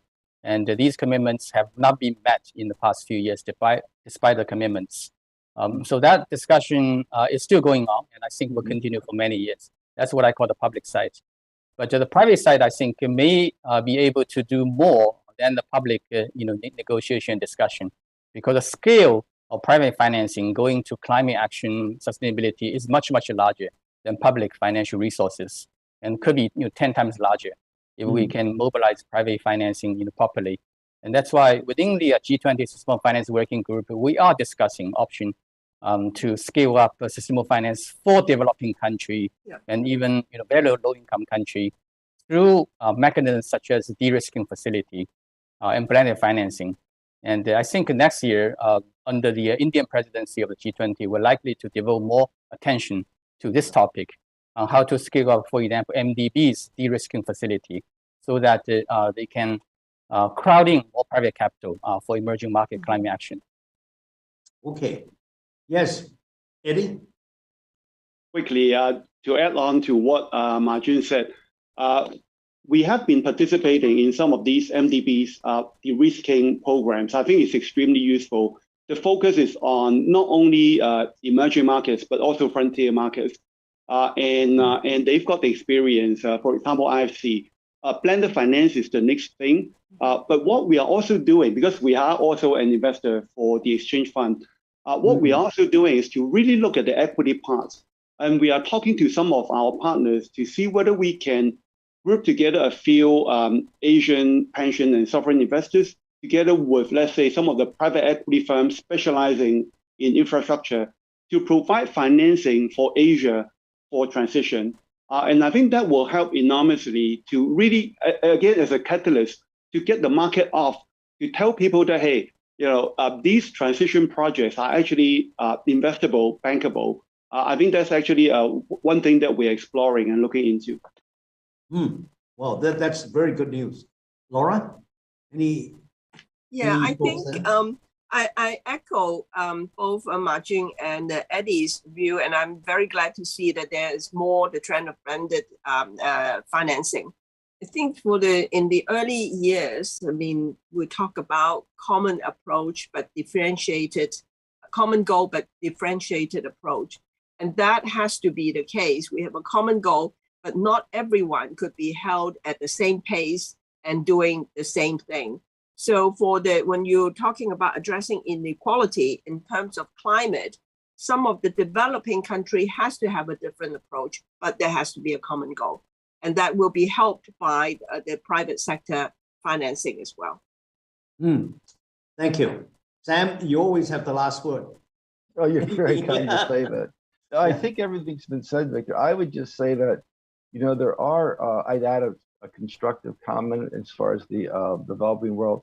I mean, take the bigger problem of climate change. You got to get off of coal. I mean, we understand why that's very hard in a developing country because they don't have an inexpensive source of energy. So that's all very valid, right?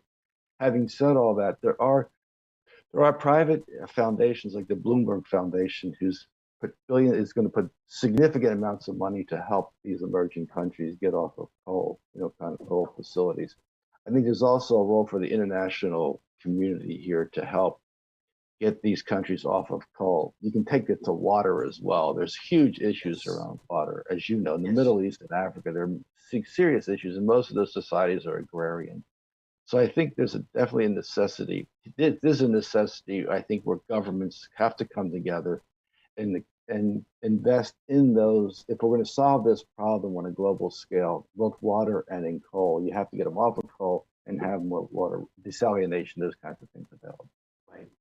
Well, I think we've come to the end of our session, but I must say, I, for one, learned so much. I must say, coming into the session, my thoughts were this is really a large, intractable issue that's getting more and more complex, exacerbated by the pandemic and so on. But after listening to you guys, I must say, I'm a lot more encouraged. There is stuff being done. I think I see a convergence. And I really see some light at the end of the tunnel. And I think with that, I'd like to, just on behalf of all of you in the audience, thank our distinguished panel. Thank you very much, guys. And I'll turn it back over to Al. Al? Yes, thank you very much, Victor, and thank you to the panel for a very interesting, insightful discussion. We will now have a short break to allow everyone to reset. We will be back at the top of the hour for our session on deglobalization. So please stay tuned. And if you want to take a break, come back online, top of the hour. Thank you.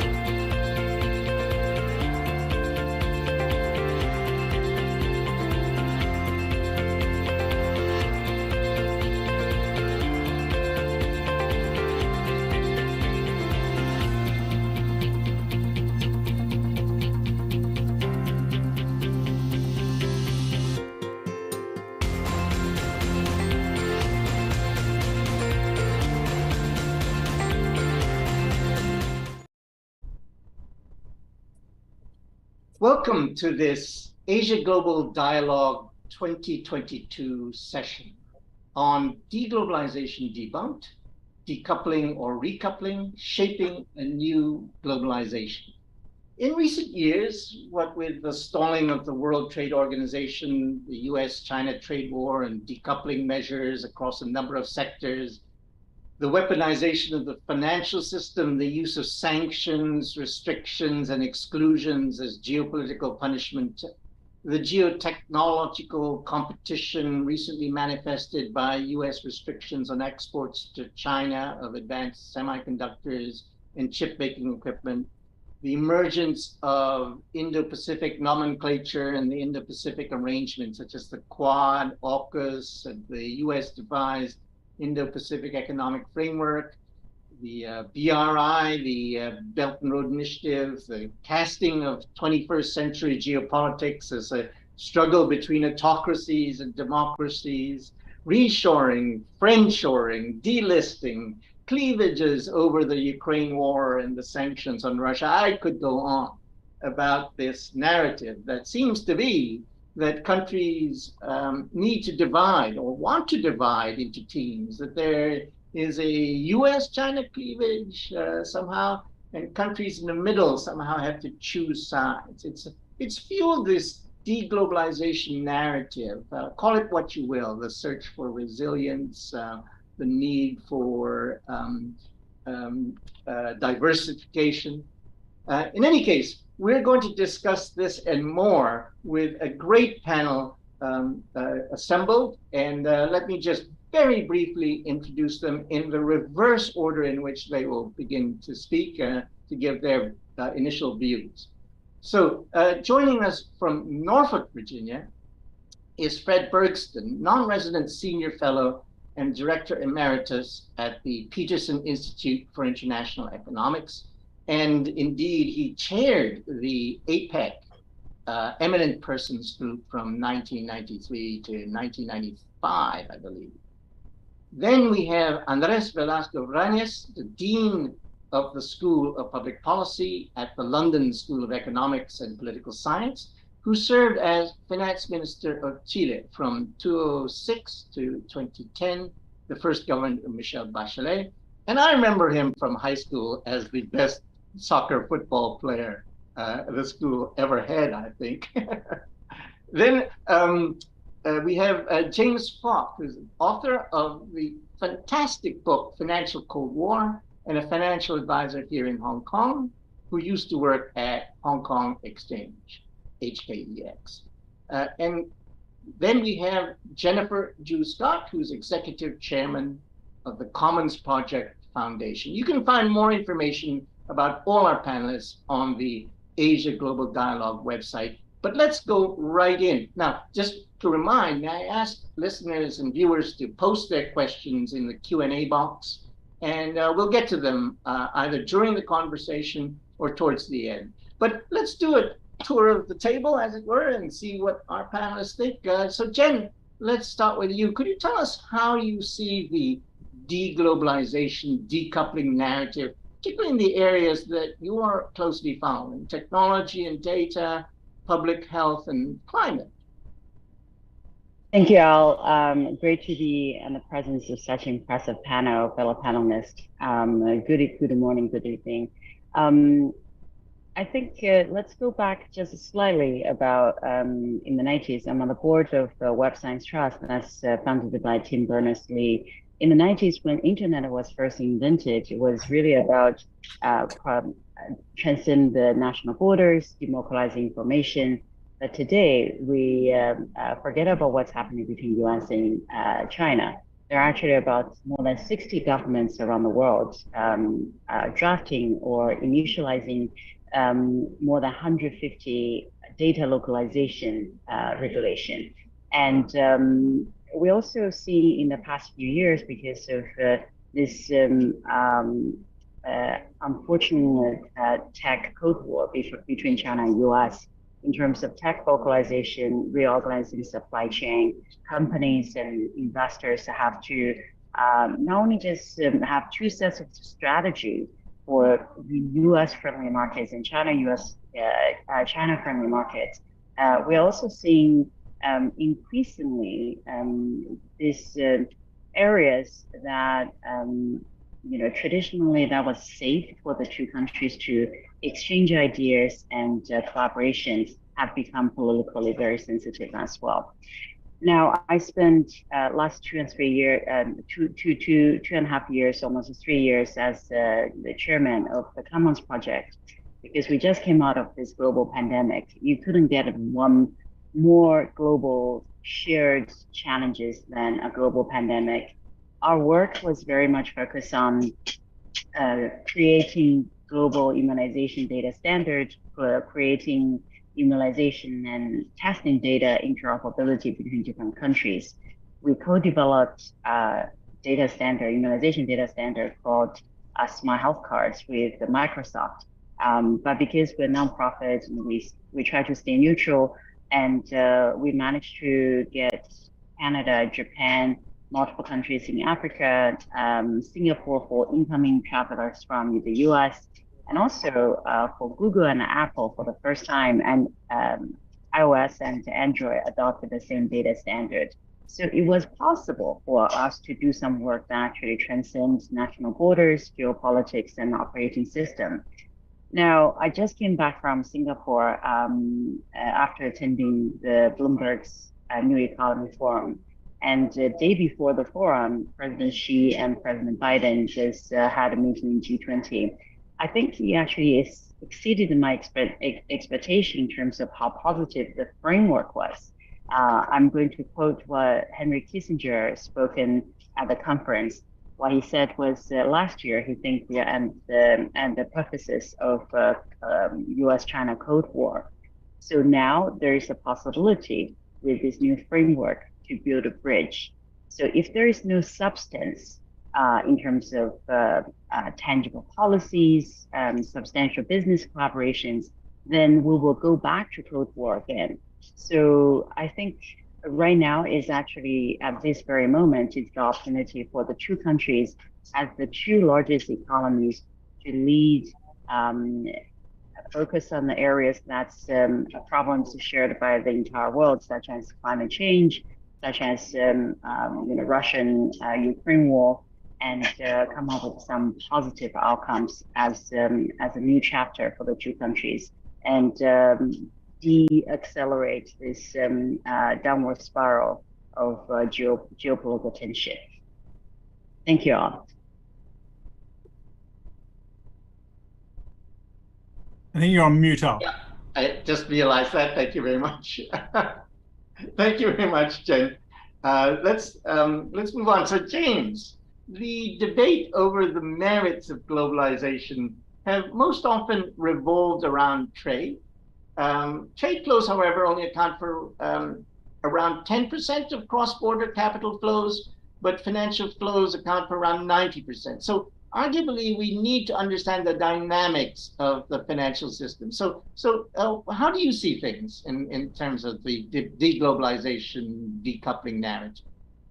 Well, first of all, I'd like to thank the AsiaGlobal Institute for hosting this event and for inviting me to speak.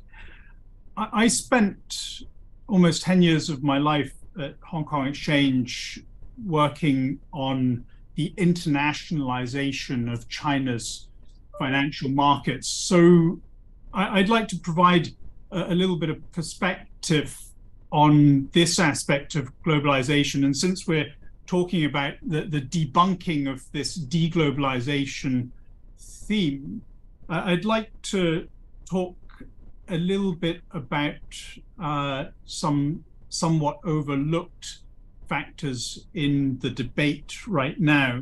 And why is the debate over sort of deglobalization even started? Well, fundamentally, this is an issue of people being unhappy with the system. And as Victor Fung talked about in his opening remarks to the previous panel, rising levels of inequality are leading to popular dissatisfaction and the rise of populism around the world. So what we have here is an issue over the distribution of resources. And what's responsible for the distribution of resources? Well, this is what financial markets were invented for.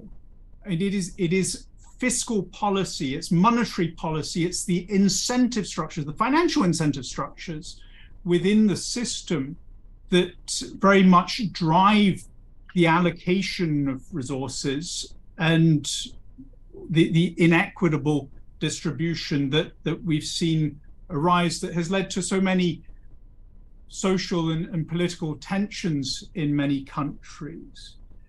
Let's be clear. I mean, globalization of trade has actually driven massive efficiencies, and it's increased the aggregate productivity around the world, which has, on average, significantly raised humanity's overall standard of living. So the idea of deglobalization in trade, i.e. shrinking the pie in amongst a situation where people are politically unhappy or socially unhappy because they don't feel that they have adequate amounts to live on, adequate share of the spoils, that seems to be something that's very much likely to worsen the social and political tensions that we've got. Now, another factor or another argument that often is now raised in the course of the deglobalization debate is one around security. Now, we must acknowledge that there have been significant failures in globalization, and highlighted by most aptly by the COVID-19 pandemic, we saw systematic failures in risk management of global supply chains by multinational corporations. And clearly that's something that needs to be addressed. We need greater levels of redundancy. We need greater levels of buffers in there. But that's not something which argues in favor of deglobalization or decoupling per se. The other factor around security is obvious. The other factor around security, obviously, particularly surrounding the geopolitical tensions that have arisen, is the issue over financial security and the trend towards increasing weaponization of the international financial system against strategic rivals by major actors within the system. I would argue that the weaponization of the global financial system is a very dangerous thing, because it has it's not really actually achieved the objective of avoiding the escalation of tensions. In fact, it's done quite the reverse. It's served to undermine security even further. And because of the butterfly effects of financial markets, that the use of the financial system or the weaponization of the financial system is something that is inherently unpredictable. The second and third order effects of the weaponization of the system through sanctions, trade wars, etc., can lead to significant unintended consequences. And many of the costs of those often fall on those innocent bystanders who are least able to cope with these types of problems. So I'll end my comments by saying that when we talk about this deglobalization debate, we really actually need to look at what problems we are actually seeking to address.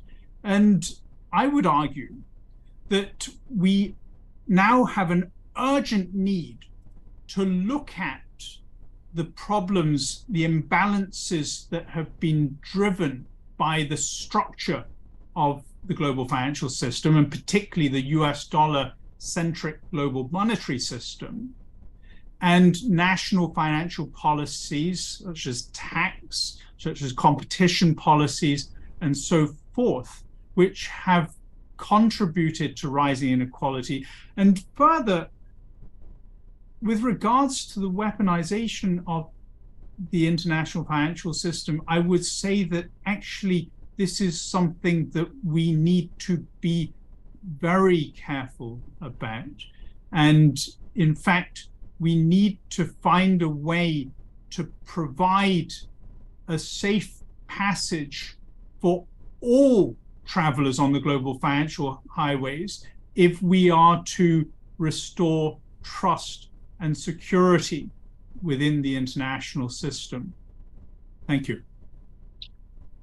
Thank you very much, James. Now, Andres, in June this year, you wrote a piece titled Fact-Checking the Deglobalization Narrative. And if I might quote, because you cheekily, if I put it that way, wrote, if governments get it right, a more subdued, but also more sustainable and longer lasting kind of globalization will emerge. And in an open and growing world economy, peddlers of deglobalization theories will find it easier to change jobs and reskill. I'm wondering if you could tell us a bit about your argument and your views on the deglobalization narrative. Thank you very much, Alejandro. Great to see you. I was never a great football player. I have to fact check you on that. Very enthusiastic, but not very talented. And I am honored and delighted to be joining this very distinguished panel. Thanks to the Asia Global Institute, to its chair, Victor Fang, and to the staff who put together this wonderful conference. I'm an economist, so I'm going to begin by talking about trade in goods and trade in services. I do not think globalization is going anywhere if we define it as trade. And the reason is politics. Once upon a time, I was a public servant and a politician and a minister in my own country, Chile. And Chile is a very open economy, and we sometimes worried about the politics of trade liberalization. So we ran a lot of polls. And I still remember the results of the following poll. If you ask people the following question, should government be in the business of helping local companies so that they will create more jobs? 80% of people say, yes, of course, help local companies, protect local companies, do what it takes to help them create more jobs. Then the next question in the poll was, do you think governments should engage in protectionist policies that would raise the cost of goods at the local supermarket? And 80% of people said, no, no, no, don't do that. I like my goods cheap. I like my inexpensive trainers from China. I like my vegetables from around the world. I like my good Chilean wine if you happen to be in Europe. Bottom line, as James correctly said, trade in goods has raised the living standards of billions of people around the world. In some complicated ways that have to do with the flow of technology, with the reallocation of resources, but also in very simple and trivial ways. We go to the shop, we go to the local supermarket, we go to the local shopping mall across the world, and a pair of blue jeans or a pair of running shoes today cost a third or a quarter of, or even a tenth of what they cost a generation ago. And that is, of course, the result of trade in goods.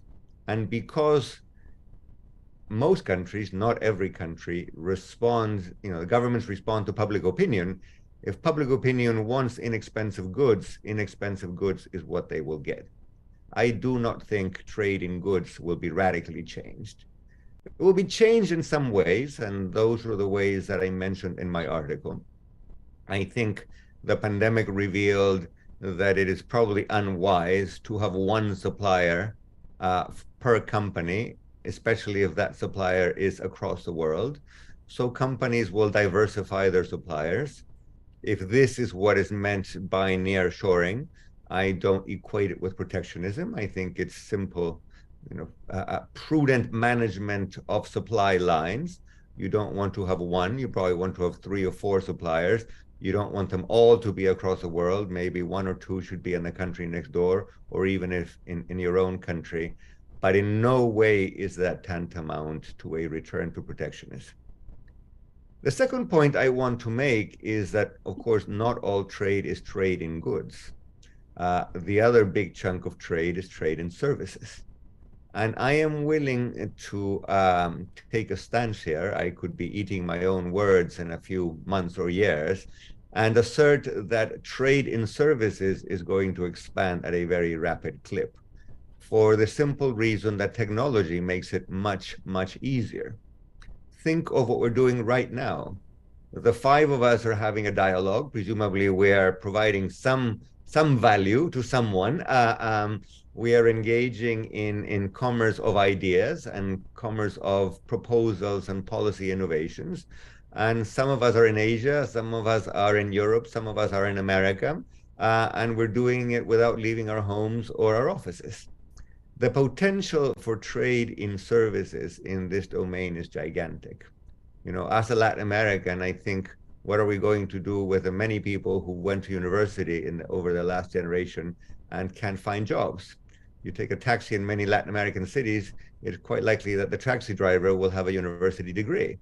Well, those recent college graduates who cannot find jobs at home are finding jobs abroad, because a Brazilian engineer can participate in the design of a project in Asia, or a Colombian architect can help design social housing in Berlin. You may need a partner to get over the permitting requirements, but the fact is that today it is much, much easier to sell services across the globe. I am aware that services are a highly regulated sector. If we're talking about transport, financial services, of course, regulation is the name of the game. That regulation is not going to go away overnight. But the basic fact remains that when it's easier to do something, when it's cheaper to do something, the impetus is in favor of the expansion of that service. And I'm pretty sure that's exactly what we're going to get. So that's, I think, strike 2 in favor of what we call globalization. Having said that, I have points 3 and 4, and they are caveats, or they refer to other kinds of globalization where I think the trend is in the opposite direction.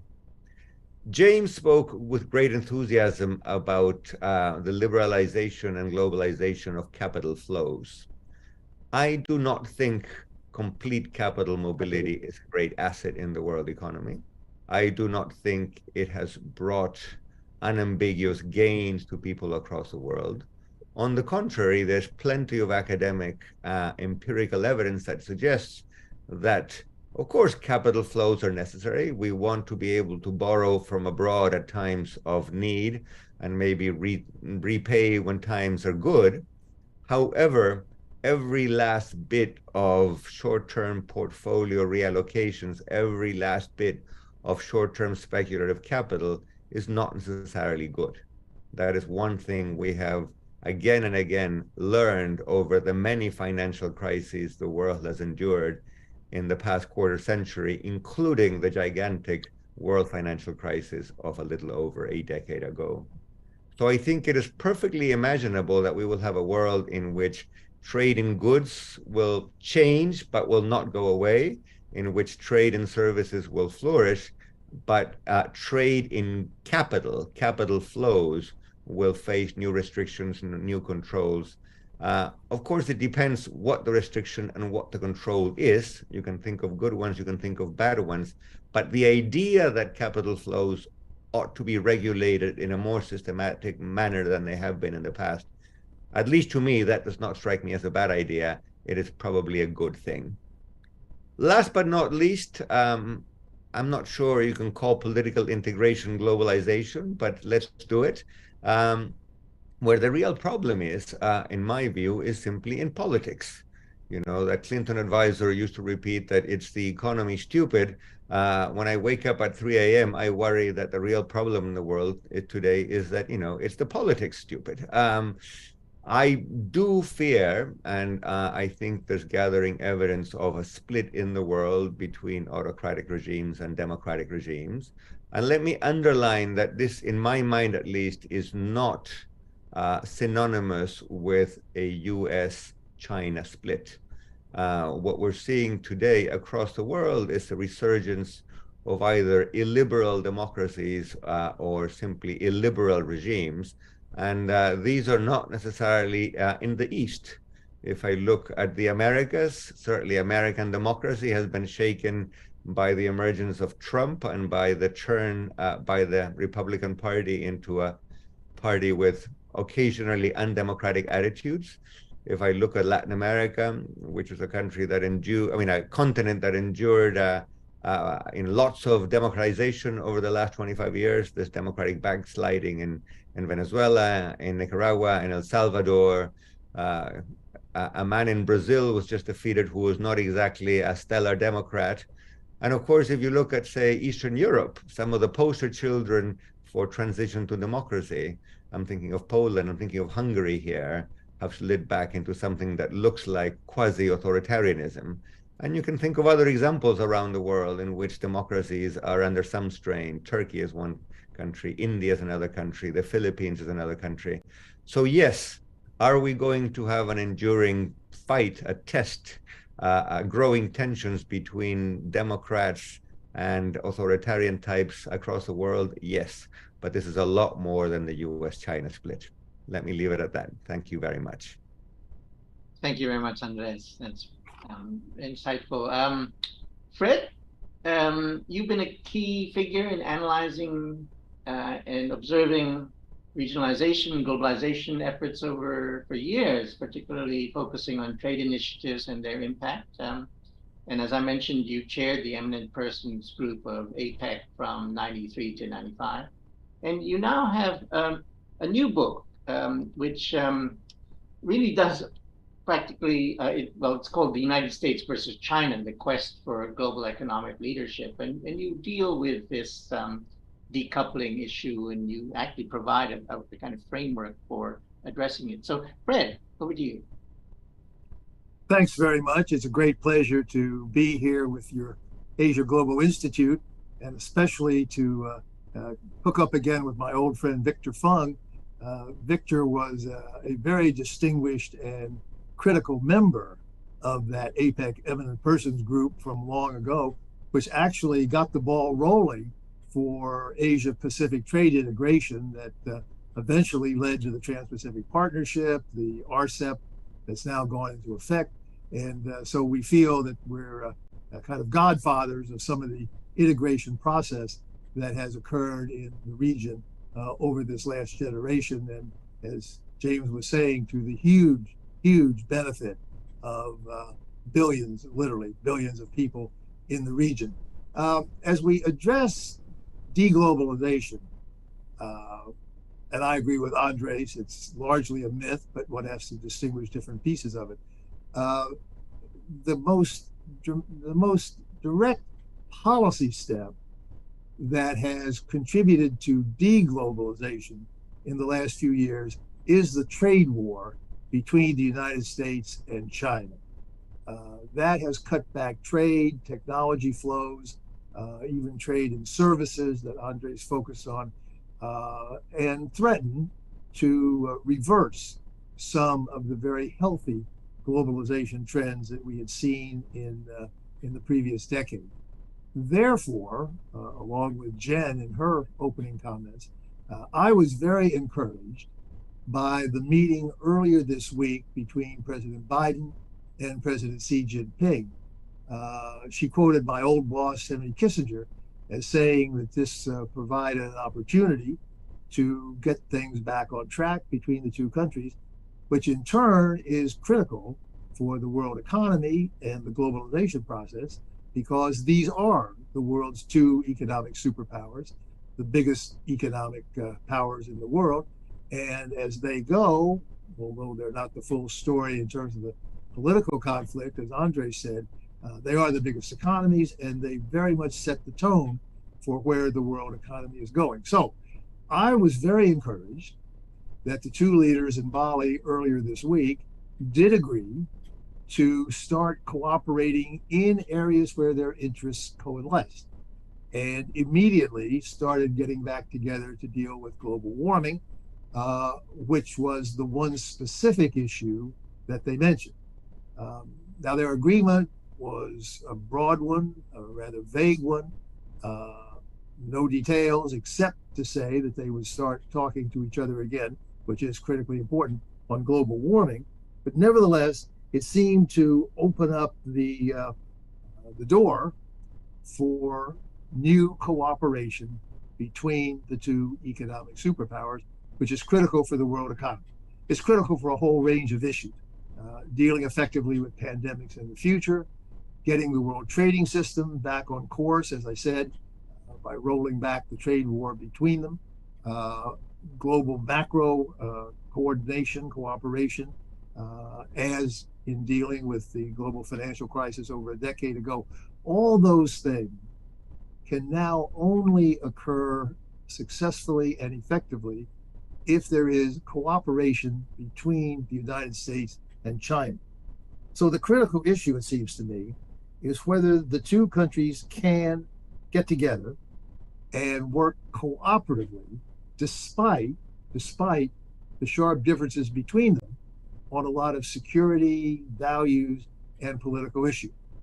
Now, to put another sort of hopeful note in this, there are several instances in the last few months, some below the radar, where the US and China have cooperated on economic issues. Back early this summer, at the Ministerial Conference of the World Trade Organization, the United States and China sat down and worked out a resolution of the thorny problem of how to deviate from the intellectual property rules to permit more COVID vaccination investment.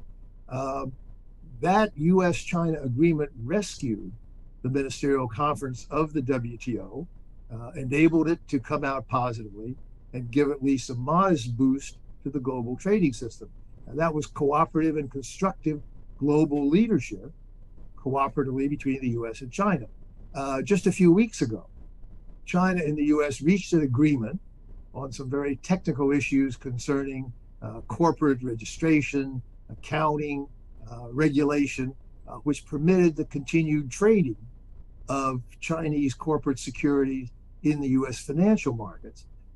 Again, they were able to get together.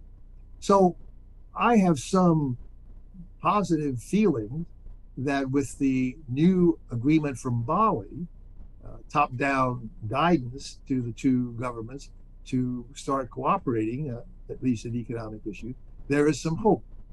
The problem is that so far, all this cooperation that I've mentioned has been very ad hoc. It's been reversible. It's been volatile. It's been up and down. And so it has not been consistent in the way that is needed to provide global economic leadership of the nature that is required. Therefore, what I would suggest is that the United States and China agree in principle and as a policy guideline to pursue what I call functional decoupling.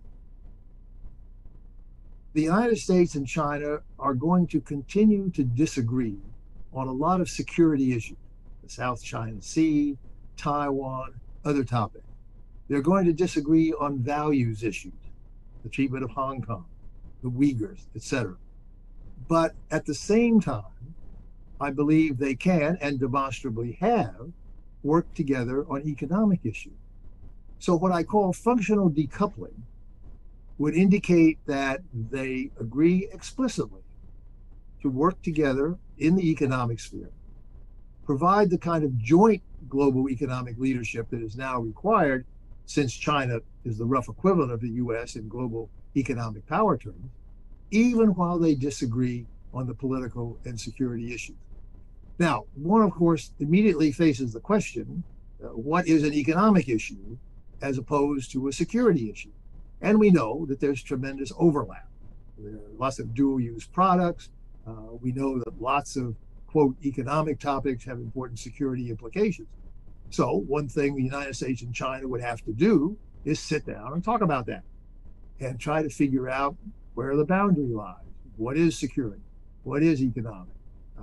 Where would their agreement in principle that I'm postulating to agree and work together on economic issues, where would that pick up and where would the security differences leave off? That's difficult. It would not be resolvable in one go. They'd have to set up some procedures to talk about it in an ongoing way. But I think that would be healthy as an instance of the kind of cooperative global economic leadership that I think is going to be essential for the United States and China to work out and pursue if the global economy is to succeed, and if the trend toward Cold War between the United States and China is to be at least blunted, hopefully headed off, and certainly not exacerbated by further economic problems. Final point, all this that I'm suggesting right now does fit into the broader context of the need for broader global economic leadership than we've had in the past. The United States, with its traditional allies in Europe and Canada, Australia, and elsewhere, has provided the kind of leadership that enabled the global economic order over the past 75 years to generate the huge benefits that James and Andres both talked about. The United States no longer can do that alone, partly because of some internal political slippage here in the United States, but also because the rise of China provides the first real challenger to the United States for global economic leadership since the US became the world's supreme economy over a century ago. So you've got a new structural situation. It's going to require cooperation, not confrontation. Fortunately, the Biden foreign policy construct permits that. President Biden and his team have said, even before they took office, certainly since they've been in office, that they view US-China relations as occurring within several different baskets. There will be a confrontation basket. There will be a very widespread competition basket. But there also can be and should be a cooperation basket. My suggestion is that the countries agree to put the economic domain in that cooperation basket, use it to both improve their overall relationship, but most fundamentally, use it to re-strengthen the global economy, deal with the backlash to globalization, keep the trends going in the right directions that Andres laid out so nicely, and make that a central focus for both global economic policy and US-China relations going forward. Thank you very much. Thank you very much, Fred. Appreciate that very much. Jen, if I could come back to you and focus on data, because we hear now it's a common, almost a cliche to say data is the new gold, as it were. But there's so many efforts around the world to come up with standards for privacy, security. Europe has their own, and those who visit Europe will see the effects of that every time you go on a website with the requests about cookies and all that sort of thing. And then you have the United States doing its own thing, but then of course the United States and Europe trying to come up with their own. And there are other efforts around the world. There's a interesting data initiative involving Chile with Singapore and New Zealand.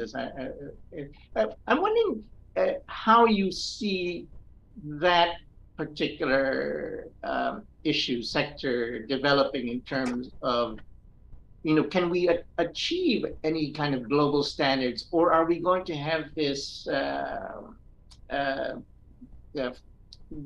divided data world with different standards for different places? Yeah, thank you, Al. The short answer is it's completely possible. It's not a technical challenge, it's a political challenge. Coming back to Fred's comments, I think what Fred proposed is very constructive. But however, I think we need to throw a few curveballs. It's just the reality into the mix. Number one is that if U.S. continue to define its interest as maintain the dominance forever, it will become, China's rise naturally will become a conflict to the U.S. Number two, I think the new leadership in China, nobody have seen truly what it is about. We have seen glimpses of indications, and there are a ton of speculations, but I don't think anybody can say for sure. One thing we can be assured is that because China doesn't have democracy, leaders are not elected, so the legitimacy of the leader comes with the people will buy in terms of what's being delivered. At least to a threshold that does not cause any of the public conflict. So the third curveball is also, I think what President Biden has laid out and his team laid out in the recent weeks are much more encouraging than the first part of his presidency. However, we also know the U.S. leaders will change, a different party. Now the midterms finished, President Biden's control of the House has been taken back by the Republicans. So there will be some, complications. And 2024 is not foregone conclusion. So a lot of those curveballs that's still in the mix in terms of how do we reconcile that the two countries need to seek the common grounds while embracing each other's difference. At the same time, it's just the reality that China has 1.4 billion people and they deserve a place in the humanity, even if their rise and growth probably does not fit into neatly in a lot of Western lens. Secondly, also in terms of on the technology side, where I've spent all my time on, for example, even if the two countries working on climate change and sustainability, those kind of less political issues, we still have policies such as CHIP Act forbidding that collaboration on those very sensitive areas. So the reality in China is that every year there are millions, 4 times of number of engineering students graduate from Chinese universities. It's the world's largest market. It's the largest trade partner with more than 120 countries in the world. It has all the capitals and all the incentives, and also it's the largest market. Even if there are certain areas because of those limitations and policies restrictions, probably will slow down China's development in some sensitive technology sectors, but it's just a matter of time. Even not with every aspect, China will catch up. So those are the realities that I think while we seek the common grounds and embrace the difference and identify confrontations, we need to throw them into the mix. Coming back to Al, what you asked about in terms of the data, I actually think, in the spirit of seeking common grounds, I actually think despite the ideological differences, political differences between US and China, a lot of societal challenges we share in common is this, the reality of the world has arrived at the inflection point between digital economy 1.0 to what I call digital economy 2.0. Digital economy 1.0 largely was in a very centralized structure with a winner takes all type of the business model. And we left with a handful of companies, both in the US and China, have a monopoly, duopoly kind of situation. In those situations, not only just in terms of, social media causing tremendous societal-wide mental health challenges in terms of making the society much more polarized than it should be. It also really creates this very fundamental problem that in this digital economy 1.0, especially with tremendous empowerment from technologies like AI, that will create a very large gap between those have and have-nots. And if we think that in the past 50 years, the have and have-nots in the traditional analog economy was extreme, and just wait and see when the very few on the top will be able to control some of the most powerful technologies. So the challenge both countries and both systems are facing is actually this control of data ownership. So in a very centralized first generation digital economy, we are seeing large companies, they collect and control individuals' data. Today we have 90% of the data, or more than 90% of the data floating around the world are generated by individuals. And yet all this data being controlled by handful of companies mostly between US and China. And this kind of centralized control apart from social, mental health issues, political issues, challenges to democracy, freedom of speech, etc., we actually also have these economic challenges in the digital economy. So I made a proposal in 2019 in terms of allow individual to get paid for the data. Largely is driven by this, my frustration of watching this discourse in terms of dealing with the centralized digital economy, that in Europe, the response is mostly coming from regulation. So we see GDPR, that's very useful to set as a floor. However, for something as nuanced as privacy, what's private to you is very different compared to what's private to me. What's private to me today as a professional and a mother, very different compared to what's private to me when I was in college. So for something as nuanced as privacy, it should not be completely rely on regulations like GDPR.